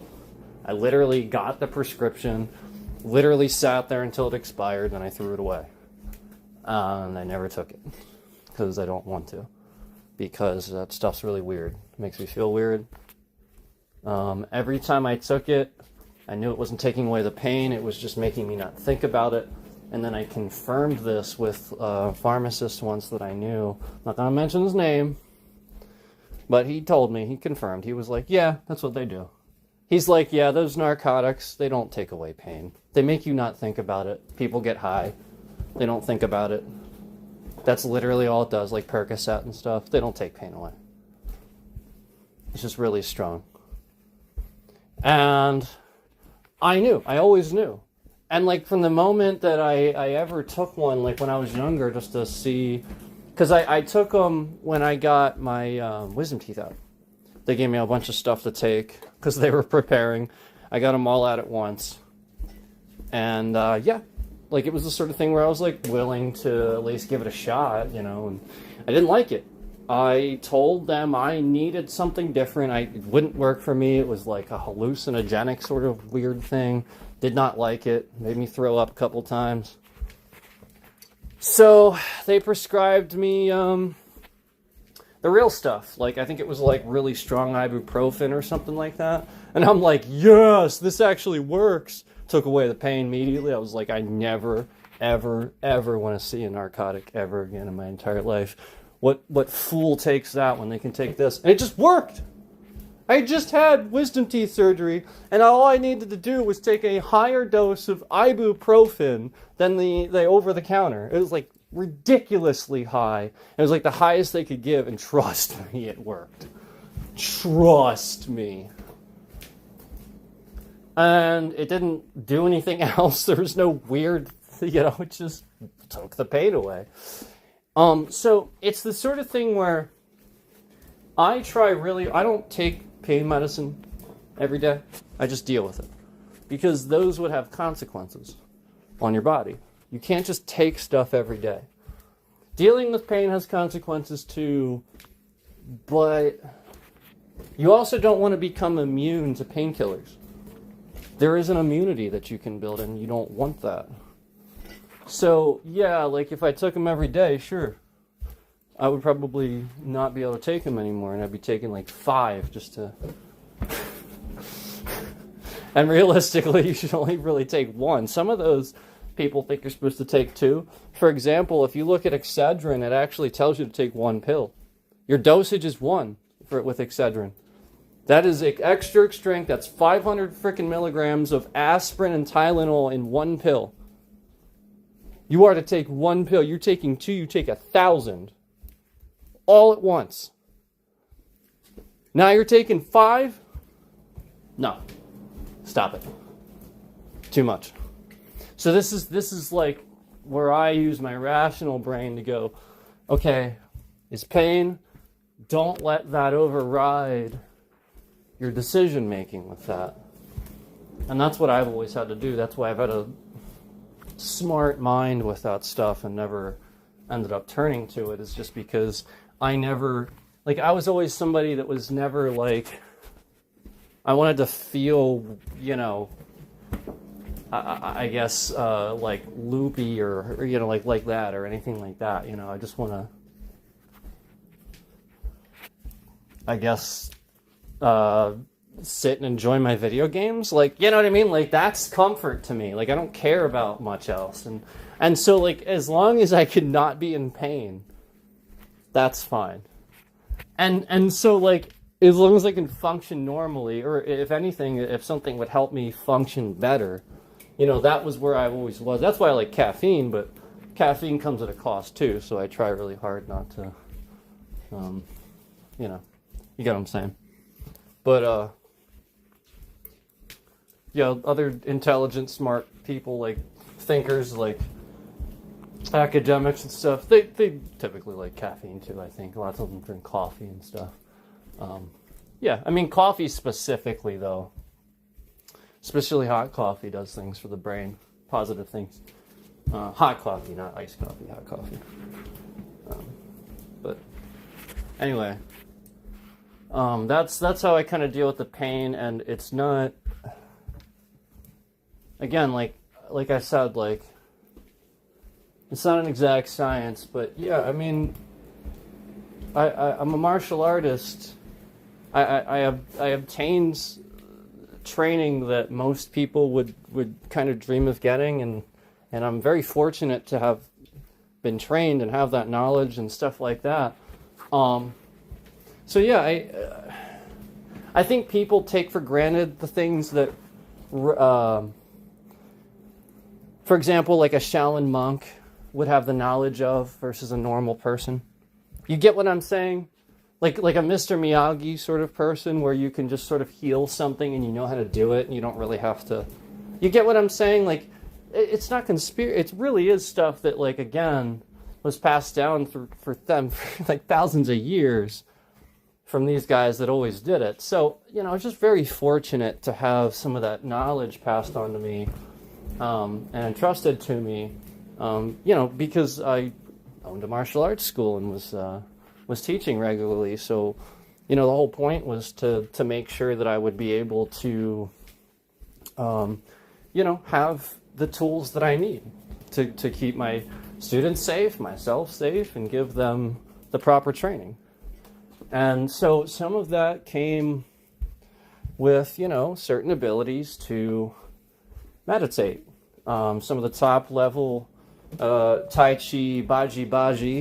This is probably what you guys hear, the term from Chinese Kung Fu is Baji. That is, you know, stuff that specifically it benefits internal body parts and stuff like that. And I did some pretty top level training with that stuff. And so, yeah, like it's the sort of thing where you learn to meditate while standing up, while sparring. Like I got to the point, it's all breath control. It's learning breath control and learning, because meditation's all about breath control. And if you can legitimately spar full contact, you know, when I say full contact, I mean grappling, I mean everything and stuff like that. You know, we don't stop. Nobody says point. We end up on the ground. We keep going. We might take a headgear off. Wait a sec, let me take this off. And then, you know, so we can see what we're doing. And then if we get back up, we just put the headgear on and continue. But we go full contact, you know. And so the point is, if I can do that, and at a certain point, I can maintain holding my breath the entire time that I'm sparring that person, full contact, full tilt, for that full 3 to 5 minutes that we're going, yeah, I'm pretty good at breath control. And so that was where I was with my sparring, was I was at that point where I could hold my breath for that entire period of time. And so when you can do that, you start just being able to do things with your brain the average person can't, where you can achieve huge amounts of physical activity while depriving your brain of oxygen. So you have reserves, basically. Like, you figured out a way to use your brain to develop reserves of oxygen and essentially reserve your energy to only use exactly what is needed. And yeah, you're freaking tired afterwards, but, you know, you always feel like $1 million the next time you're doing training because it works, you know. And so the point is, I don't recommend doing that. But yeah, like that's the stuff that Tom Cruise was talking about. Like that's some of the stuff that, like, even he was saying, like he does all his own stunts. He does a pretty physical stuff too. And he was saying that, like, some of the more difficult stuff he did too was not the scary stuff wasn't falling. What wasn't the heights? It was the water. You know, where like he's losing oxygen and so, like, that's the stuff that teaches you a lot and that you learn a lot from. There's nothing wrong with taking medication for pain or anything else, even daily. Being anti-medication is nonsense. Narcotics have use. No, narcotics do not have use in pill form. They have use in IV form in the hospital and should be used by doctors. And again, I don't think any doctor would agree that even daily, medication for pain or anything else, even daily, no, I don't think a doctor would agree with that. Don't give medical advice in my chat. Don't do that. See, because I actually had a little bit of medical schooling, and I don't claim to be a doctor or anything. But I've read Grey's Anatomy pretty much front and back. No, not the show, the textbook. And, you know, it's the sort of thing where, yes, drugs have use. Of course they do. Nobody's saying that. See, this is the point. You come in here with your politics. I didn't say that. You did. Why are you coming in here with your fucking politics? Like, do you just do this with everything? Everything's politics for you. I didn't say that. You did. Now, narcotics have use in IV form, just like rifles, automatic assault rifles have use in soldiers' hands, not police. Police officer can do just fine with an automatic pistol. That thing shoots so fucking fast and so accurately. I went shooting a .45 semi-automatic when I was fucking 12 years old. And I shot that thing with pure accuracy. I didn't miss a single shot. Headshots, chest shots from like fucking 50 yards away. That shit is accurate.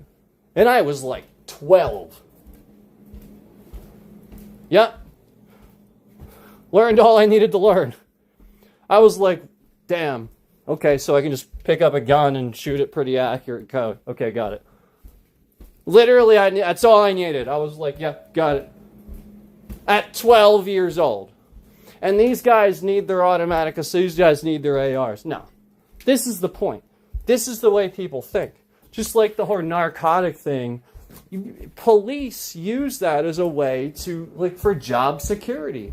They love this. They love the cartel having all these drugs and using that as an excuse to militarize. Because those are the only people that they could fight against. They could use that excuse for their ARs and shit. So, again, you want to make it political? You came in here making it political. There's what I think about your ridiculous statement about narcotics have a use. Yeah, again, intravenously, literally, IV form, in a hospital, under a controlled setting. They do not deserve to be prescribed in pill form unless you're fucking dying. Like, you got cancer, you got whatever. Learn to deal with your pain. Stop taking things that make it go away. There's a reason for it. And stop taking things that cloud your judgment while you're in pain. Otherwise, you never learn to deal with it. You take Excedrin, take ibuprofen, take Tylenol, whatever you can. But don't sit here and always rely on narcotics. In fact, I would tell you to resist it at all costs. I certainly always have.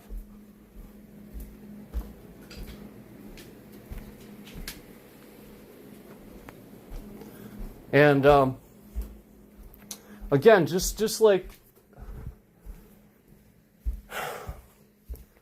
you know, people have only recently found out about like Dilaudid and stuff like that. It's like, you know, people need to not find out about this crap. Like, this is the point. People that just want to get high find out about it. That's it. That's all that's happening there. And that's a shame, man. That's the danger. And the whole point is that knowledge in the right hands is important. But also remembering that knowledge in general is important. So don't lack the knowledge. Don't make people stupid. Cause them to realize the things I'm saying. Where, yeah, like sometimes that serves a purpose. But again, a doctor would agree that you really only prescribe narcotics under very specific circumstances. That person, again, you try really hard not to go that route. As a controlled substance. You know, when you get that from your pharmacist, the people behind the counter aren't allowed to touch it. Did you know that? It's so controlled that even a pharmacy tech can't dispense it. The pharmacist must count those pills. Did you know that? That's actually real. The pharmacy tech has no control over narcotics. It's in a locked thing when you order it. That's how controlled it is. They can dispense all these other pills, all these other things, pain pills, whatever. But narcotics? No. Fuck no. Because the point is, they'd be slipping them in their pockets, and they know they would be. That's what people do. It's so crazy. Do you know that they used to put cocaine in Coke? Did you know that? You know, they put it in like candy bars and stuff before we knew what it was. You understand this, right? This is like, you have to laugh about that. This is where you all laugh and you go, ha ha ha ha ha, is that really true? And you go look it up and you find out that it is. And you go, holy shit. The whole point is you don't realize the danger of something until, like, you know, a bunch of stupid people die from it. Because it's in their candy or in their fucking Coke or whatever. It's called Coke, conveniently.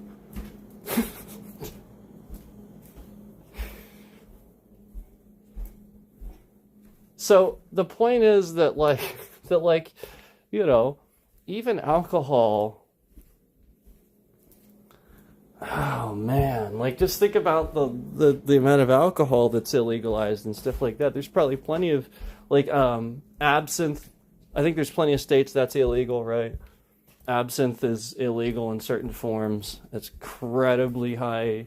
You get what I'm saying? Like, the whole point is that this stuff is regulated for a reason, not because you don't have you don't still have your Jack Daniels and you don't still have your beer.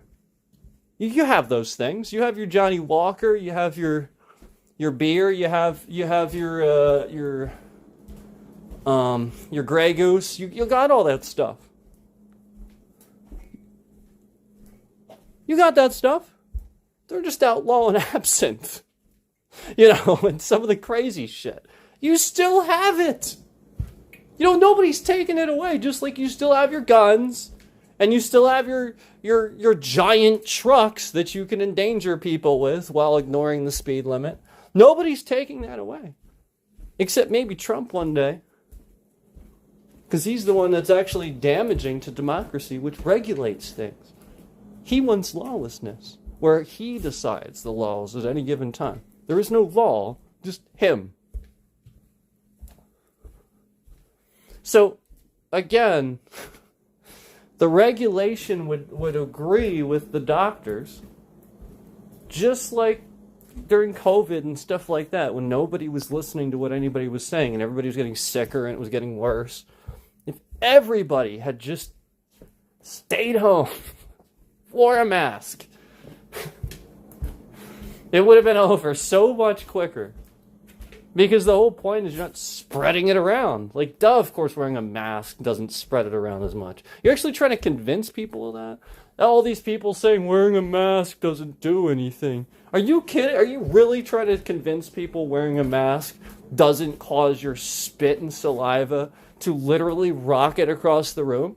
Are you really trying to convince anybody of that?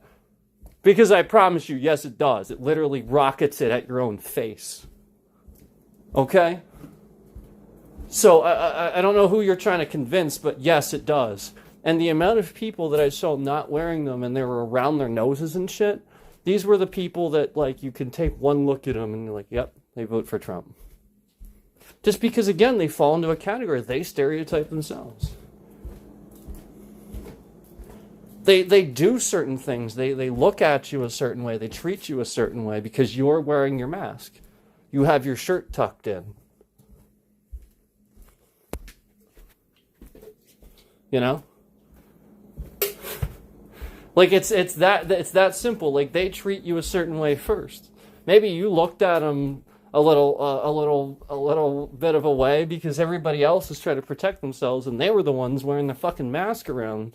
They're like down. What? Where your nose is just out? What's the purpose? Like, the whole point is like everybody just showed the rest of the world how dumb the average Trump voter was. Like, literally, they're just not even wearing masks that literally protect snot from rocketing out their noses. Everybody's making fun of it. Everybody's saying the same thing. There's no, like, collective thing. We're all calling each other and being like, yeah, so now we're gonna say that this guy needs to wear his, he's not wearing his mask. No, nobody's doing that. Everybody's just noticing it because they're doing what they should be doing and you're not. And you don't want to be wrong now. So you've jumped on this endless, let's just turn MAGA into the KKK and be racist fucking pieces of shit and That's literally all this is. MAGA is just the KKK, except instead of black people, because you can't do that anymore. You can't be seen as racist against black people. You can be racist against Mexicans, though. That's okay and socially acceptable for some reason. So, you're just racist against Spanish people, and that's what's going on. That's literally all that's going on. It's just literally switched because of Trump. It switched from black people to Spanish people. That's it. You're still racist. Still segregating. It's the same person that instead of asking Denzel Washington a normal fucking question about his movie, he's standing there, he's smiling, he's having a good time, you see it. Like, oh man, what a great guy. And instead of asking him a normal fucking question like, hey Denzel, you're such a good actor, man. Really, really like your suit. Where'd you get that thing? That's a nice suit. Where the fuck did you get that thing? That's a normal fucking question. Starts with like a laugh. Ha ha ha ha. This is actually this. And he gets to plug his own. Now he loves you. Yeah, he gets to plug his own brand. Now he loves you. Now you ask him a question, but don't get personal. Just ask him a really, really juicy fucking question. So when you were filming this movie, can you tell me, was it difficult to get away from the set?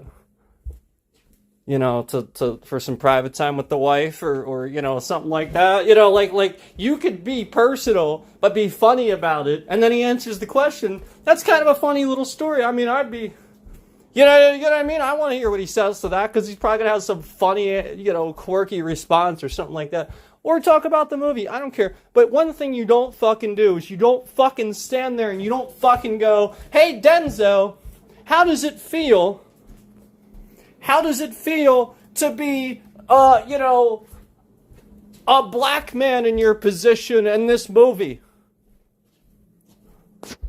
That's what you don't do. You don't do that. You don't go, hey, let's talk about the fact that you're black. You don't do that.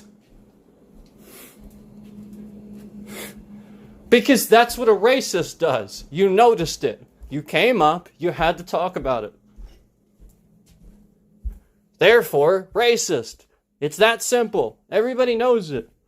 You didn't come up talking to him about a normal fucking question. You just came up immediate. The very first thing that you say is something to do with his skin. And the reason I picked Denzel is because that actually happened. I'm talking about an actual reporter that actually asked Denzel a stupid fucking racial question. Kind of like that. And that was exactly the context. He was laughing, he was having a good time, wearing a nice fucking suit. Dude looked great. Asked a stupid fucking question. God.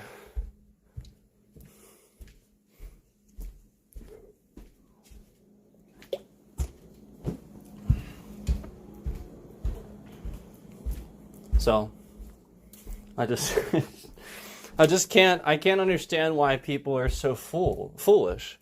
And this is why Hollywood and all of them recognize this, is just because they get along. They're all like friends and they work together and stuff. That's all. They all network with each other. That's it. It's just a network of friends and like people that know each other. They're just people. All agreeing. And they're pretty educated too. A lot of them are really smart. Well, they went to college. Stuff like that.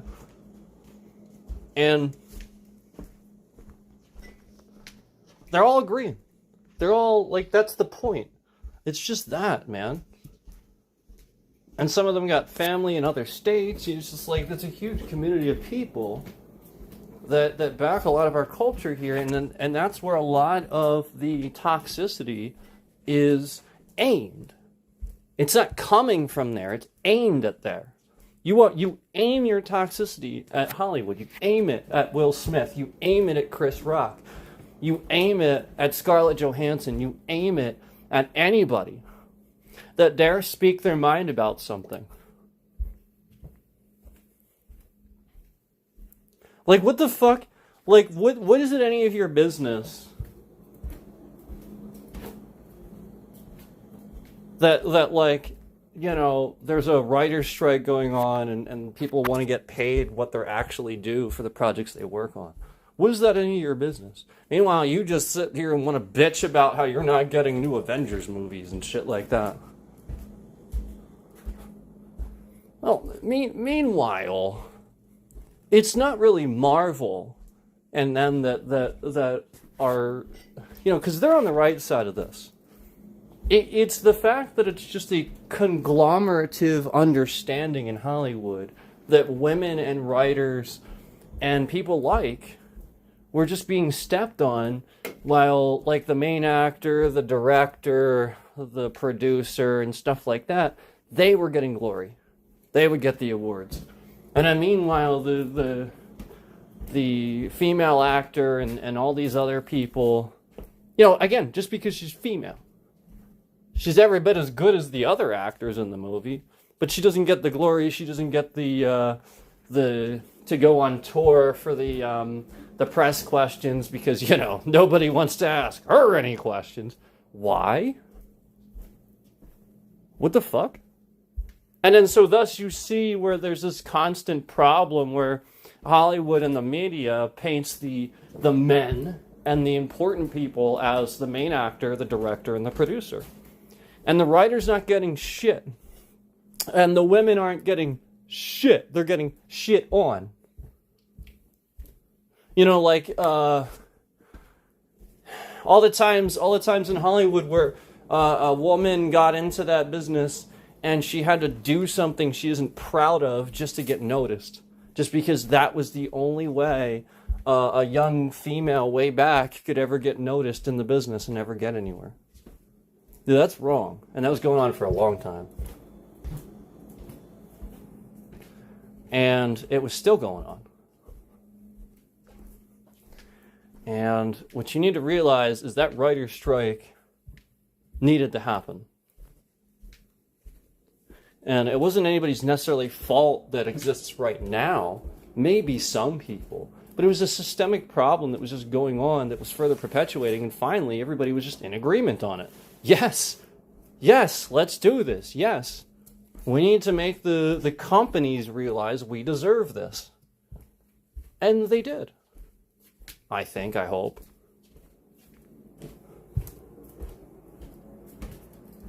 This is their jobs and their work. They're putting work into that, and they're not getting compensated in kind. Like they're basically kind of getting stepped on the deals and stuff like that. That doesn't make any sense.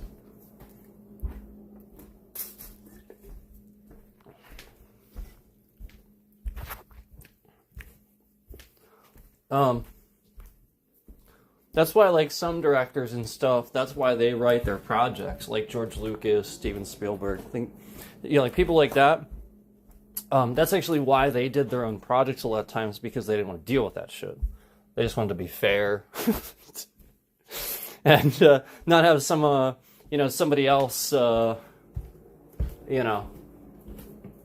writing their project anyway, that they're gonna, have another mind on. They wanted full control, and and that makes sense. And I think that's the way a lot of people are starting to do it now too.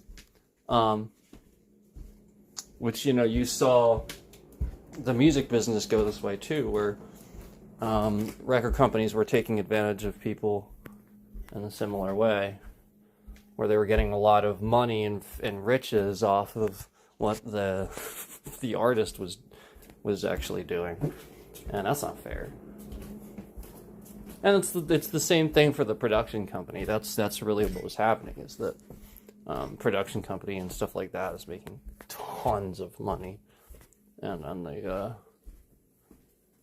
some of those actors whose faces are being used and really brought the characters to life really aren't being respected like that, like they did the job.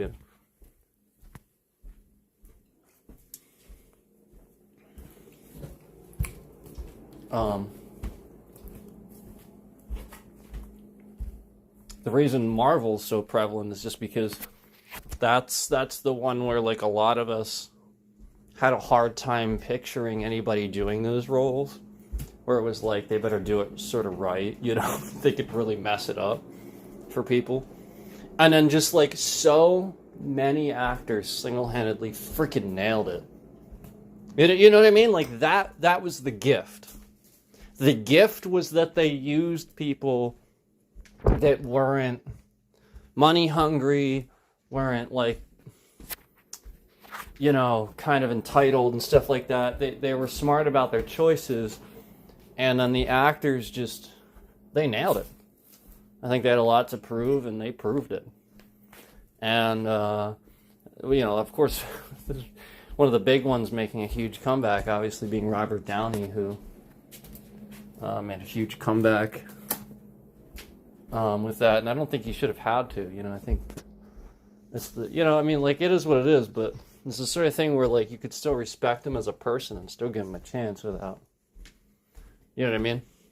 And he did. He proved, they gave him a chance. That's the point. Like, some people did.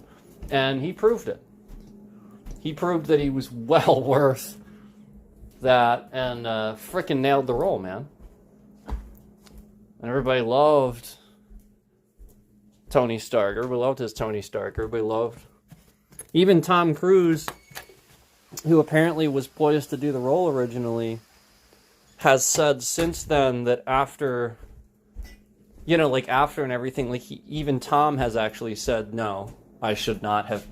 Robert Downey is Tony Stark. That's what Tom said. Like basically, like, you know, even he's agreeing where it's like, nah, I'm actually glad I didn't play it because Robert Downey Jr. for that role.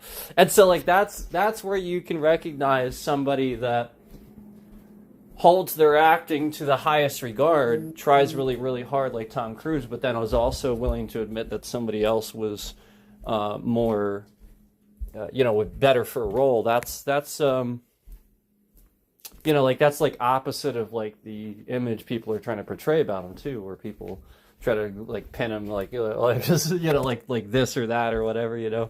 And so like the point is that should show you right there too, is that not everything is what you think it is, and that, you know, people just you know, get a bad interview, one bad interview or one divorce or something like that, and people just, that's all it is.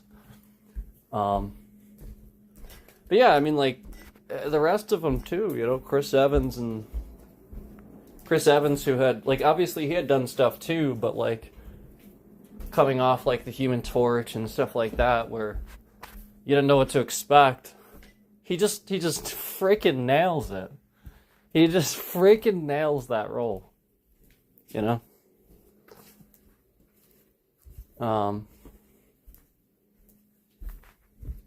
I remember being very hesitant about him too. I was really hesitant about Captain America in general. I didn't know what to think. I didn't know what to think about Iron Man too. I didn't read those comics.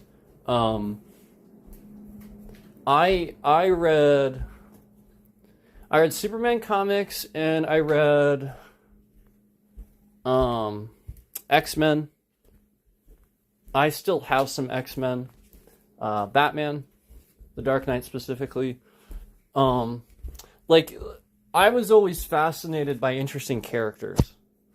So Gambit was always like fascinating to me. So that's why I liked X-Men. Like, there's just such fascinating characters in X-Men. So yeah, like I didn't read them all or anything. So I didn't really know what to expect. I didn't know all the stories and stuff like that. And I really, really liked... Now, some of it I did, because I would... Like, the movie would be coming out, so I'd try to, like, read up on, like, what the backstory is. So some of it I ended up finding out about a little bit. But Iron Man surprised the heck out of me. I was like, holy crap, that's so cool. What a great movie. And then Jeff Bridges nailed Obadiah Stane. Loved the first movie. It was so good.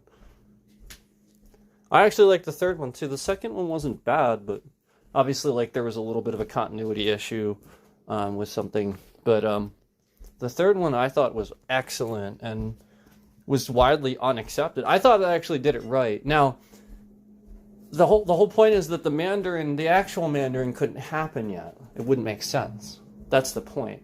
He was masquerading as the Mandarin. So that was the whole point of that. He wasn't actually the Mandarin. And I actually liked that. I was actually okay with that. I was a little concerned because, you know what I mean? Like, the whole point is that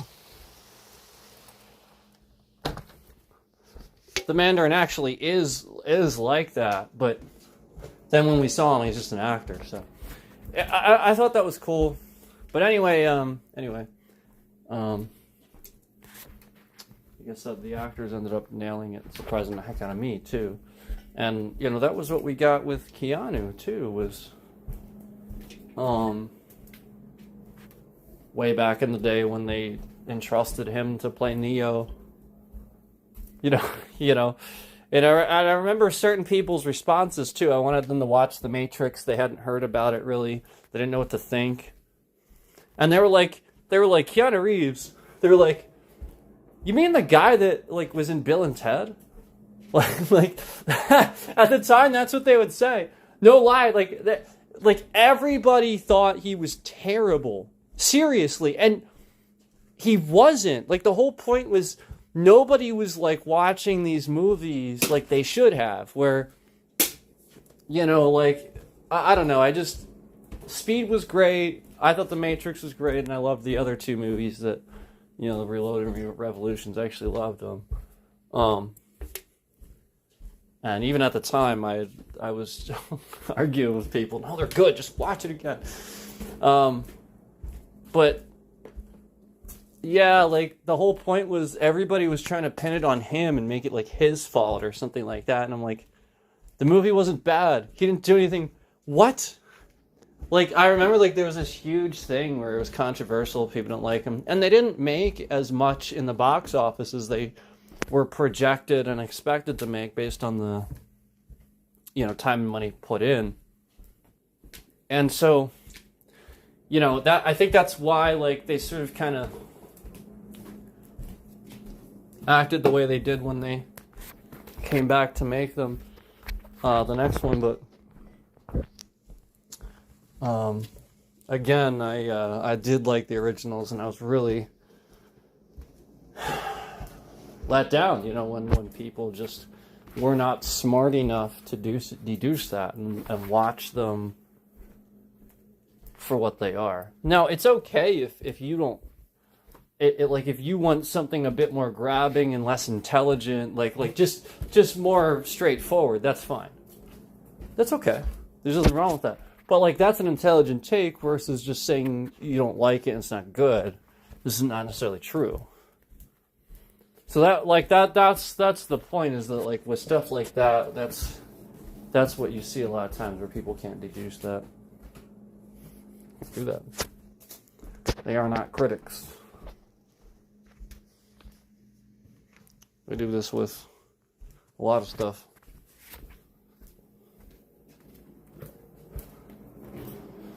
All right.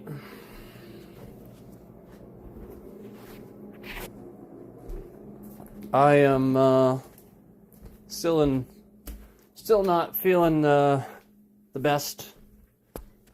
It's still lingering. But yeah, like again, it's the sort of thing where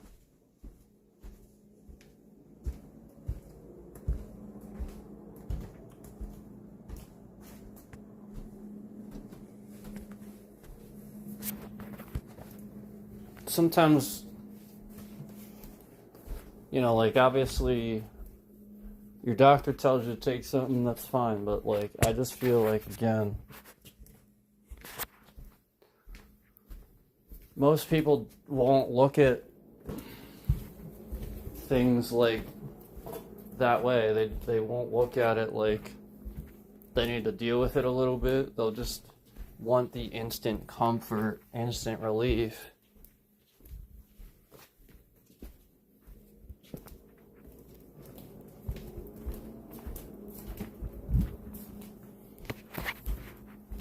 And, you know, like I'm just somebody where I don't expect that, you know, where I understand that life has its way of just doing that anyway, and you have to sometimes deal with those things. You can't, making it worse just makes it worse. You know what I mean? Like, if you sit there and you don't find a way to deal with it, well, again, you could just endlessly, constantly go get medication and stuff and deal with it, but like, there's some sort of underlying thing that you can't deal with. It's the sort of thing where, like, it is what it is at that point. You have to figure out a way to calmly and collectively deal with that slowly. Otherwise, it's not going to get done. Just like I said, I came on here, a lot of the reason I came on here is to try to eventually be able to do that myself. Just like every time I had a job over the years where this was happening, I was saving up and I was getting ready to do it. I actually even had a few appointments. Got some stuff done.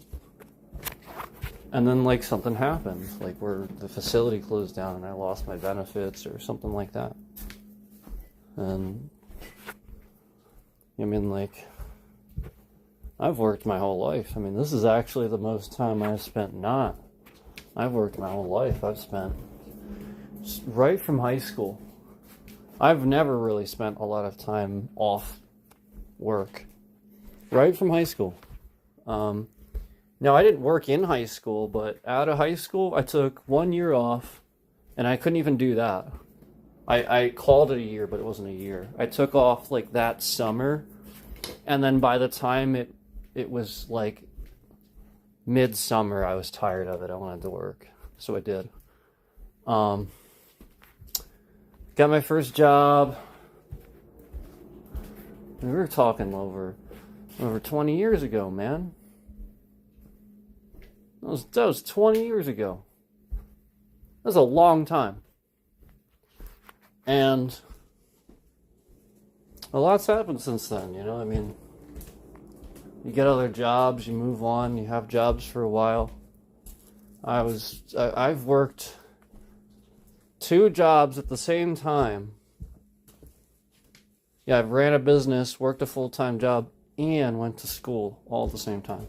Full-time job, ran a business, and went to college all at the same time.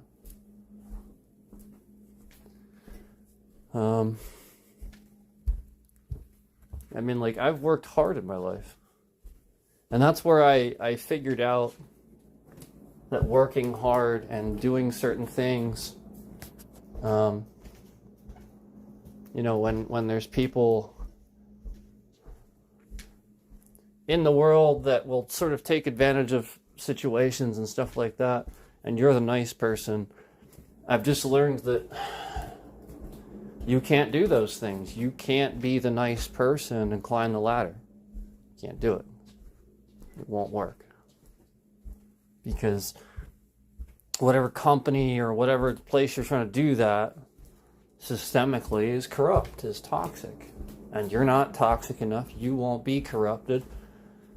So you end up leaving or, causing some sort of issue where you point it out or you do something about it, and because you did that, now you get what I'm saying. You're the scapegoat sometimes. And so, like, that's what happens. You get taken advantage of because you're the nice person. I just, the sheer number of times I worked at a restaurant and the person that worked the morning shift would just lie and said I didn't do all these things that I did do, that I painstakingly did and worked my ass off to do. All while I only had 2 other employees to run the whole store, clean everything, close everything down, and do orders. And it was like such a slap in the face insult when this person would come in and have this full crew of people and then just bark orders around like I didn't work my ass off. Like literally I'm drenched in sweat and dish soap and like grime from cleaning. And she doesn't think I did anything. Well, no, the reality is she does, just literally just making it look like that because she feels incapable. She hobbles in with her bad knee every day and looks a certain way. And meanwhile, I've been painstakingly doing all of the work for her. That's how she views it. So she has to take me down a few pegs because I, in her mind, make her look bad. So instead, the entire time there, I look bad and she looks good. Because everything I do right now becomes something wrong. Where if I do something right, she finds out about it. No, that's not going to get repeated. No, there's going to be something wrong with that. Yeah, that person will be like, oh, well, he did this, but he wasn't supposed to be doing that. He was on this or whatever. He was doing that today, so he shouldn't have been doing that, or something like that. There'll be like something wrong about it, It'll be a positive, but there'll be just be something wrong with it, And so like that's the point is like I spent enough time in jobs where like again like I worked for this department store for years. And I'd unload trucks painstakingly every day just for them to have bosses that come in wearing button-up shirts that don't do any of the physical activity. But they come back there every day and take half of our crew. And then, when we're not done unloading the truck at the end of the night, they try to tell us that we have to stay and put in overtime. And all this all while doing against OSHA violations. Like they literally have us unload the truck while walking on pallets. Like we would put pallets under steel, under like the steel where you store stuff, and then walk under the steel on pallets. It's literally 2 OSHA violations in a row. And like there's plenty of other companies I've worked for, if you did that once, you'd be fired on the spot. And we did this every day. Unsafe practices. Half the time I'd get there and people couldn't even raise the ramp, but we had to get that done. So I'd feel so pressured to get it done that I would literally just unsafely, every single day, use my own strength to lift the metal ramp because the chain was detached. I would literally lift it myself. This thing was fucking heavy. It doesn't look like much, trust me, it's fucking heavy. I'd have to unhinge this, lift it myself, and then drop it against the trailer. Smash! And yeah, if your fingers are under that, holy fuck. Easily, I don't know that it would sever it, but easily break it. And it would be seriously injured. And I had to do this every day. And then meanwhile, these pieces of shits that call themselves managers sit in the office jokingly laughing about shit, having their meetings. They're not doing anything. Yet they're taking all our people every single day to go unload trucks on the other side of the store, and we don't get done what we need to get done. So yeah, eventually he would start coming to me at the end of the night and be like, "You're staying." I'd literally just be like, "No, I'm not." He'd be like, "Yes, you are." "No, I'm not." He'd be like, "Yeah, you actually have to." I'd literally just walk past him, ignore him, and clock out. And nothing would happen. And like, this is the point. Like this is how the managers would act. He didn't do anything all day. He didn't help us. And then like at the end of the day, he'd show up acting like I need to work harder. I need to stay. It's not 1:30 a.m. or anything. I didn't just sit here and work till 1:30 a.m. working my ass off, pulling pallets that are 2,000 pounds of water out onto the floor. No. I didn't just do all that. But now I gotta stay because, again, you didn't help with the unload process because you're a bad manager. So I've worked too many jobs to know and recognize that this is what's going on, where people are watching the streams, people are holding on to what I'm saying. They know that they do these things, and they're afraid, knowing that these things are going on.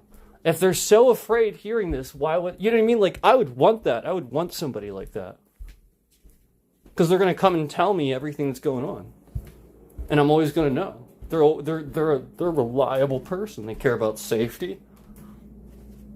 I would want that. But that's not what they want. They don't want safety. They don't want. They want to pretend like it's not going on. They want employees to do unsafe things, and they don't want to know about it. And that's what I saw a lot. I saw a lot of that. I saw a lot of supervisors and managers over the years in places I've worked for doing unsafe things, not caring. Me reporting it to them and they don't care. I worked for a company that during COVID, we were allowed to go to work. We were allowed to be there and stuff like that. And meanwhile, they're lining people up in a crowded hallway. And everybody's just lined up, talking to each other. And meanwhile, we're allowed to work during COVID. And that's the kind of shit they're doing. And you tell somebody about it, and they're like, okay. They act like, okay. Like they don't give a shit.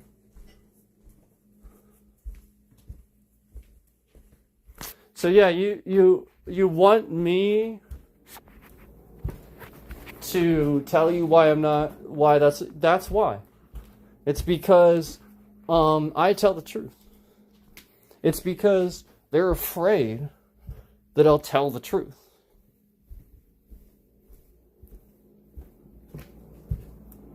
You know, it's funny how many people act as if I didn't go to a manager or report it first. No, we're talking about how we're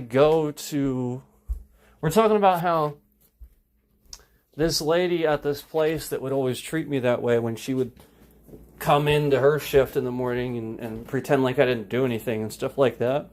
That lady that used to do that, I would constantly tell the general manager about her. It was to the point where it was starting to get to be pretty regular that I would have to tell him about her attitude. She was not above me. She was the same level of management as me. And she would constantly treat me poorly and talk down to me and about me and say untrue things as if she was Trump. She very much liked Trump. And again, like she would like do this with other people too. It wasn't just me. Like she would do this. She had this problem. She had a huge chip on her shoulder. And I would constantly report this, and again, the GM just wouldn't do anything. He would talk to her, and it wouldn't do anything.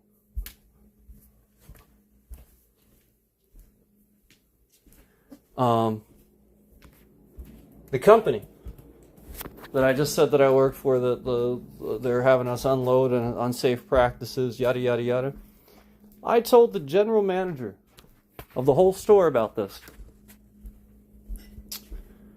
Part of the problem is that he was apparently working to move to another store. So apparently right after telling him this, I had like all these ideas for a faster unload process and a much more efficient one. And then right after telling him this, I think he used it to get a job at another store because he had another general manager position at a different store all of a sudden, and he wasn't our GM anymore. Because I was wondering what happened with that, where I reported something to him. And then, again, he wasn't at our store anymore, and I had just given him that awesome idea that would have helped the unload process. So, he probably took that, got a higher paying position, used my idea to do it, all the while not reporting the things that I was trying to tell him about that were happening that were really bad. And then, yeah, it just got worse. A new GM came in, literally never met the person. Yep, they never came around, never did much. I sort of got the impression that the general manager of that store really doesn't do much. They really just do a bunch of ordering. Sort of got that impression. Almost like they're a figurehead or something. They're hired to be a figurehead, to be a face. And that's really weird. But the point is, there's all these companies, there's all these places that I worked for over the years, put lots of hard work in and got nothing for it, just got shit on. Didn't get a raise, or if I did, it was barely anything. And then, I'll be honest, there is a company that I did work for that took care of people, that gave raises. But then, they went and laid everybody off. Closed the facility. And reopened conveniently, just far enough away that people wouldn't be able to commute. And then reopened the facility to mostly automation.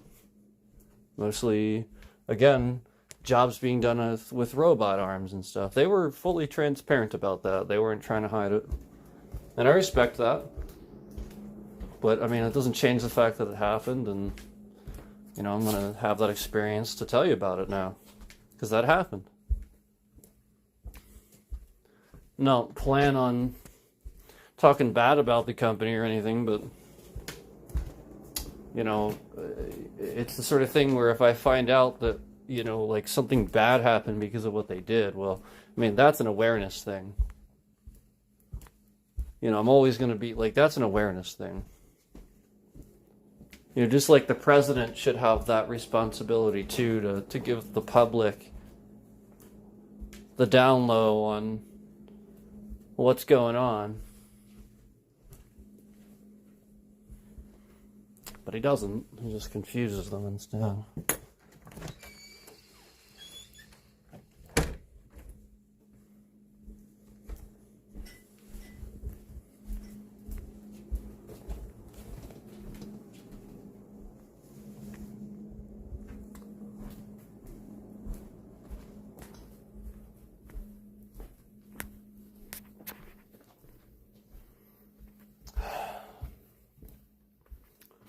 So,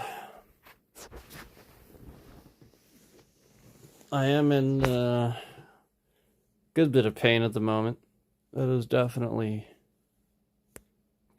happening at the moment. And one thing I'll say is, like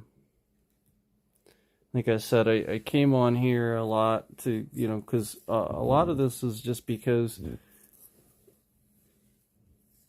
Yeah, obviously, you know, somebody that does deal with that level of pain, they are going to be a lot more like House, where, you know, he just sort of has affirmative answers to things, and having a puzzle, having something to figure out, is a distraction.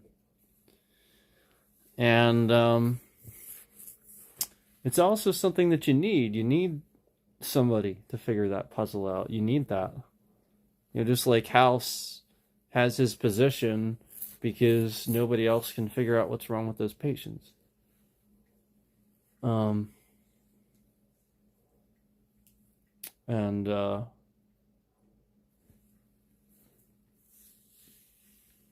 it gives him a sense of purpose too, you know, because he does feel terrible that he treats people that way. Regardless of whether you believe it or not, that's how he feels. He just can't tell people that, because then they'll get attached and they'll start getting close again. And he can't do that. You know, he can't get close to people like that. You know, he's in pain. He'll lash out. He'll hurt them emotionally. You know, not physically, obviously, but, you know, it's something where he won't act a way they are expected a normal person to react, because again, he's in pain. There's just been too much pain. Too much. And you can't not think about it. And I can relate to that. Definitely, again, that's it is a physical thing for sure. It's not something that makes me limp, but definitely something that makes it hard to talk. And I sort of kind of just don't want to often when I'm in pain, but right now I'm, just trying to work through it. And it's just like just like, like any adult isn't going to sit here and talk to other adults and stuff about their problems and stuff that they carry around with them, and there's really no point to that, just like House, when he went to therapy and stuff like that, even the therapist, the whole point is eventually it just became House screwing with the therapist. Where like he, you know what I mean? Like it really wasn't therapy. He just ended up being House screwing with the therapist, And so like that's the point. Like you can't, there's nothing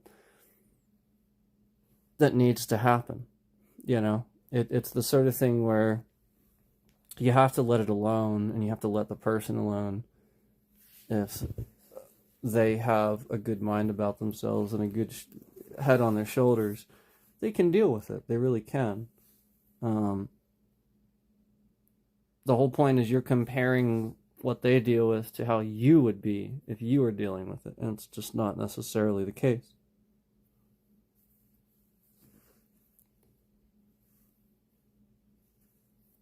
I mean, like, everybody's going to go through different things in their lives and different battles. And, especially somebody that dealt with this pain on a regular basis, where I had to pretend to be happy and smiley and take orders, or, take, like orders at a restaurant from customers, where I had to teach classes, or it's just pretend like it's not happening and stuff. Yeah, I mean, it's the sort of thing where you learn to deal with it differently than the average person would, where eventually you do. Yeah, I mean, like obviously with me, with my training and my meditation and stuff like that, I didn't just crumble. There were times where that happened. There were. But the whole point was that, a certain pride about yourself makes your determination stronger. You don't want people to see like that. You're strong. You charge forward. You just deal with it anyway.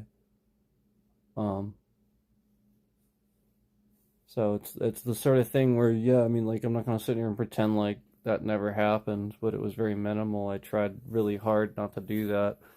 But there were times where, like, it was so great, where, I would go home and I couldn't even see. My vision was blurry, and I just, like, try to sleep in my car for a while because I couldn't even drive home, because my vision was so blurry from the pain.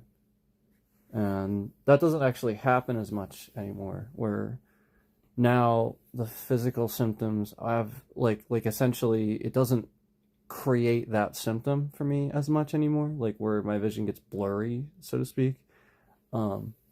So because I dealt with that for X amount of time and didn't, have any relief, and yeah, like, I would absolutely take medication, but there's only so much medication you can do for a bony fragment stuck in your gums that's moving around and is now infected, and maybe there's, like, bits of food or whatever stuck in there, Like, there's only so much you can do about that. Like, maybe you ate something spicy, or you got salt, or you whatever. You ate a chip, and, like, a sharp part of the chip, like, literally just went straight down into the opening. Like any one of the million things that could happen that could put me in pain when I have this thing going on, that I've been dealing with for literally decades. But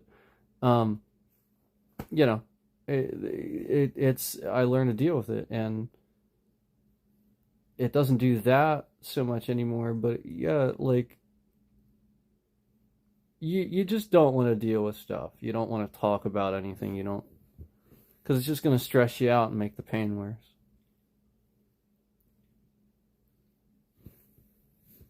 So that's why House is the way he is. And that's why that's a perfect character, because it's exactly how somebody is when they're in chronic pain.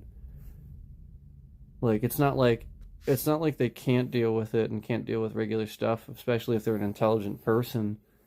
But they're gonna have a way to deal with it. You know, they're gonna deal with it in their own way, and they're not gonna want to deal with things. They're not gonna have too much. Like there's patience for sure, but you know, it's definitely when it comes to like just difficult situations and stuff like that, and like they're definitely not for playing games and all that.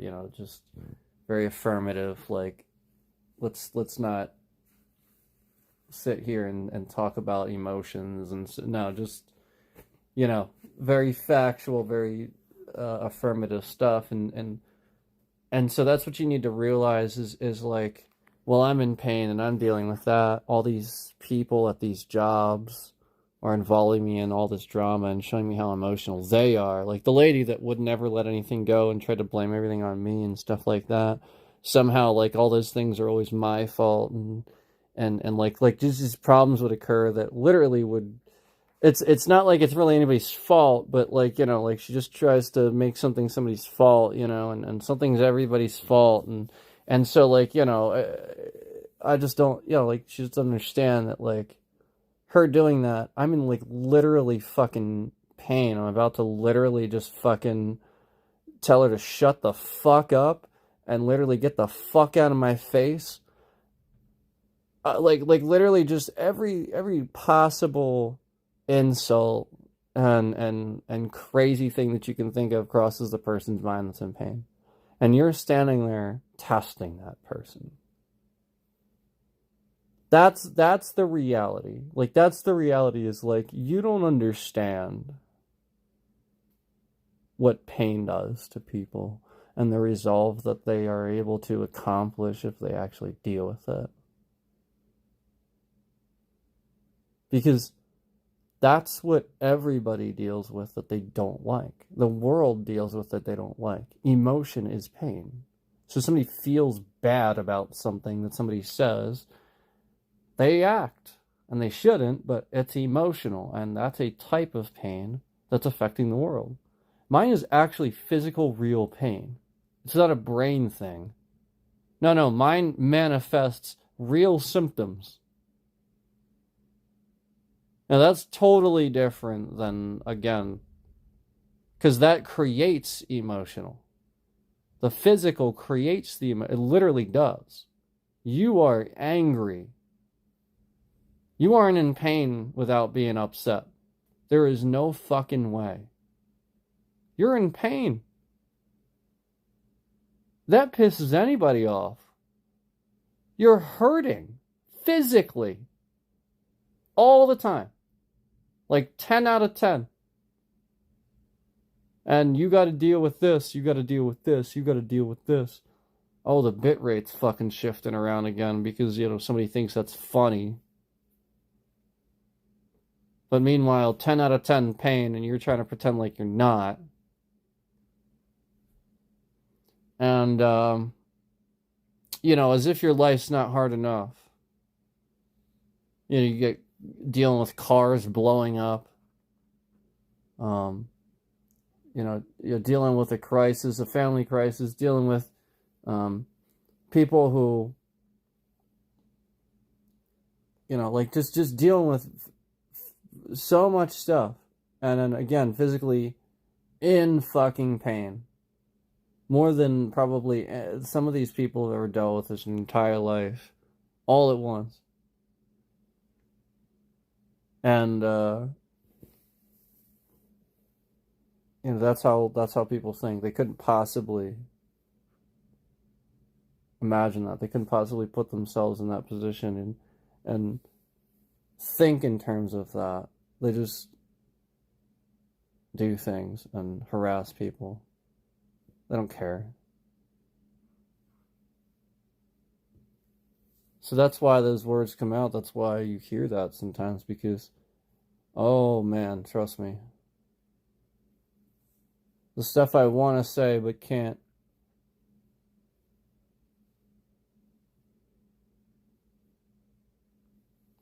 You have no comprehension for where the mind goes when you deal with that type of pain. And the whole point is that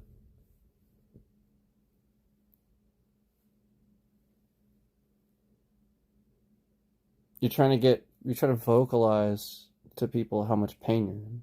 Like, that's the point. You have to realize that that's what that person is doing at that moment. They're trying to vocalize how much pain they're actually in. And then all you do is like comment something stupid like shrink's gonna get you sooner or later, something like that, you know. Not thinking about that for longer than on just the second that you decided to comment something so fucking stupid.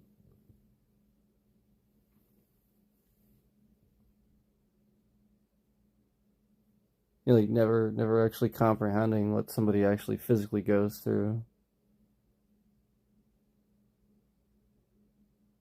You know, all it takes is, again, for me to sit here and accidentally shift my tongue a certain way. Or try to eat something. God forbid I try to eat something. Lucky if I have any teeth left. But no, I move my tongue a certain way. There's just this sharp piece of tooth stuck, half sticking out of my gums right now, jamming into the bottom of my tongue, the most sensitive part of your tongue, all the time. Just desensitizing those. Oh yeah, and then meanwhile that totally doesn't swell up the tonsils and cause all kinds of swelling in the neck and flaring up and swelling of the throat. Makes it difficult to even talk, let alone sing anything. You just get phlegm. And then meanwhile, all you do is shift your tongue a certain way, and bam, this pain goes shooting through your fucking jaw, down your neck, out the back of your fucking head. Just one little tiny shift to your tongue, just bam. It's not even like 10 out of 10. It's like fucking 12 out of 10. It's like somebody took that nail that they were slowly pressing into your gums, and instead hit it with a hammer this time instead of just their hand. That's what it actually feels. It actually feels like that. That's the hammer. The hammer is the spiking of the 12 out of 10 where you'd be screaming. And it's just for a second. But no, trust me, it's a radiating regular pain. I've just learned to deal with it. I'm sure, trust me. Oh, trust me.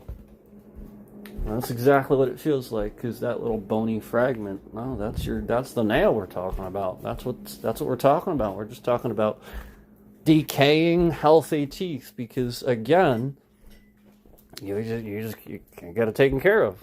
That's how trash our dental is in this country. That's what Donald Trump isn't doing.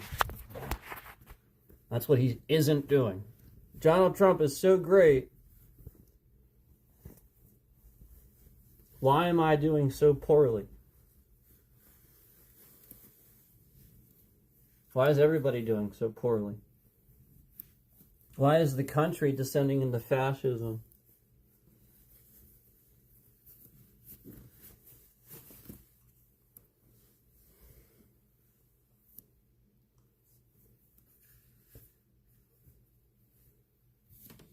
Meanwhile,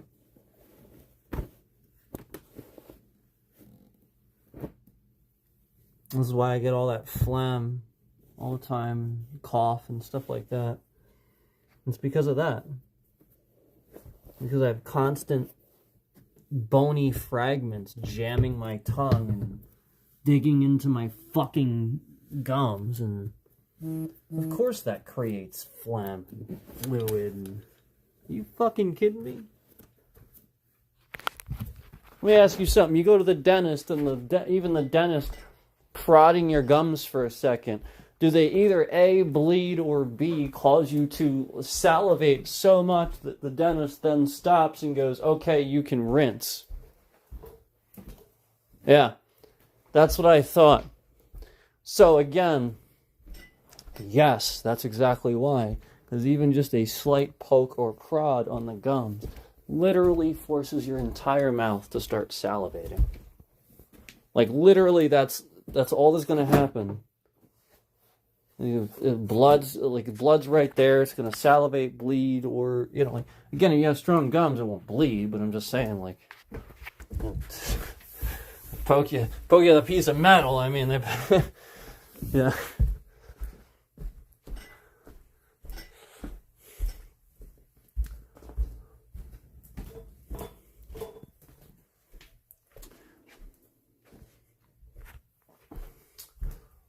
So that's the level of pain, and then this causes problems for the ears. That's why I can't hear myself sometimes. Like, I try to sing, and not only with the phlegm and the throat thing and the swelling of the nodes and stuff, but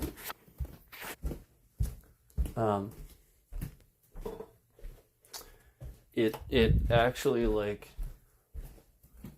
you have to be able to hear yourself. I can't actually hear myself right. Sometimes, like, I'll actually sound better after I record myself and listen.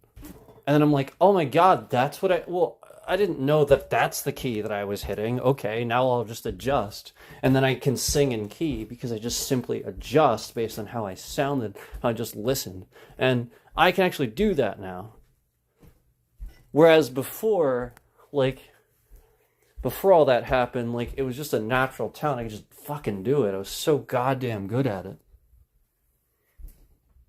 It didn't even try. It just came to me. Like, I literally, like, I could mimic vocal stylists, but I have my own. Like, it was easy.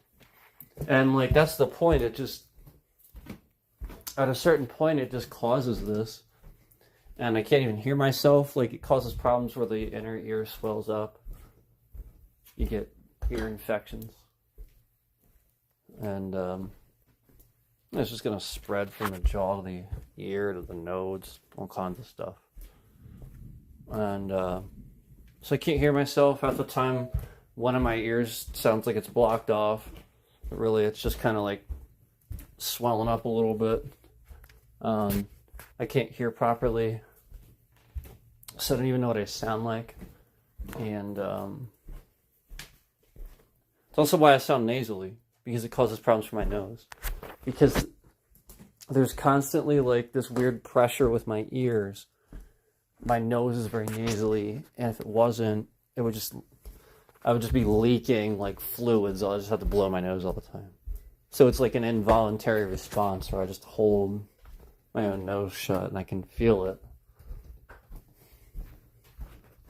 So yeah, a lot of that is just phlegm in my throat, and all that because phlegm's going down your throat. Bacteria, phlegm, all kinds of stuff. It's not good. Because it's just decay in the teeth. And it hurts. Fucking shit hurts. I already described what it felt like. I don't need to describe it again. It was exactly what it feels like. And there's days where, like, it's enough pain where, it's like you feel like kind of slow about opening your eyes. Like, it's just like you don't even want to, like, opening the eyes even feels kind of like, like, okay, I don't even want to do much. Just sit here and try to make it go away. Don't have to move too much. There's days like that. Even bending forward, bending over, the blood rush into your face. Oh yeah. Oh yeah. Makes it worse for sure. It's just things people can't appreciate that somebody would deal with regularly.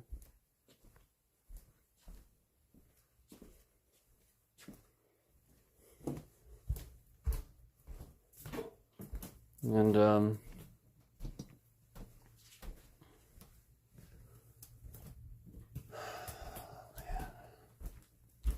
it's pretty rough. Brushing my teeth is painful. Though I do it. It is quite painful.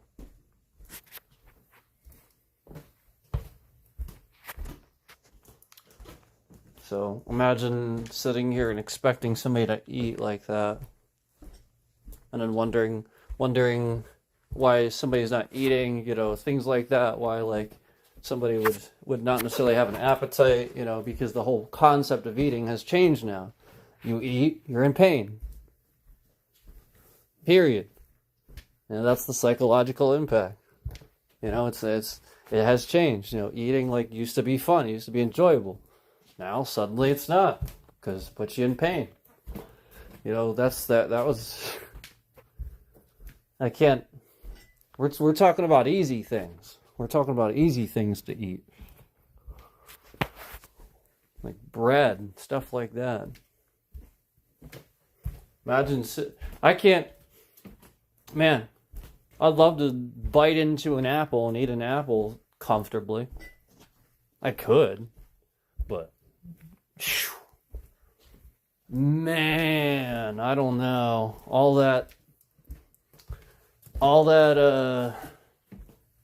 acid and stuff from the fruit, and then the force of me biting into the apple.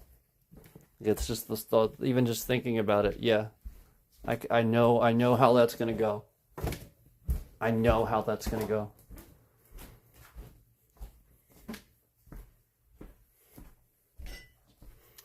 And as much as I love this ramen that I've been eating, even now the spiciness, like I love spicy stuff, but now like I'll eat the spicy ramen and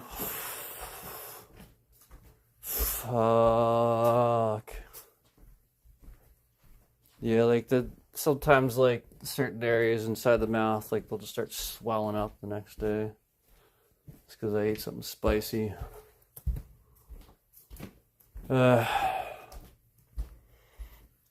And again, all this because I couldn't go to the dentist and have them yank out the teeth that were decaying.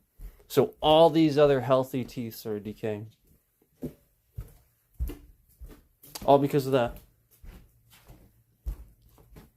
Literally all because of that. All because I can't afford. You know what I mean? Like you go to the dentist, it's thousands of dollars to go. Every single time you go, if you don't have insurance. In the United States, that's what it costs. If you don't have insurance, yeah. Yep. They're yanking a tooth out, especially one that's like in pieces in your mouth. Yeah. Yep. That's expensive. They will charge you a lot for that. And they'll be... You won't necessarily know going into it what it'll cost. Yes. That's sad.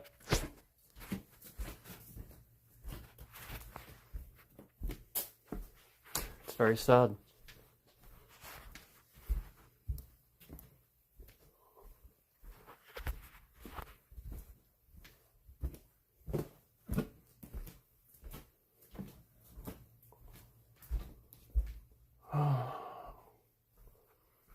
So, of course, right now I keep hoping that one of these pieces of fragment teeth is just going to come out, and it'll bleed a bunch, but at least it'll be out. I just keep hoping. But it hasn't. It's just wedged in there, shifting around. And fuck is that? Oh, god damn. You really don't have any concept for...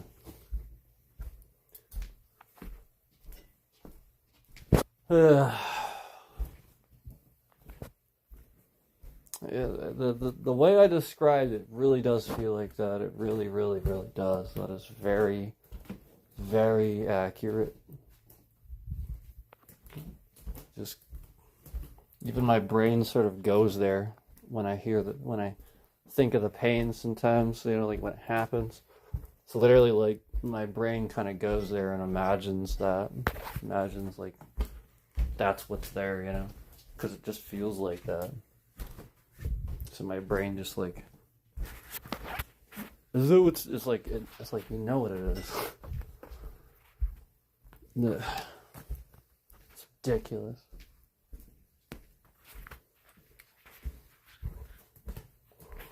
So like, the issue is that while I can deal with the pain, other things get worse.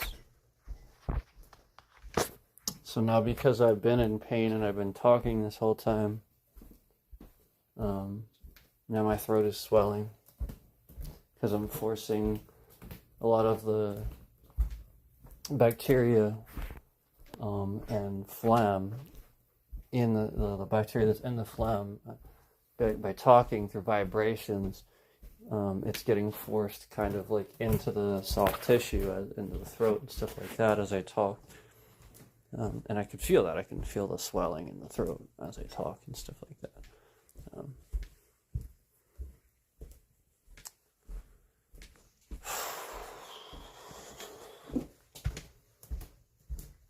So, you know, I try to like, I have mouthwash, I have brush my teeth. It's not, it doesn't feel good when you're in pain with that stuff. Oh boy.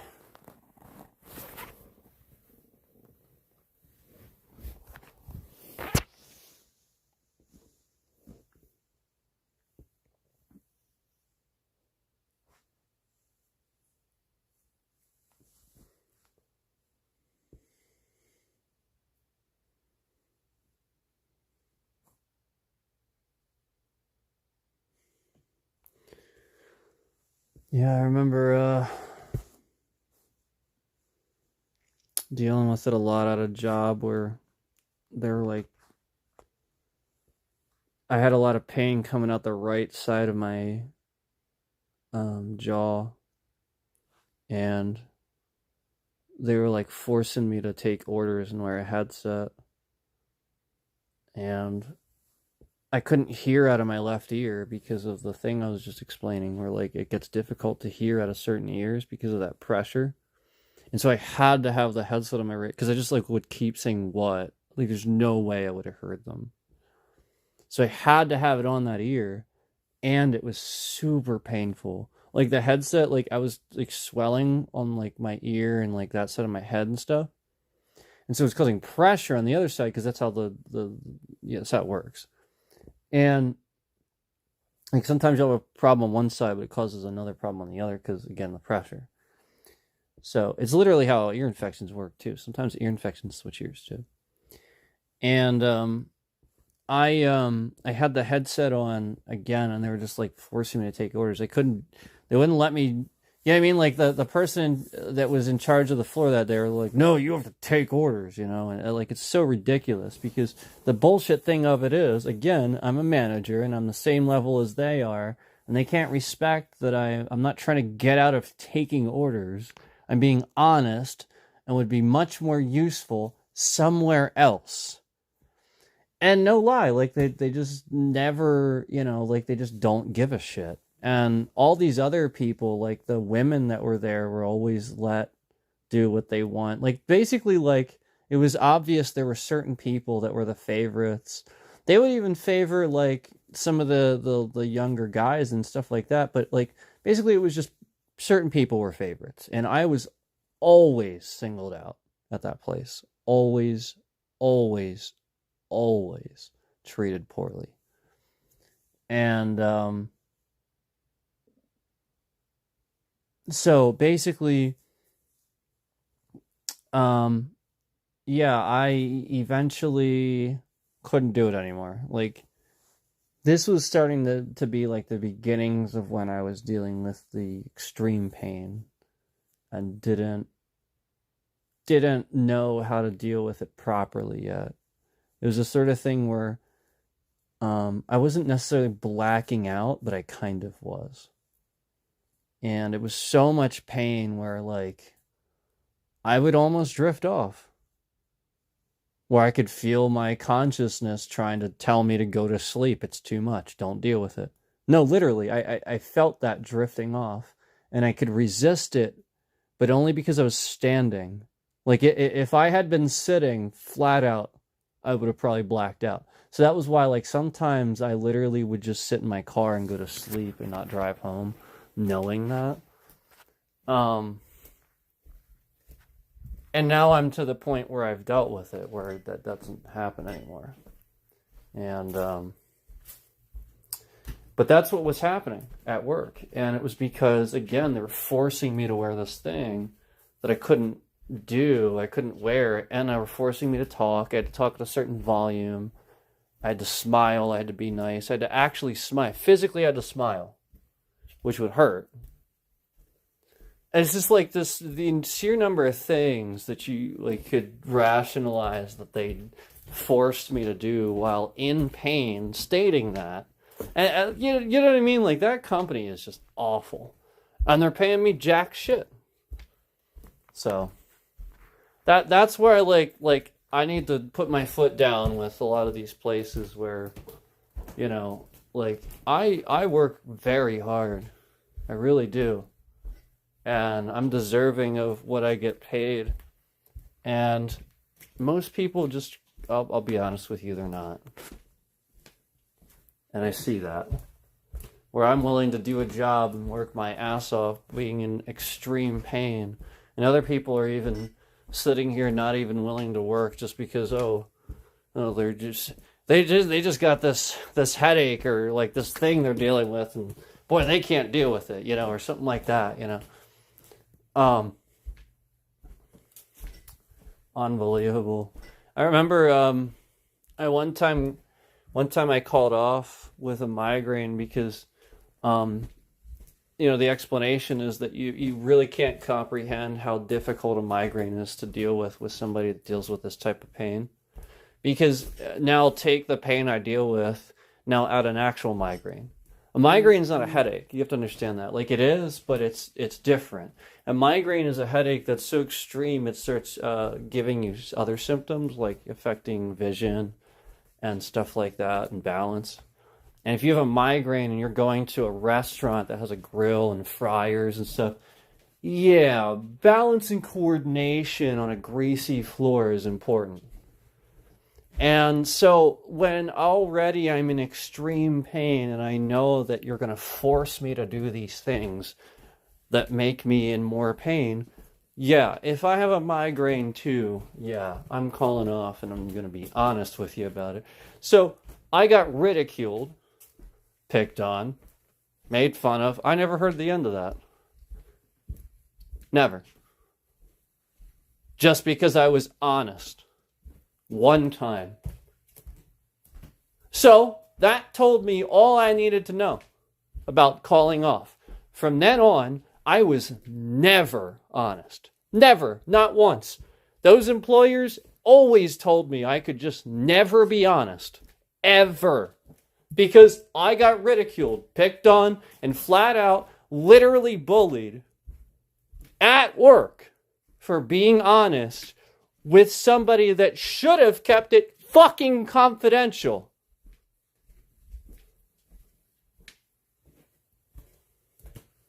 Yeah.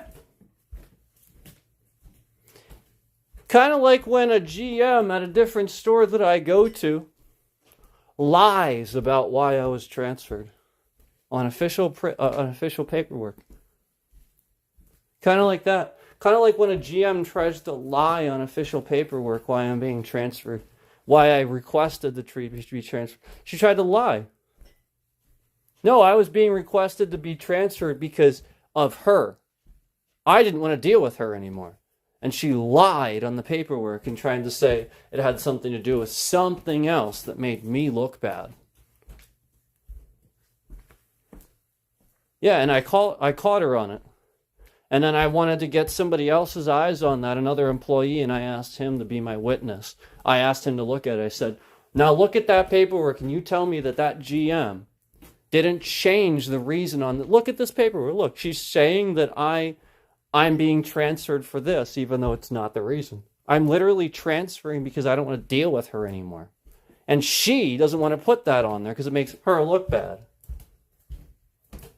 And he said, yeah, I see it. I'll make sure it's changed. I'll say something to her. And unfortunately, he had to do that because he was a good person. Yep. And he got walked on too because he was a good person. And meanwhile, that piece of shit GM, that was the same one I told you about that got red in the faces when screaming at me just because she didn't make a McDouble. Yep, because I was running the floor and the upper ups wanted me to run the floor that day and she was in the kitchen and couldn't handle that and was red in the face and so I came back to make the McDouble and she can't fucking not scream at me. I told you to make a McDouble 3 times, you didn't make it. No, you didn't! Yes, I did. Are you really arguing with your boss right now? Are you really arguing with your... Literally just yelling that red in the face. That person. That. Meanwhile, I asked for it 3 fucking times. Had the order on my screen, didn't have it. Literally just something that fucking basic. And she's getting pissed off. Does this tell you everything you need to know about every single fucking manager at that place?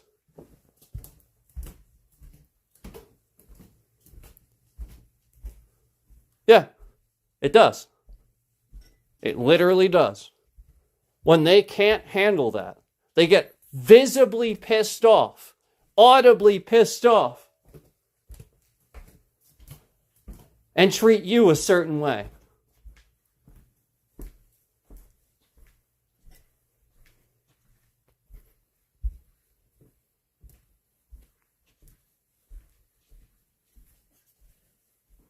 And meanwhile, that GM was even younger than I was.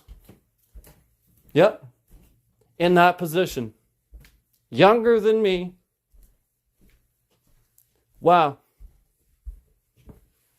Yeah, you guys thought I looked young now. Whew, you should have seen me back then. Yep. And she was younger than me at that time, too.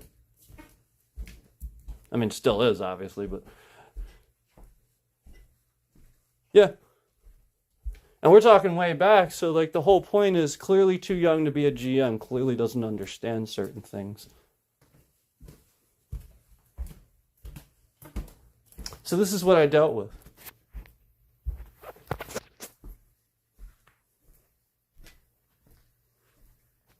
This is why I'm not being hired, because I tell the truth. YouTube sits here and trends the stream to these people or whatever. They see it. Like, again, I already told you. The same company that sits here and employs people that can't even fucking speak English. There's 2 people at the door that don't understand what I'm asking them. They can't even fucking speak English. This is that company. And they actually called me. Again, they called until I then, oh yeah, I got to call back. But then I submit a new application under their thing. Oh, suddenly I don't get a call. Suddenly now you see certain information, I don't get a call. You don't even review it. And I can see that. I can literally see you don't review it. I can literally see under the electronic thing on your side of things. Literally, you have this built in for me to see that you either have or haven't reviewed it. It has gone 3 fucking months in a row where I have renewed the application and it was never reviewed, never even looked at, just literally sits there doing nothing. And they're hiring people that can't even fucking speak English to put them at the front door. That when I come in and I want to talk to a manager about something, 2 different fucking people can't even speak English and understand what I'm saying. And then a third person is literally so fucking stupid that they literally don't understand that they have a little walkie-talkie on them and they can call a manager to come up front and talk to me. Yep, 3 different fucking people. And again, that's the real reason. And again, like I said, they called until they had my application in their system. Then suddenly they don't want to call anymore. Yep. They post an ad that they have a job listing. They call me about the job listing that I apply for.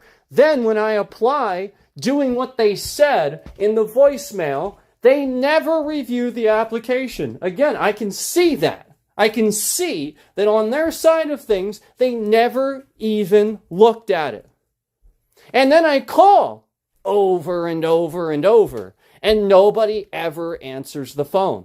Literally, it just rings out at this store. This store that literally just fucking has all these stores all over. They literally are the biggest fucking, they're basically the biggest fucking, they're the home brand store here. Everybody knows them. They're the biggest fucking department chain, and literally, like everybody fucking, again, you can't sit there and review my fucking application. You have this much level of corruption, of mismanagement, where I'm in your store and I can point out all these things that other employees, other good employees are doing.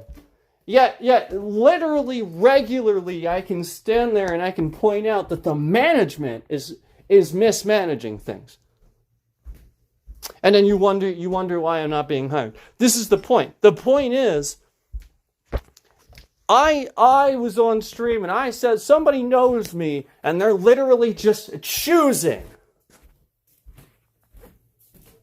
Because, they're MAGA or whatever, right? They vote for Trump. That's what this is. Because again, they didn't even look at it. Never reviewed it. I can see that. It shows me that. I have had to literally renew this application 3 separate times in their automated system. And again, they still never reviewed it. This is after I have a voicemail of them calling me, telling me to apply in their system instead. And again, you see the result. You see what they do.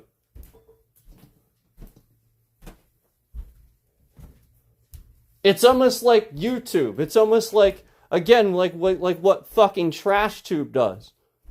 Where they sit there and they trick you. They try to get you to fill out a form. But really that form wasn't to do anything. It was just to trick you to get your data. Yep, they're not going to give you monetization. They're not going to do anything with it. They're just going to sit here and make sure you burn. They're going to use your data against you. Yep.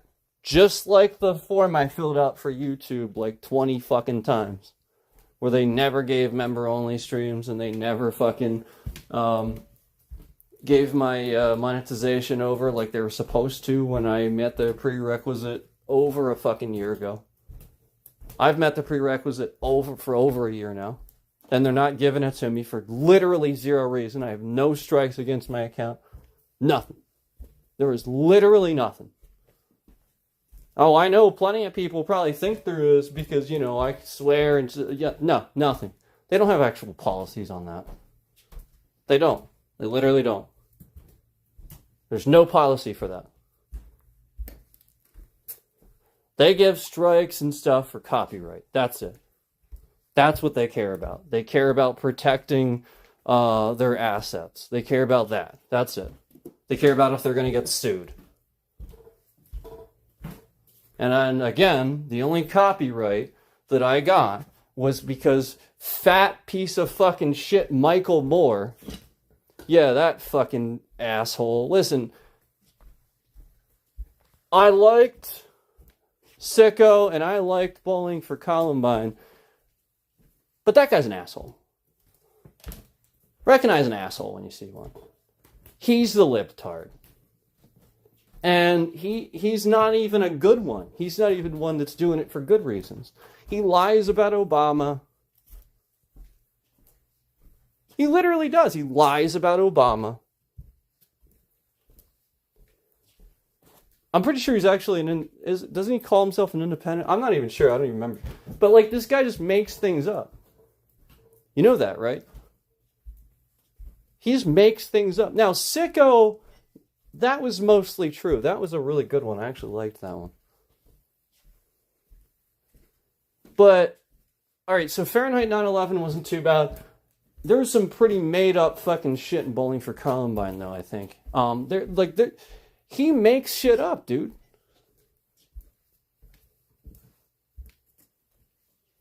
And I was reacting to something that was on YouTube.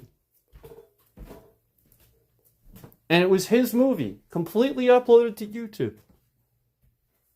It had no ads, so I was like, well, all right, I assume this is okay. So I started reacting. Nope. And not only that, YouTube sends him my information. Just to let you know. Because he submitted the copyright takedown, he has all of my personal, private, identifiable information. Michael Moore does. I do not have his. He has mine. Because that's what YouTube does. They give these people that information. That's what they do. So he did that and got my information. That's it. So that strike is now gone, too. But he also literally never reached out to me personally. I never saw anything personally. And I would love to know if his team actually submitted that takedown or if, again, that was a scammer masquerading as Michael Moore, using YouTube's system to flag something illegally for a takedown. I think that's more likely. But either way, Michael Moore flat out just will sit here and lie. And that gives Democrats and stuff a bad name because he does not speak for us.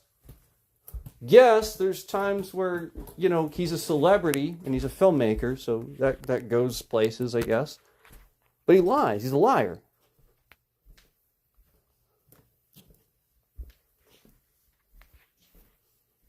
Literally just lies. He will sit there and tell an entire lie about Obama. Just make shit up. And it was that thing, so that was the thing was I was talking about that. He made some shit up about Obama in that movie that I was watching. And I believed it for a second, and I had commented on it too. It was almost like him and other people that were working for him watched me react to that. Because I continued reacting to it regardless. And I saw viewers even though it was taken down. Even though my video was taken down, for some reason, the stream hadn't ended and I had viewers. It was the strangest thing. So I just kept going. But yeah, I found out that they were actually blocking it and nobody could see it, yet I had viewers. It was the strangest fucking thing. And there's a part where he said something about Obama that literally just wasn't true at all. And I had to look it up because I was like, I didn't know that. Well, the reason I didn't know that is because it was made up. That's why I didn't know. Because I sit here and I do look everything up. So yeah, that was the whole point. He just completely made something up. Complete fucking propaganda. And I was like, oh, I didn't know that. See, that's something. See, even I could admit something that I didn't know about Obama. Well, the whole point was, no, even that was made up.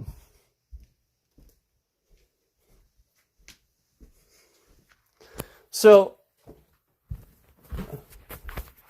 somebody's on here doing some funny business. They really are. But there's nothing on my channel. Nothing. There's no strikes. There's no... nothing. And that was a while ago. That one was a while ago. That was not recent.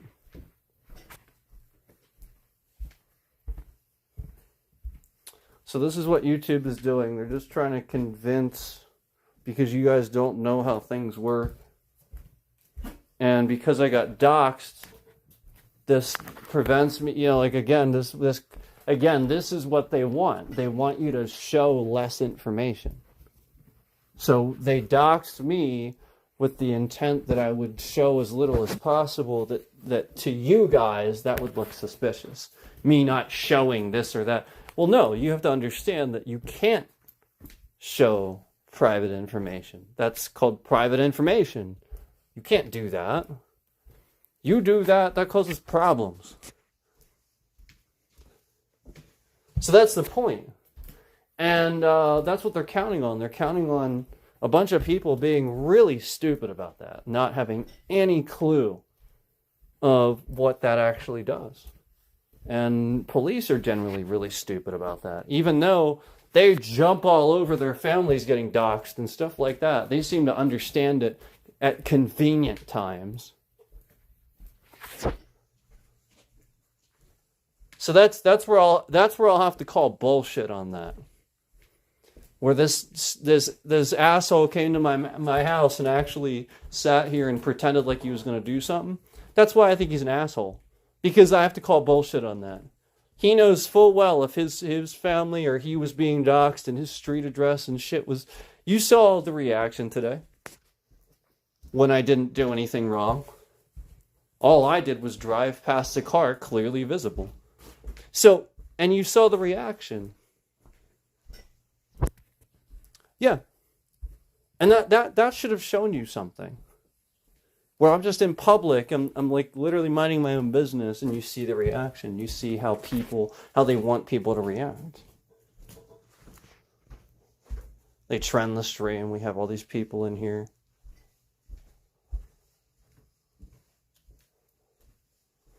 Yeah. And in the reality, it's like, well, come on.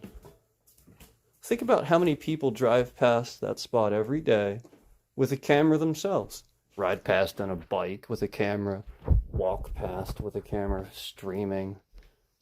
Young people stream all the time, walking up and down roads. Give me a break.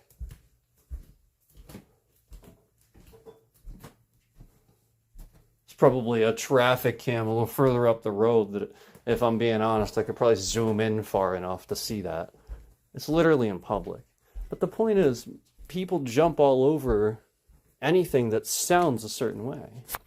And this is what you need to notice. You need to notice the need to jump over, all over, when somebody conveniently, puts something there for them to jump on that is like they're going to pin it on you, or it's like, it's clear. Yeah, and then suddenly there's all these people in here. Notice that. That's a collective cult to incriminate people. That's all that is. That is a collective incrimination cult. Because the point is, they're all the ones actually doing illegal things. So they're trying to go around pinning it on anybody that is against Trump. That's it. Because anybody that has common sense and intelligence anymore, they're sort of just, over it.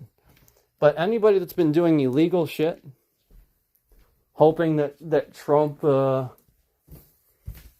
takes over and does away with lawlessness and stuff like that, this is what they're hoping. They're hoping that this actually happens so that there's no consequence for the shit they've been doing.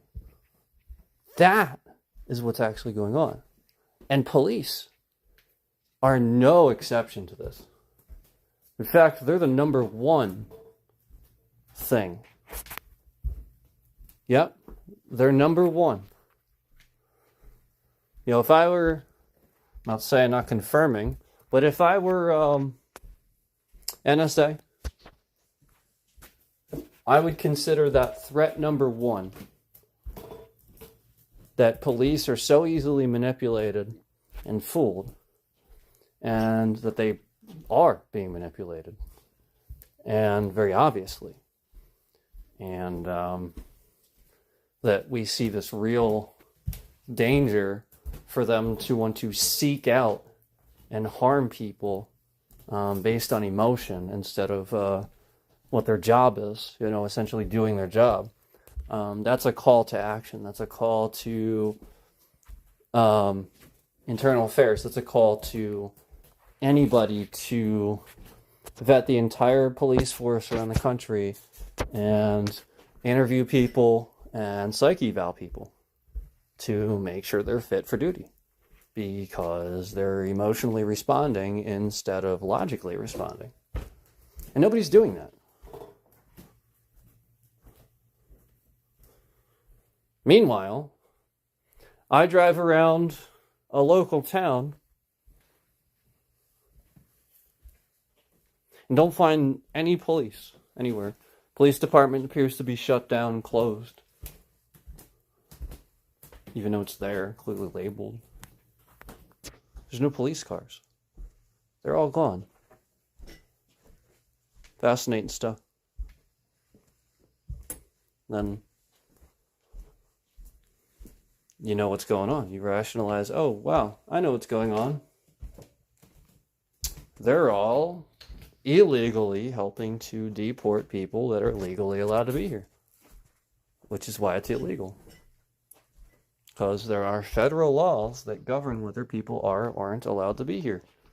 And if the federal law would have dictated that those people couldn't be here, you would have every probable cause with your police precinct to remove them properly. You wouldn't be closing up shop off the books. You wouldn't be doing all of this. Be documenting it in broad daylight. Bring them back to the station. Processing. Whole thing. Just like always. Meanwhile, you're not doing that. You're literally skipping the due process. The legal part of everything. You're just skipping the part that makes it legal. It's literally what they're doing. They're just doing it. It's not policing, that's not law and order, that's just doing something. There's no paperwork, there's no official anything.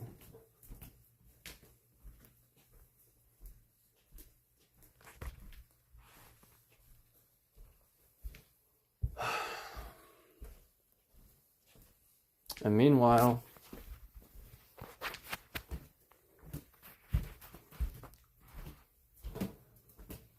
crime just goes up in the places they left, all while they're sitting there being used by the president for stupid shit.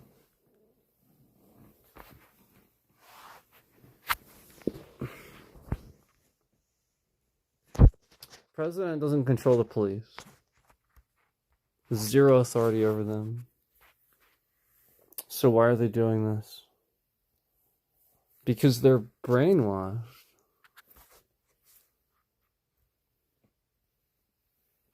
You know what I'm saying? Like, the point is, it's literally a cult, man.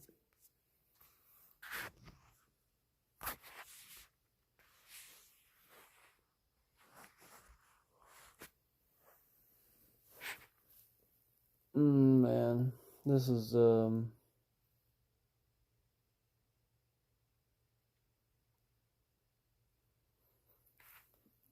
boy.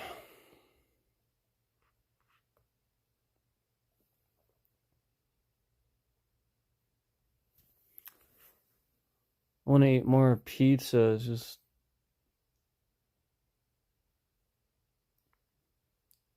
I dread the concept of chewing at the moment. Does not sound appealing. That's all the pain I'm dealing with.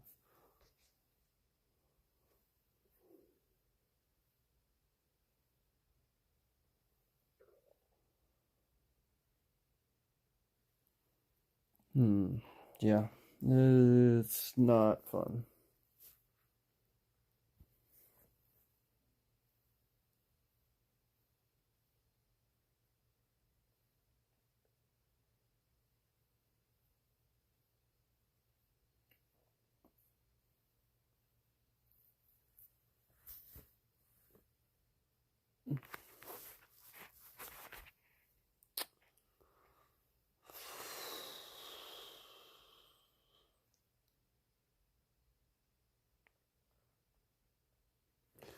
What you have to realize about me is I won't wear that shit in front of people. I don't let people see weakness. I don't do that. Um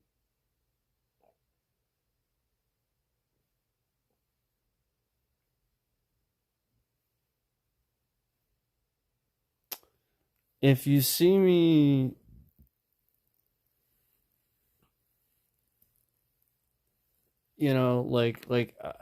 like something's going on where like I have no other choice. Like I would never do that. Like literally, like again, I would never, that is last resort. I would never ever show weakness like that. Um so I guess that's why, like I've just, it's prepared. If I come in front of the camera or something, yeah, it's just gonna look like I'm tired. It's just gonna look like I'm dealing with something. I'm not gonna sit there and wear pain in front of you. Like I'm just not gonna show that. You're not gonna see what it looks like. It's just not something I'm gonna do. It's not a good idea. People use it.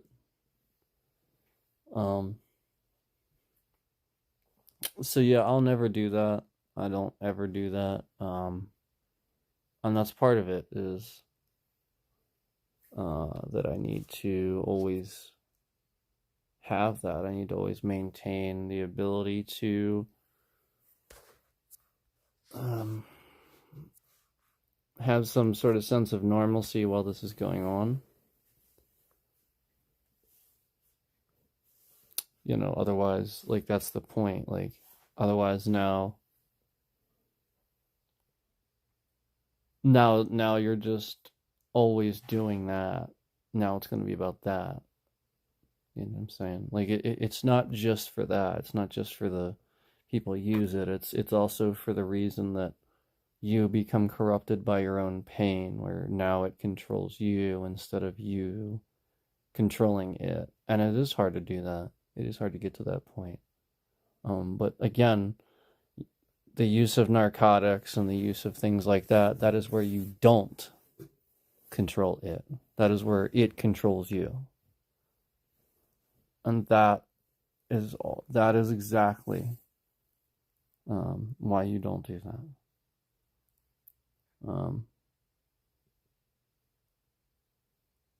The pain will make you want those things and make you feel like you need those things, and will turn you into an addict. It will. You can't let that happen. You have to have moderation. So yeah, like if you don't do that, if you don't fight back, if you don't have that normal, force yourself to do that normal thing, yeah, it wins. So while I talk and it's painful and it's hard to do, it's for a reason.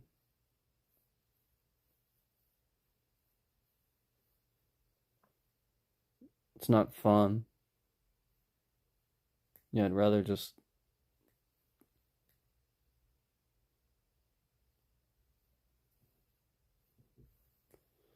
well, I'm not gonna say that, but you know what I was thinking.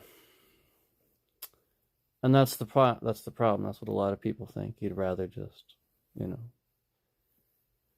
And so that's what you have to realize is a lot of people that deal with pain, that's what they're really dealing with. They're really dealing with that. That's what's really rolling on in their head. They don't. There's really nothing else that matters. They're just really, really trying very hard not to give in.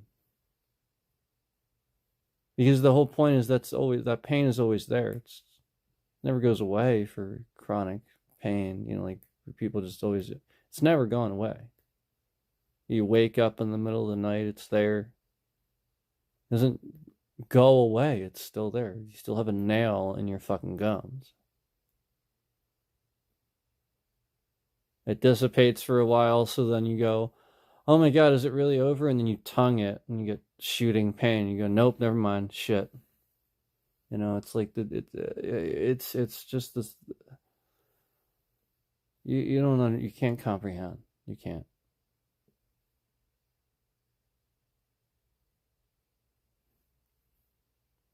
And that's what the reality is somebody that deals with that type of level of pain is you can't comprehend that. That's really what they're battling every day. There's no cure except if you can deal with, eliminate the thing causing it. Properly deal with the thing causing it. Obviously. And some people don't have that option.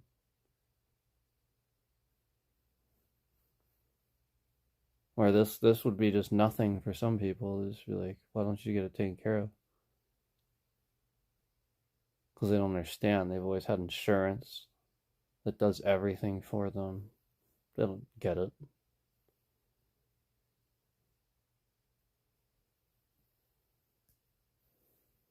And again, it doesn't mean that, you don't have some things and that everything is hard or anything like that, but it just means that, for some reason, for you, that's your battle in life. You just,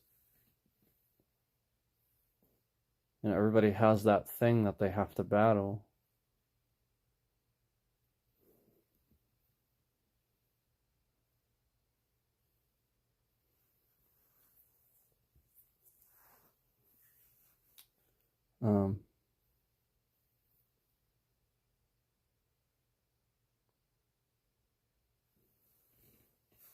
But that's really what you're battling, and it's a give and take.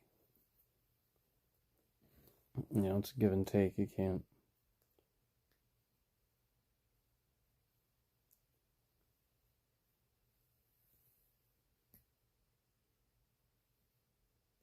Well, just say that, like, it requires you to make sure that you definitively do something that keeps you, accountable, I guess. Or you just like it seems like extraneous that way that I stream a lot. I get that. It seems extraneous, but it's not to me. To me, it makes perfect sense. Whereas to a lot of people, it would be like, what the fuck's the purpose? Like, what is he doing this?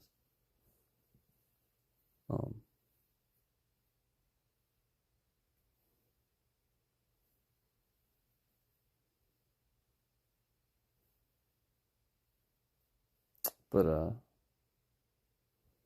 it's the sort of thing where, like, you can't. If you use that house mentality where you understand the way he feels, related to that, I won't talk about myself. We'll talk about House. We'll use him as the example.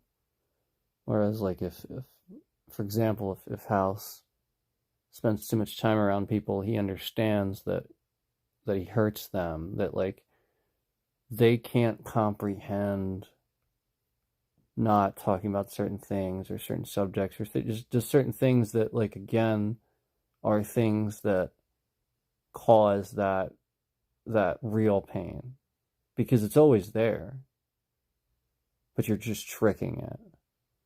And like, you see House deal with that so perfectly, where, like, conveniently, he'll take a few pills or something like that, where, like, it's very obvious that he spent time researching people like that that's exactly how they act, where instead of them taking control, they're an addict, so they rely on the pill or something like that, and then they use that. And my point is, I really, really don't do that. things should be used to manage symptoms, not, you are in control of your own mind. Drugs are for symptoms. Symptoms, that's a little tough to, there's only so much you can do about an actual symptom, physical symptom. But if you can use something to help manage a symptom, well, suddenly that's not altering your brain or trying to force your brain. You can suddenly do that a little bit easier because you have something to manage the symptom. So yes, painkillers, actual ones, yes. That's why I said that. That's why I mentioned like over-the-counter stuff and like light stuff where it forces you to deal with a certain level of it. Like, yeah, it's going to take some of it away, but you got to deal with some of it. Yeah. Yes. Would I say on the same token that I wouldn't hope that and wish that all of my physical pain is just gone one day? Of course. Of course. But I mean, I've been dealing with it so long and has so many effects now that it's just so prevalent. It's only getting worse. It's not going away. I'm only getting older. And, it's not something that I could have dealt with. People want to say what they want to say. They want to say, well, why don't you just take care of it? Why don't you just do that? Like that in itself, even just saying that is incredibly insulting to me. It really is. I always wonder what that person is thinking, actually asking me such a stupid fucking question. I really do. And you have no idea how many people have asked me this stupid question. Like, what is going on in your mind that you think I actually want? What ridiculous thing makes you think? You know what I mean? Like, you're actually going to ask me that? Why don't you just get it taken care of? Are you fucking kidding me?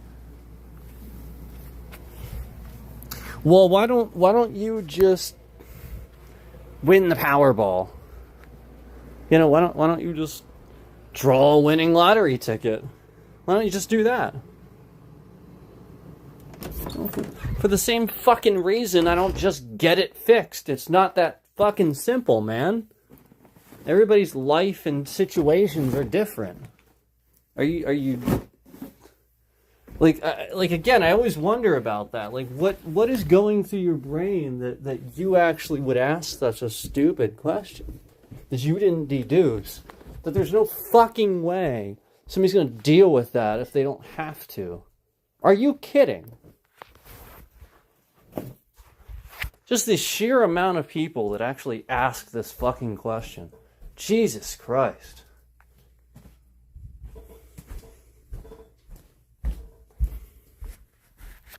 The fact that you didn't sit there and think to yourself, why doesn't he? Like, what's going on? Like, the fact that, you know what I mean? Like, the fact that you didn't think that to yourself, you asked me.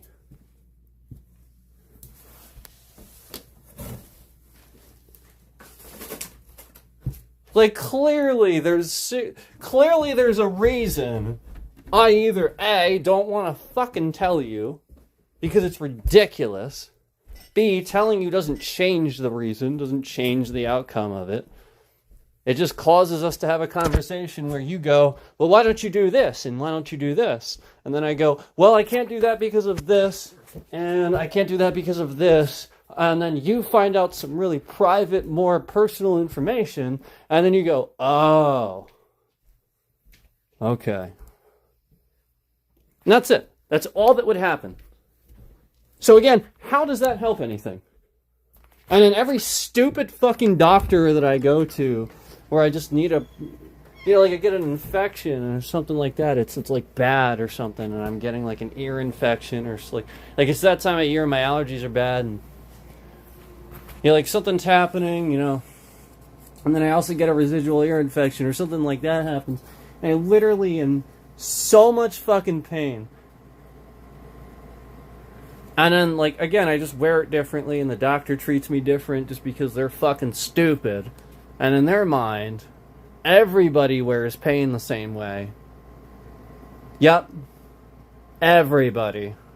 So I go in there, and I act like I'm not, but, you know, I'm just trying to be polite and not trying to, like, be a burden to anybody. I really hate that. I hate acting like I'm a whiny, needy. I cannot be that way.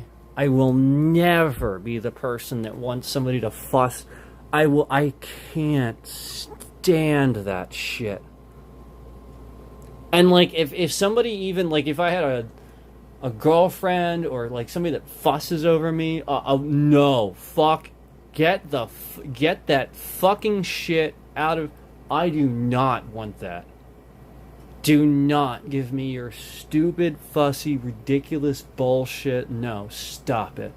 Your infatuation with that, stop. I can't take that. Because it's not healthy. I don't like hearing it.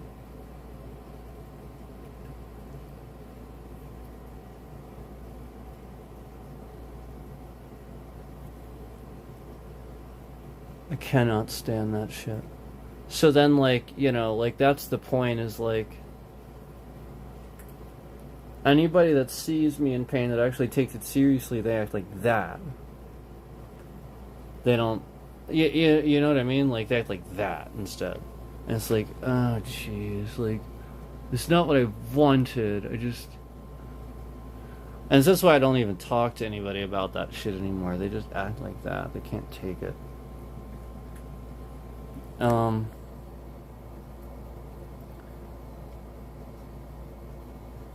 the dentist, like, every time I go to the doctor literally just has the same stupid fucking response. Why don't you go to the dentist? Like, okay, rationalize this with me. Think about how really stupid that fucking question is. You're a doctor. You have all this medical knowledge.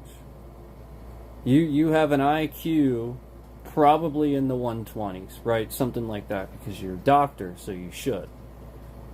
Yet you actually ask me the question while looking in my mouth and seeing my broken fucking teeth, how broken they are. They got grooves, they're brittle, they're fucking breaking apart. They're white. I clearly brush them and take care of them, but they're just breaking apart, brittle. And you actually ask me the question, why don't you just go to the dentist? While I'm coming to a doctor at an urgent care facility, paying out of pocket, no insurance. You fucking actually are so dumb. Like, this is why I don't want to go to any of these doctors anymore. They actually show how stupid they are. And then, like, I actually think that. They actually asked this dumb fucking question. It's, like, incredibly insulting. It's just like, can you literally just be a doctor instead of asking and proposing these incredibly insulting, stupid fucking questions? If I could have gone to the dentist and gotten it taken care of instead of coming here, don't you think I would have done that? Dumb fuck. Like, it's like, do you really want me to answer that fucking question?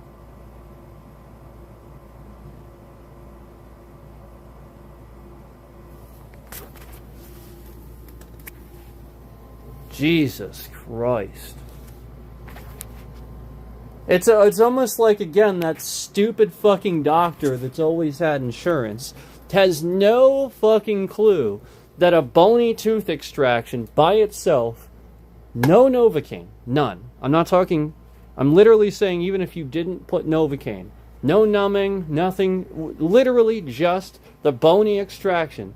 Again, we're talking about bits of bone. Separated. They have to go in and find them with a scalpel. They got to find these things and pull them out. They got to x-ray. They got to $800. No Novocaine, just an x-ray and an extraction. Now, yeah, the Novocaine, that's like $300 out of pocket. You start adding a little pre-numbing thing, a little cotton swab they stick in there to prep it. That's $50. We're starting to tack things on. And that's one bony extraction. You starting to add it up? You starting to get with me here a little bit? And we don't even fucking know how much that's going to cost. Maybe it's $800. Maybe. Maybe it's fucking $1,400 by the time I leave. And that's one goddamn extraction. Starting to put two and two to fucking together. Starting to put two and two together and starting to realize how bullshit stuff is. And again, this stupid ass fucking doctor that's supposed to know these things, that's always had insurance, he clearly doesn't. He's clearly so fucking stupid. He has missed the whole point of why I would be at a goddamn urgent care facility. Because I don't have fucking insurance, you retard. Jesus. Like, this is why I don't, like, this is the point. Like, even professionals that go to school. Like, this doctor, you know, they go to school for fucking 7 years. 7. 7. To be a family doctor. And that's how fucking stupid. Like, literally that dumb. 7 years of college.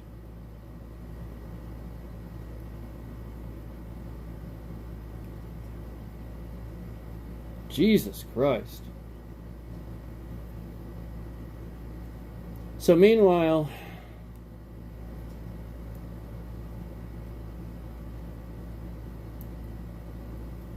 there are two types of doctors. There are that one. This obviously Trump. And then there's another one where I have this example of all these doctors that are exactly like all the people say. They're kind of like libtards.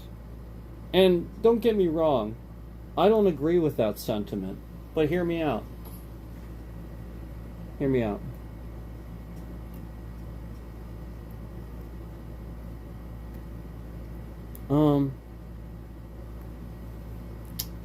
I go there myself. Alright? And I am treated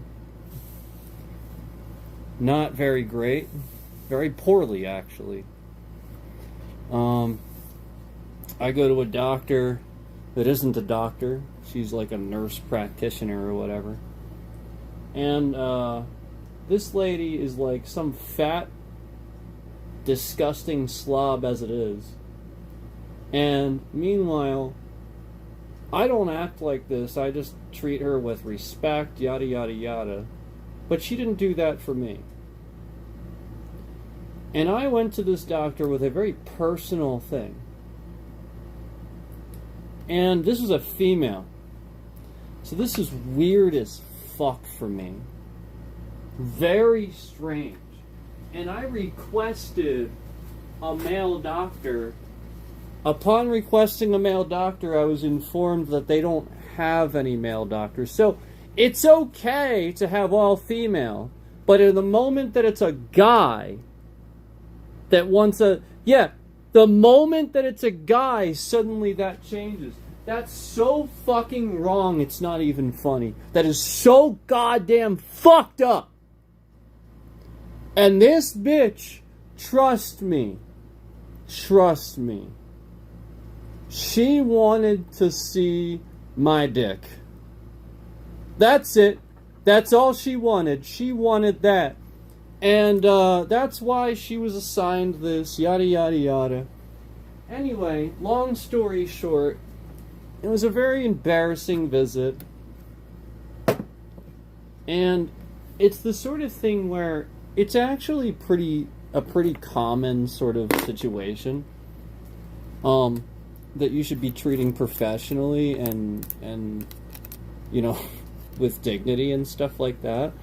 And she was like, she acted disgusted. She, like, visibly, like, moved away, acted disgusted, treated me poorly. And then I told them about this. Then after telling them about this, I got a different person, and every single time I called after that, they acted weird. They would hang up the phone a lot. Yeah. And this was the same place that I would take well,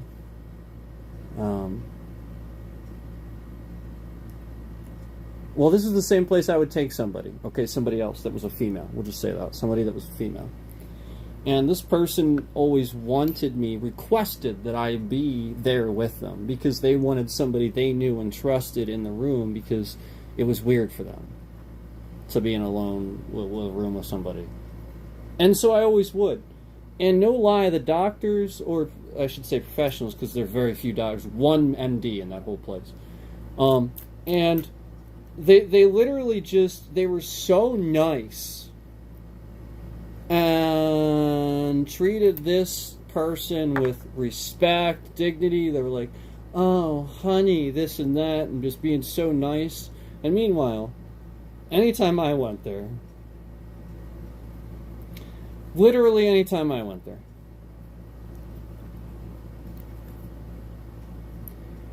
they had a very stern tone, almost never smiled, often made me feel very strange in their presence, like they were, like, thinking about other things instead of what they should have been doing as a doctor. Like, it was just very weird. And again, all female staff, all female. That is incredibly bad.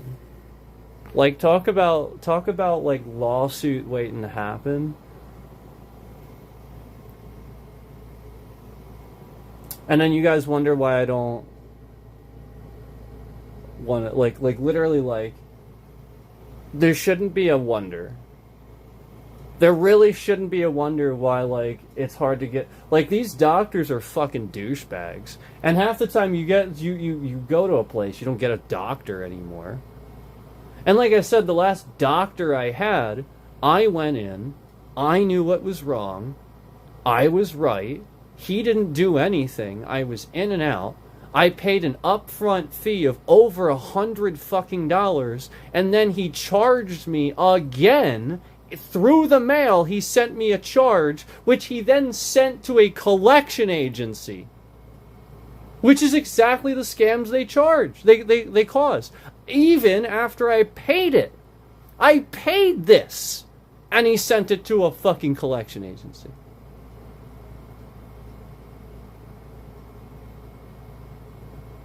Yeah. And I knew what was wrong.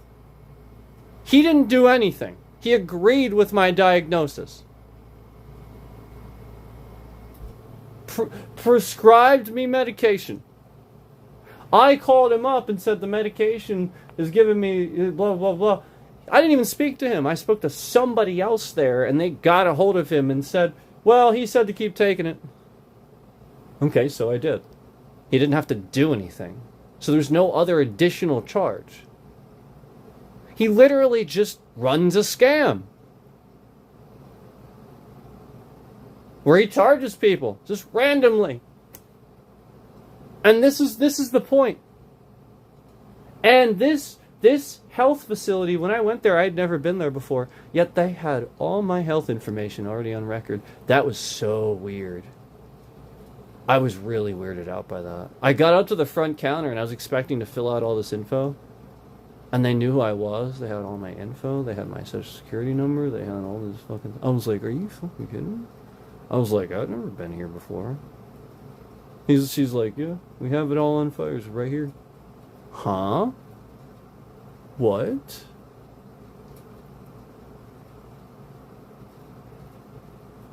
And it was not, like, part of the same network of the doctors that I was just at. Like, it's not that.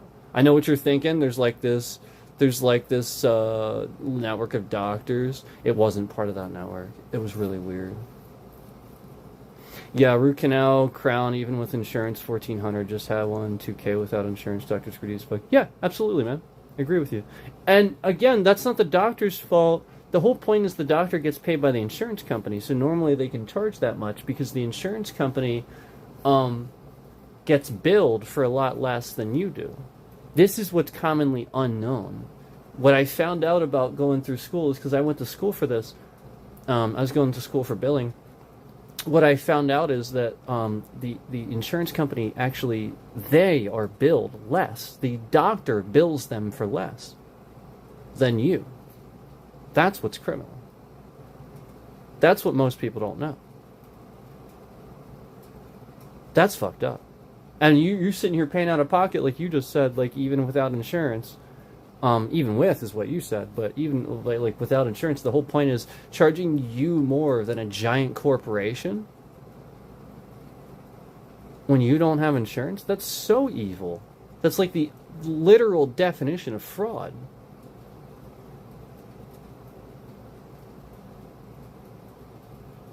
Yeah, you're literally making money off of the people that are in need.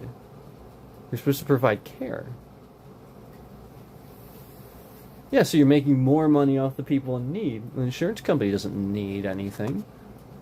They're not the people in need. They're the insurance company. They insure those people in need so that when they need it, they're insured. You should charge the insurance company the same amount.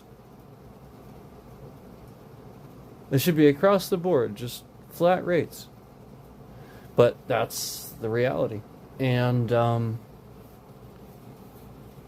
that's what I didn't want any part of that. I didn't want anything to do with that. I didn't want to it's ridiculous. And I started finding out just how much it was. You really can't appreciate it. You really can't appreciate just how much. It's insane, the difference. Insurance companies pay like literally nothing compared to what we pay. And the whole point behind that is because you know, like all right, here's how they look at it. They look at it like the insurance company brings them a bunch of clients, so therefore, because they get a bunch of business out of this, they charge less to the insurance company. Except the problem then is that this enables insurance company to, essentially benefit off of, people's, unhealthiness. You get what I'm saying? Where like they want to bring more people in, essentially, if that makes sense. So like, if that insurance company, say, starts investing stock in pharmaceuticals or something like that, and they know that doctor is heavy on prescribing things even though the patients don't need it. Like, all right, so like, for example, the thing that's a really big thing that people don't realize is you don't go to the doctor for a cold. One of the biggest things I think people still don't realize, even to this day, is a virus is untreatable. You don't go to the doctor for a virus. Period. End of discussion. That's why COVID was so ridiculous and why people needed to just stay home and not do anything, because, again, a virus isn't treatable. You can be vaccinated so that it reduces the risk of you getting it, because if you get it, then you can still be a carrier, but you won't experience the terrible symptoms. It won't, like, kill you. But a virus, you have to let it run its course. There's no cure. So when you get a cold, that's a virus. You can't go to the doctor for that. So why are you going? For him to endlessly prescribe you something you don't need? So, like, that's what people are, and all right, so like you just actually mentioned something very interesting. Teeth cleaning without insurance is $300 crazy. Here's something that I think is really, really stupid that people don't realize. The dental industry does things wrong. Very, very consistently wrong. There's actually some things that the dental industry is teaching wrong in this country too, that's actually backwards from health, and where like musculoskeletal specialists and stuff like that might start questioning the practices of a dentist because they don't understand the practices. They were never taught that. So now what you need is you need surgeons that also specialize in musculoskeletal and dentistry to, you know, essentially you need that, and there's none of that. Where this person would immediately understand the procedures, some of the procedures and stuff for teeth cleaning, like you just explained, and stuff like that, are actually really, really bad for people's enamel and really bad for their overall healthy teeth in general. So when people go to the dentist to get teeth cleaning, hygienists don't often have a lot of knowledge. They'll literally just sit there with a piece of metal and scrape the fuck out of your teeth. It doesn't matter if you have soft teeth. They're sitting there fucking scraping that huge fucking top layer off your tooth. Meanwhile, if you know anything about the way the tooth works, if you have trouble with enamel, it's actually really bad for your teeth. Where you're scraping soft teeth, and now you're actually scraping the whole top layer of the tooth off. So every time you get your teeth cleaned, more teeth just come off. Well, they're just literally shaving off pieces of teeth. And so if you have soft teeth, that's all that's happening. And the dentist doesn't really understand that their hygienists are doing that.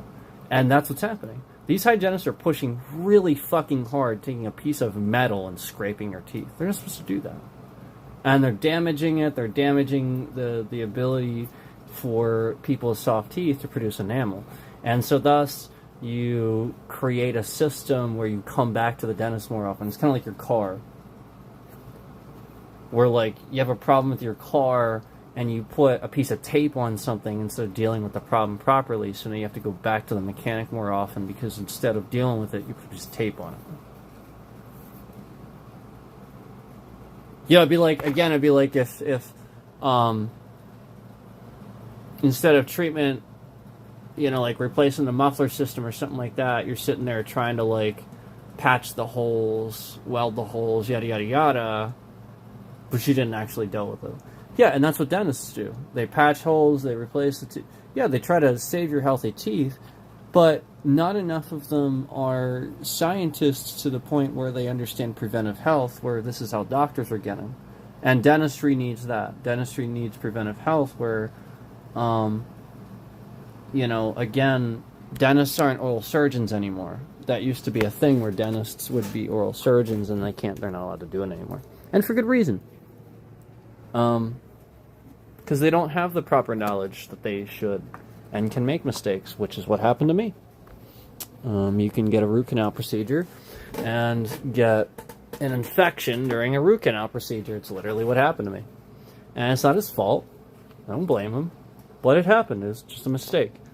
And this decay spreads, and it's the type of infection that can kill you. It gets tissue deep, and it happened during the procedure, and the problem is that dentist is not an oral surgeon.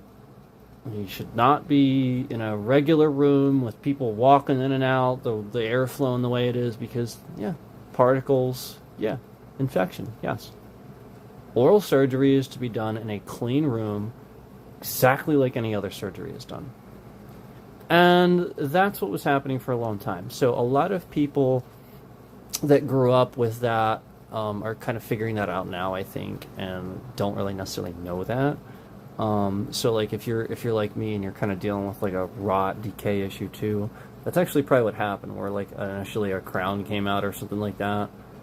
That's what happened for me. That's how I knew it was, and he admitted to it. He was like, "This was my fault. Really sorry about this." He was fully admitted to it. So yeah, like obviously I didn't go to him anymore because I saw him as, and I remember thinking back to all the times where he used to sit there and have conversations, like regular, such long conversations while doing oral surgery on my mouth. He did so much fucking oral surgery on my mouth. I had so many root canals done from him. So yeah, like, and I'm not gonna sit here and like the whole point isn't to make him look bad, because the whole point is, I don't think it was his fault. I just think that should have always been the case. Where he didn't necessarily know he was doing anything wrong. He's just doing everything new that he knew how to do. He knew how to do that stuff. He just didn't understand the dangers of no clean room at the time. And unless that regulation's put in place, we don't know that. We don't have that data to know that that helps that. Had to go into an endodontist for the canal. Regular dentist can't do it. Yeah, it's a law now, for reasons like I just stated. And that's what happened to me. That's literally why my mouth is the way it is. He admitted to it. That the infections would spread, and well, that's what is happening. And he re-cemented the crown and stuff like that, and gave me initial antibiotics like a while back. But yeah, that was initially when I had that infection. And he tried to tell me I needed oral surgery, and told me to go to this one dentist. But then this one dentist I went to said that they never got a call from him. I think he was trying to get rid of me. I think he did something, and it's going to make him look bad, and he just doesn't want me there anymore. And I understand that. I actually do. I fully do. So I went to this other dentist, and again, he didn't get a call. So I didn't have the referral, and it would have been $1,500 out of pocket right then and there. And at the time, I just couldn't do that. So I had to walk out in pain. So I never got it done. I got a couple things done at this one place, but then I just didn't trust the way they were talking about it. Like the way they were talking about it and stuff, it just made it sound like they were gonna dollar store my surgery. Like, literally, the guy, this is how the oral surgeon said it. I'm not making this up, this is how he said it. He literally brought me in, and I'm a knowledgeable guy, I'm a smart guy, I can sit here and talk to a surgeon, and I get that he's just saying this, but you still need to understand that I'm the patient. And if you heard this as the patient, you would leave too. I expressed concern that I didn't want anesthesia. I just, I don't care for that. I don't want to be put out for teeth to be pulled. I'm sorry. I know that that's frustrating for people. I don't want that. I want you to numb me. And I know that's annoying. I get it. As long as I'm numb, I will do whatever you need me to do. I'll hold my mouth open for, I don't care. As long as you take care of it, I'm a pretty good patient, trust me. I've had lots of dental work. But this oral surgeon, seriously, this oral surgeon, no lie, he literally said, well, yeah, if we do it, I'm going to want to use anesthesia, because, you know, we really just don't want you awake for all that cracking and popping that you're going to... He's like, I just really would like to put you under, and we'll do it in 15 minutes, and it'll be done in 15 minutes, and you'll be in and out. And I'm thinking to myself, wait a minute. I got 5 or 6 broken teeth. These fragments are spread out through my mouth. You're going to put me under and try to get this done in 15 minutes, and I'll be in and out. And the reason is because you don't want me to hear that cracking and popping and stuff. The teeth are already broken. What the fuck? What cracking and popping? And so, like, this is the point. Like, you can't tell this to a patient that doesn't want to be... You know what I mean? Like, I don't even want anesthesia, man. Fuck that. I want to be awake for this. I deal with pain, trust me. There was a little bit of pain. I ain't going to blame that on you. Just numb me a little bit more. It's fine. I'll pay for the Novocaine. But I am not... Again, I want to be aware.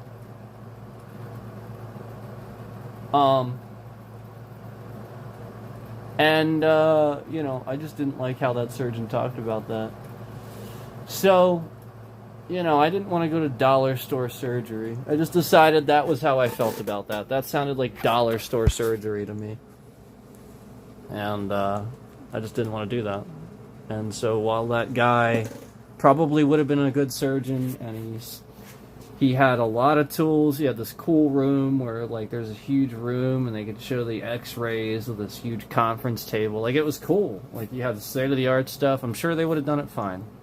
Probably would have been some of the best oral surgery I've had.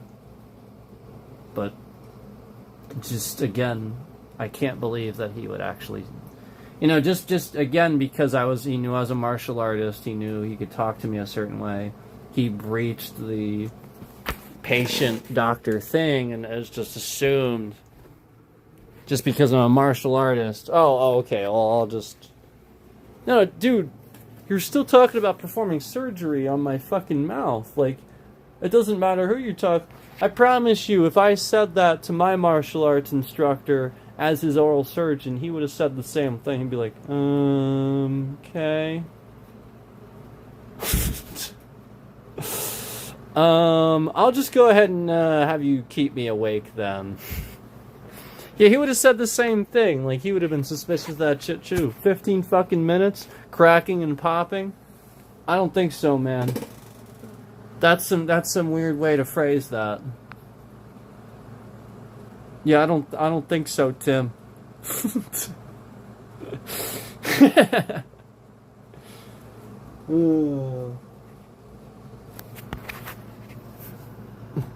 Oh God, and I laughed long enough to feel the pain.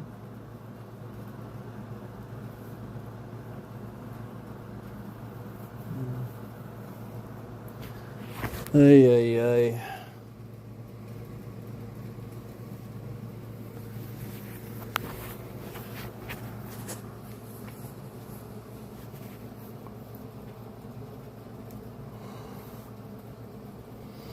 In the winter, it's worse.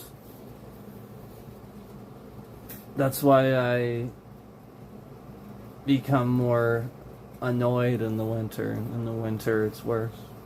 Because the sudden cold changes inside, outside.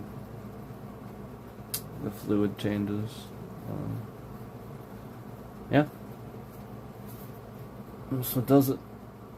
The humidity and stuff in the summer and stuff can actually be helpful. You'd think it was the other way around. It's not. Because, like, you think about it in terms of pain, like, you'd put ice on it, right? Actually, no. Like, yes, but no. Like, because infection is the way it is, you get what I'm saying, like, it just has that effect on it. But yeah, the changing of the temperature and stuff, I've noticed that in the winter time. Yeah, that's why. Because it'll just be cold, cold, cold. You don't even realize it. And then you take that cold away, suddenly all the fluid starts rushing back. Like you walk inside, and then just swelling. Just swelling, swelling, swelling, swelling. Because you took the cold away. It was going away, it wasn't... like it was sort of dealing with it. It was your body was learning, well, okay, maybe I shouldn't sit there and send all this fluid there if he's not too concerned about it. So it sort of dissipates a little bit. But then you do that. You do the cold, you do the hot. Just boom! Just bam! Just as quick as you can feel that cold on your face, man. You come back into warmth, it's like, whoa, whoa, whoa, whoa. You actually feel it radiating. It radiates pain. Like it's like a radiation, like it's on off, like whoa, whoa, it's like that. Like where you feel it radiating. That's when it's at its absolute peak. It's like fucking, you can't even describe it because you can't even talk. So the humidity, the heat, it is helping, but It's temporary. It's not a permanent solution. It's just, you know, you get the biggest fucking humidifier in the world, and it's not gonna change anything. It's just gonna help for right now. So yeah, like, obviously, like, you know, we know I got the humidifier. You guys have seen that, and it helps with the ears. It helps with the symptoms a bit. My eyes clear up. You guys know that's why my eyes are puffy and stuff. Like, my eyes never used to get all puffy and stuff either. It's all just related to that stuff. The nose, the ears, the throat. It's all related, so they're all connected.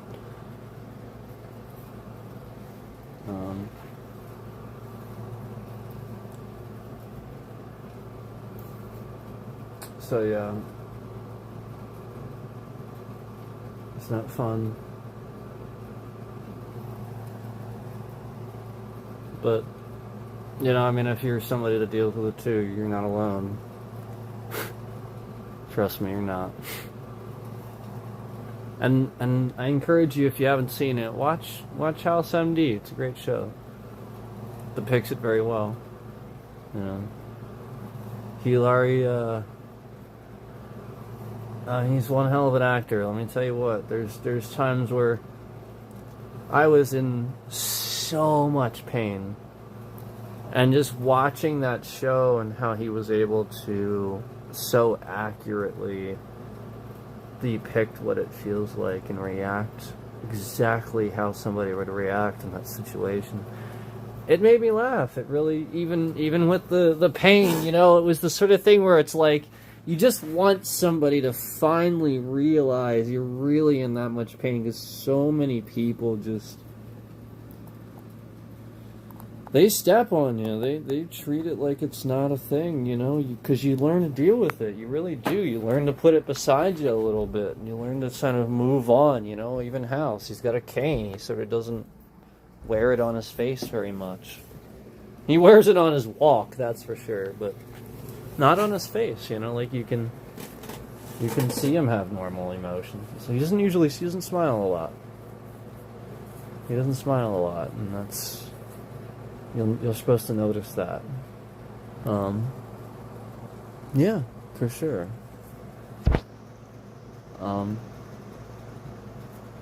It's the sort of thing where, like, you get to a point and where, like, your brain starts becoming this thing where you have to fight the evil, like conscience that says you don't want to smile. Smiling's for the weak. Smiling is cringe, you know, and stuff like that. Where you're fighting it so hard, you're fighting the pain so hard, where now smiling sounds like cringe to you. You have to fight that. Because that's human. That's human nature. That's goodness. Don't allow yourself to succumb to hate, where you now hate other people that are in a good mood and are smiling just because you're in so much pain. Don't do that. Don't become that. That's what I'll say, is like, that show helped me not to do that, because that's what House did. You know, he pushed people away. Cameron, the lead actress, that was like way too young for him, and she was just infatuated with him because, you know, well, you watch the show, but the whole point was he had to push her away and do so in a way that showed her exactly what she would get if she was with him.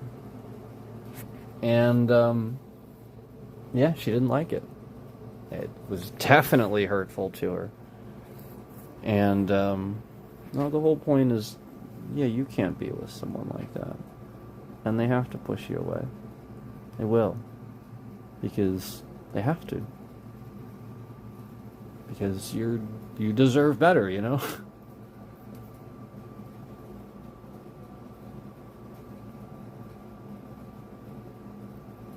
So yeah, like, that's what I'll say, is like, that was like the perfect depiction of that. Or yeah, a little dramatic at times, but you know, it was still very good. And Hugh was perfect. He was perfection.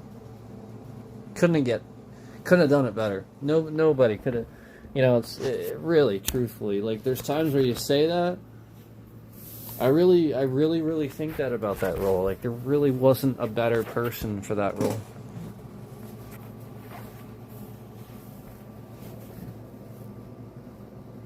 And I loved how Sherlock Holmes it was. They had a Sherlock and Watson sort of relationship too with House and Wilson.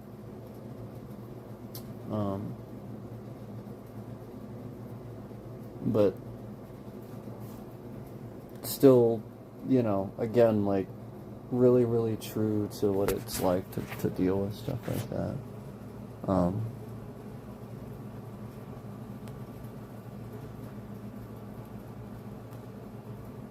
Understanding a hard decision because other people have a tough time making hard decisions. Because, like, again, House makes those hard decisions all the time. Because he deals with real pain, real suffering, regularly. And he has to make a very hard decision regularly not to act on it. And so, like, the whole point is that you want somebody with that mind to make those hard decisions. Because people that aren't hardened like that can't make those decisions. They cannot. They are not equipped. They don't understand how to do it. They will make the wrong choice. They'll make the choice that sounds like it makes everybody happy, or they can't make the choice that's the correct one.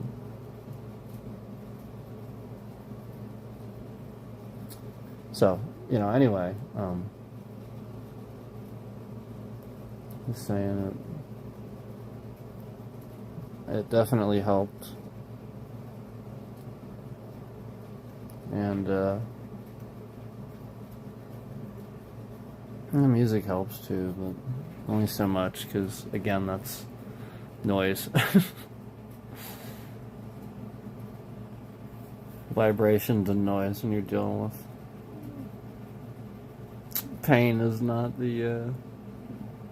not always the first thing that you want to turn to, but seeing somebody on a show, that you can relate to, and seeing that, and seeing them make those decisions and make similar decisions, and rationalizing that smart people put this together, doctors, writers, people that know what they're talking about, and have maybe dealt with that stuff before, and now writing about it, that sort of thing, where, it's thought about. There's a team of people doing this, and it's not just you. And sure enough,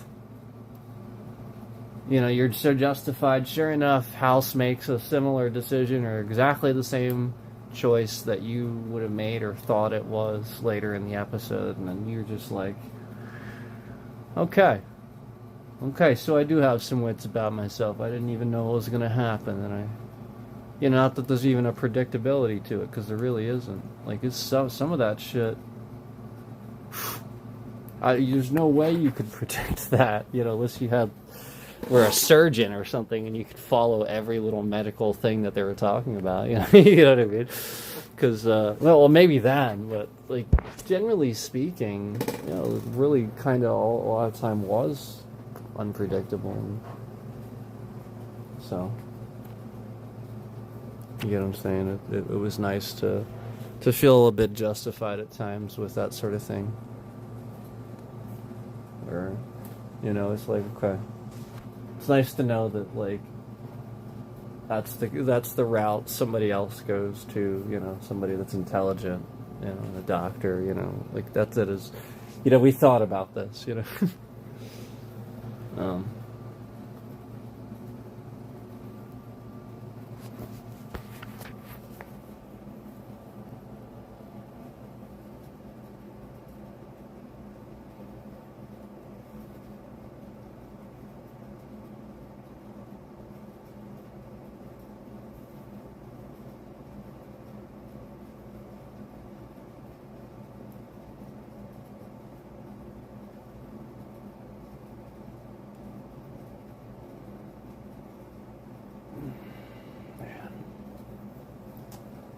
pretty rough.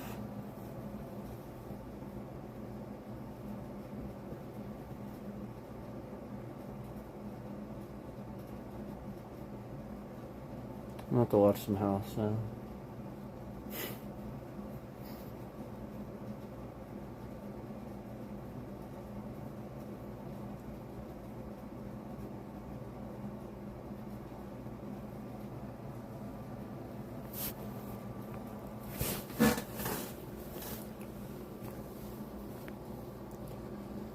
We're about out of time, guys.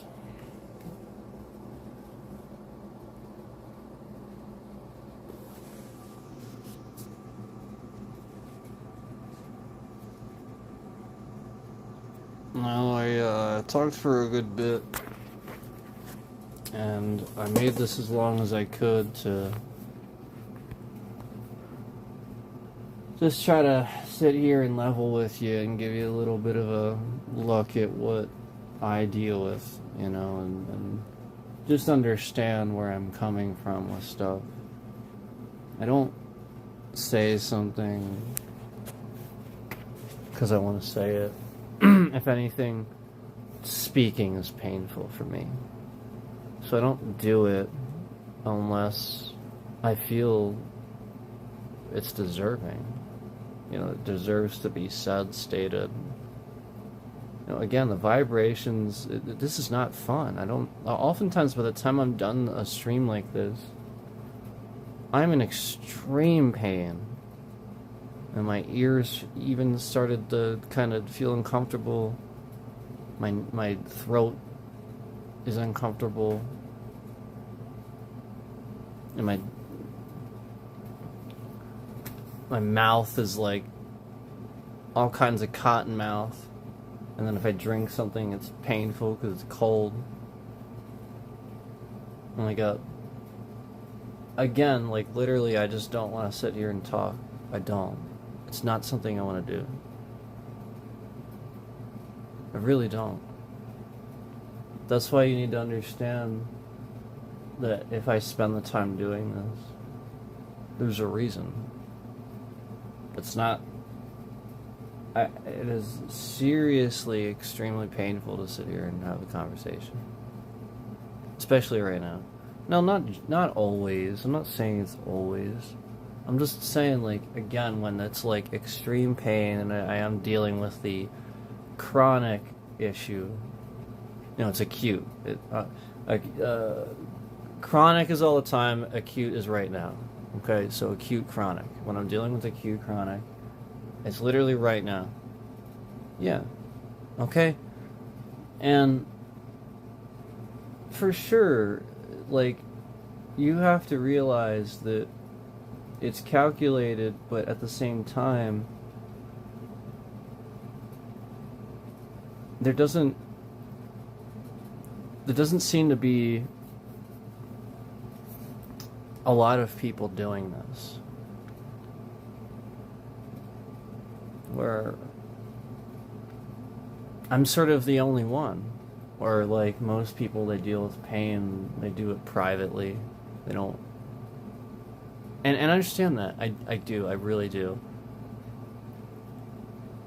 But I think if more people did this, it would be this sort of thing where more people would understand it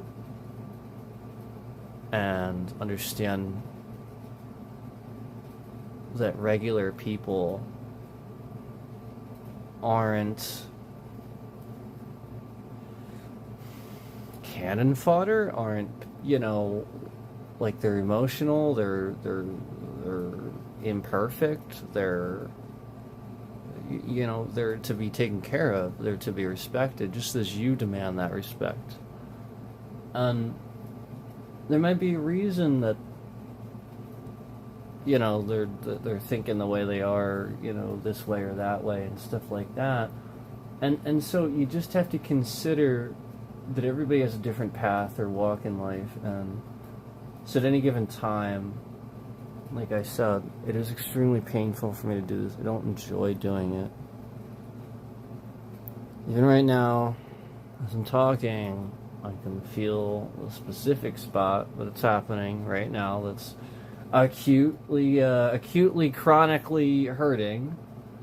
The little broken piece of tooth that's jamming into my tongue every single time I move it and I talk. I mean, every time I utter a T, you have to understand this. So, please respect that I'm not doing it because I want to. I'm doing it because I recognize that I'm one of the only ones that seems to understand from my path in life what's actually happening and going on in the country. Like actually understands. I'm not saying like there's other people that don't understand to a degree. I'm just saying understand fully because they experienced a lot of stuff and went through it firsthand.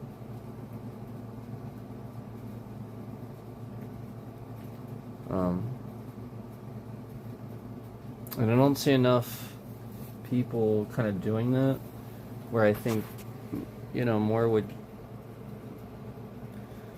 would feel like strong about dealing with things in their lives and regularly doing more like I'm doing, even though they're in pain. And we are almost out of time. I'm going to get cut off here. But, the point is that, if more people, do what I'm doing here, where, generally, don't sit here and leak your information or anything. Don't just be general about it. I deal with pain. Don't leak your information. I'm just saying. If more people are honest about that, it helps everybody understand where everybody else is coming from. And suddenly it might help others understand why you care about certain things, or why you're,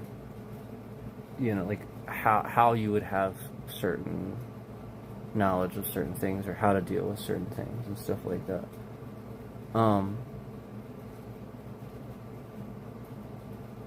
So that's I guess how I want to say that. It is sort of becoming difficult to organize my thoughts, I'll admit that.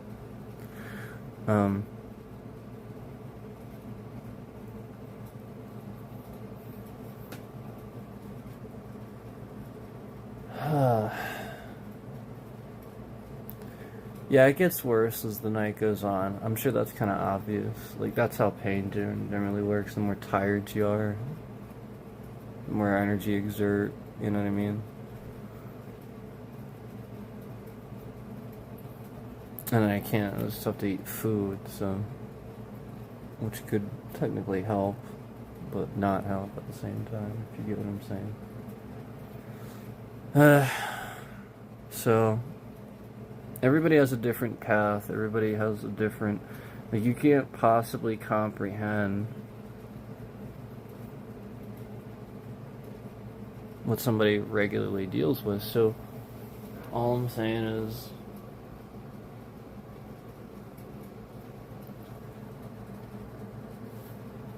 that when you're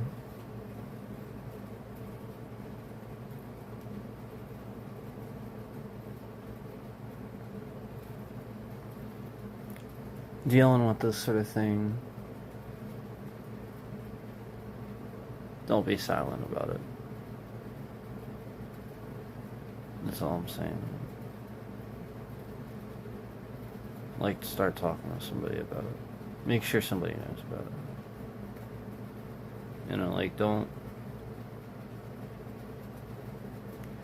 You know what I mean? I've been talking to people about this for years, and people are aware.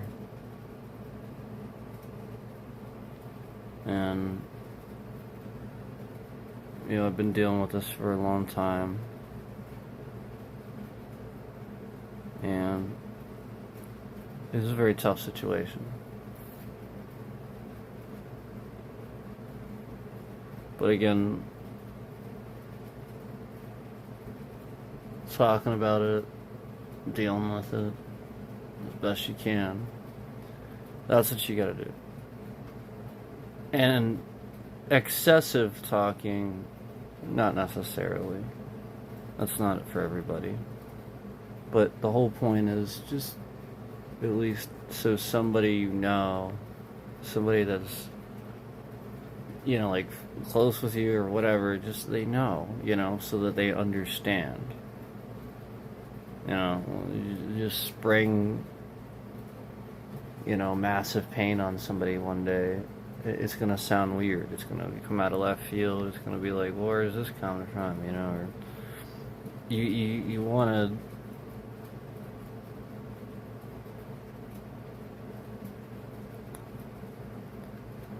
to do that, because trust me, it ain't going anywhere. When you know what that battle is, you have to face it head on, and you have to tell people, and you have to be open about it. And it's not easy to do, because you tell somebody, and of course they do that whole thing, or they immediately think you're doing it first, again, for that. And, you see, quite frankly, a lot of people acting that way, that somebody would do that. But what you need to understand is that somebody that actually deals with this, there is no fucking way in hell they actually want to deal with it. Trust me. They're telling you because they're just telling you. There is no way somebody wants to deal with that. So, I'm having trouble keeping my, I'm not, tired per se, but, my eye, I'm in enough pain, my eyes are just closing. So, I'm, sort of kind of losing energy here. And I am running out of time, too. Like I said, it's going to cut us off here soon. So, I'm kind of surprised it's still going, to be honest with you. But thank you all for listening and hearing me out. And, again, the whole point was to tell you where I was coming from and do my best to be honest about the situation with me, so you understand.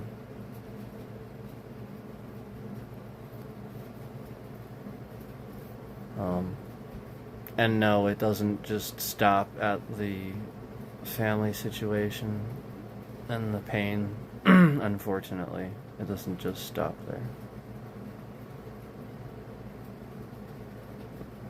Unfortunately, there's been more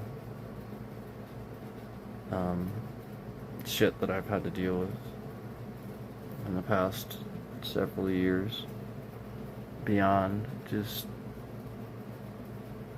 what I've explained in this stream. And no, I'm not going to talk about that stuff. There's really no reason. Doesn't do anybody any good. So, again, just remember, everybody has their different walks, and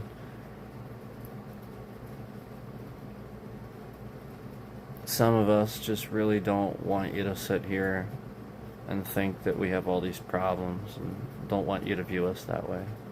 That's literally what some of us want. Some of us just don't want that. We don't want you to fuss. We don't want you to view us a certain way. I just want you to know, so that you understand. That's all. That's where I'm coming from. Again, thanks for listening. I gotta get going. It's gonna stop, and like I said, my eyes aren't even staying open at this point. It's like the sort of thing where they're just closing. I'm struggling with that. Struggling with even, like, again, it's just, the throat is just closing up. Okay, so I guess we'll just stop it there. See ya.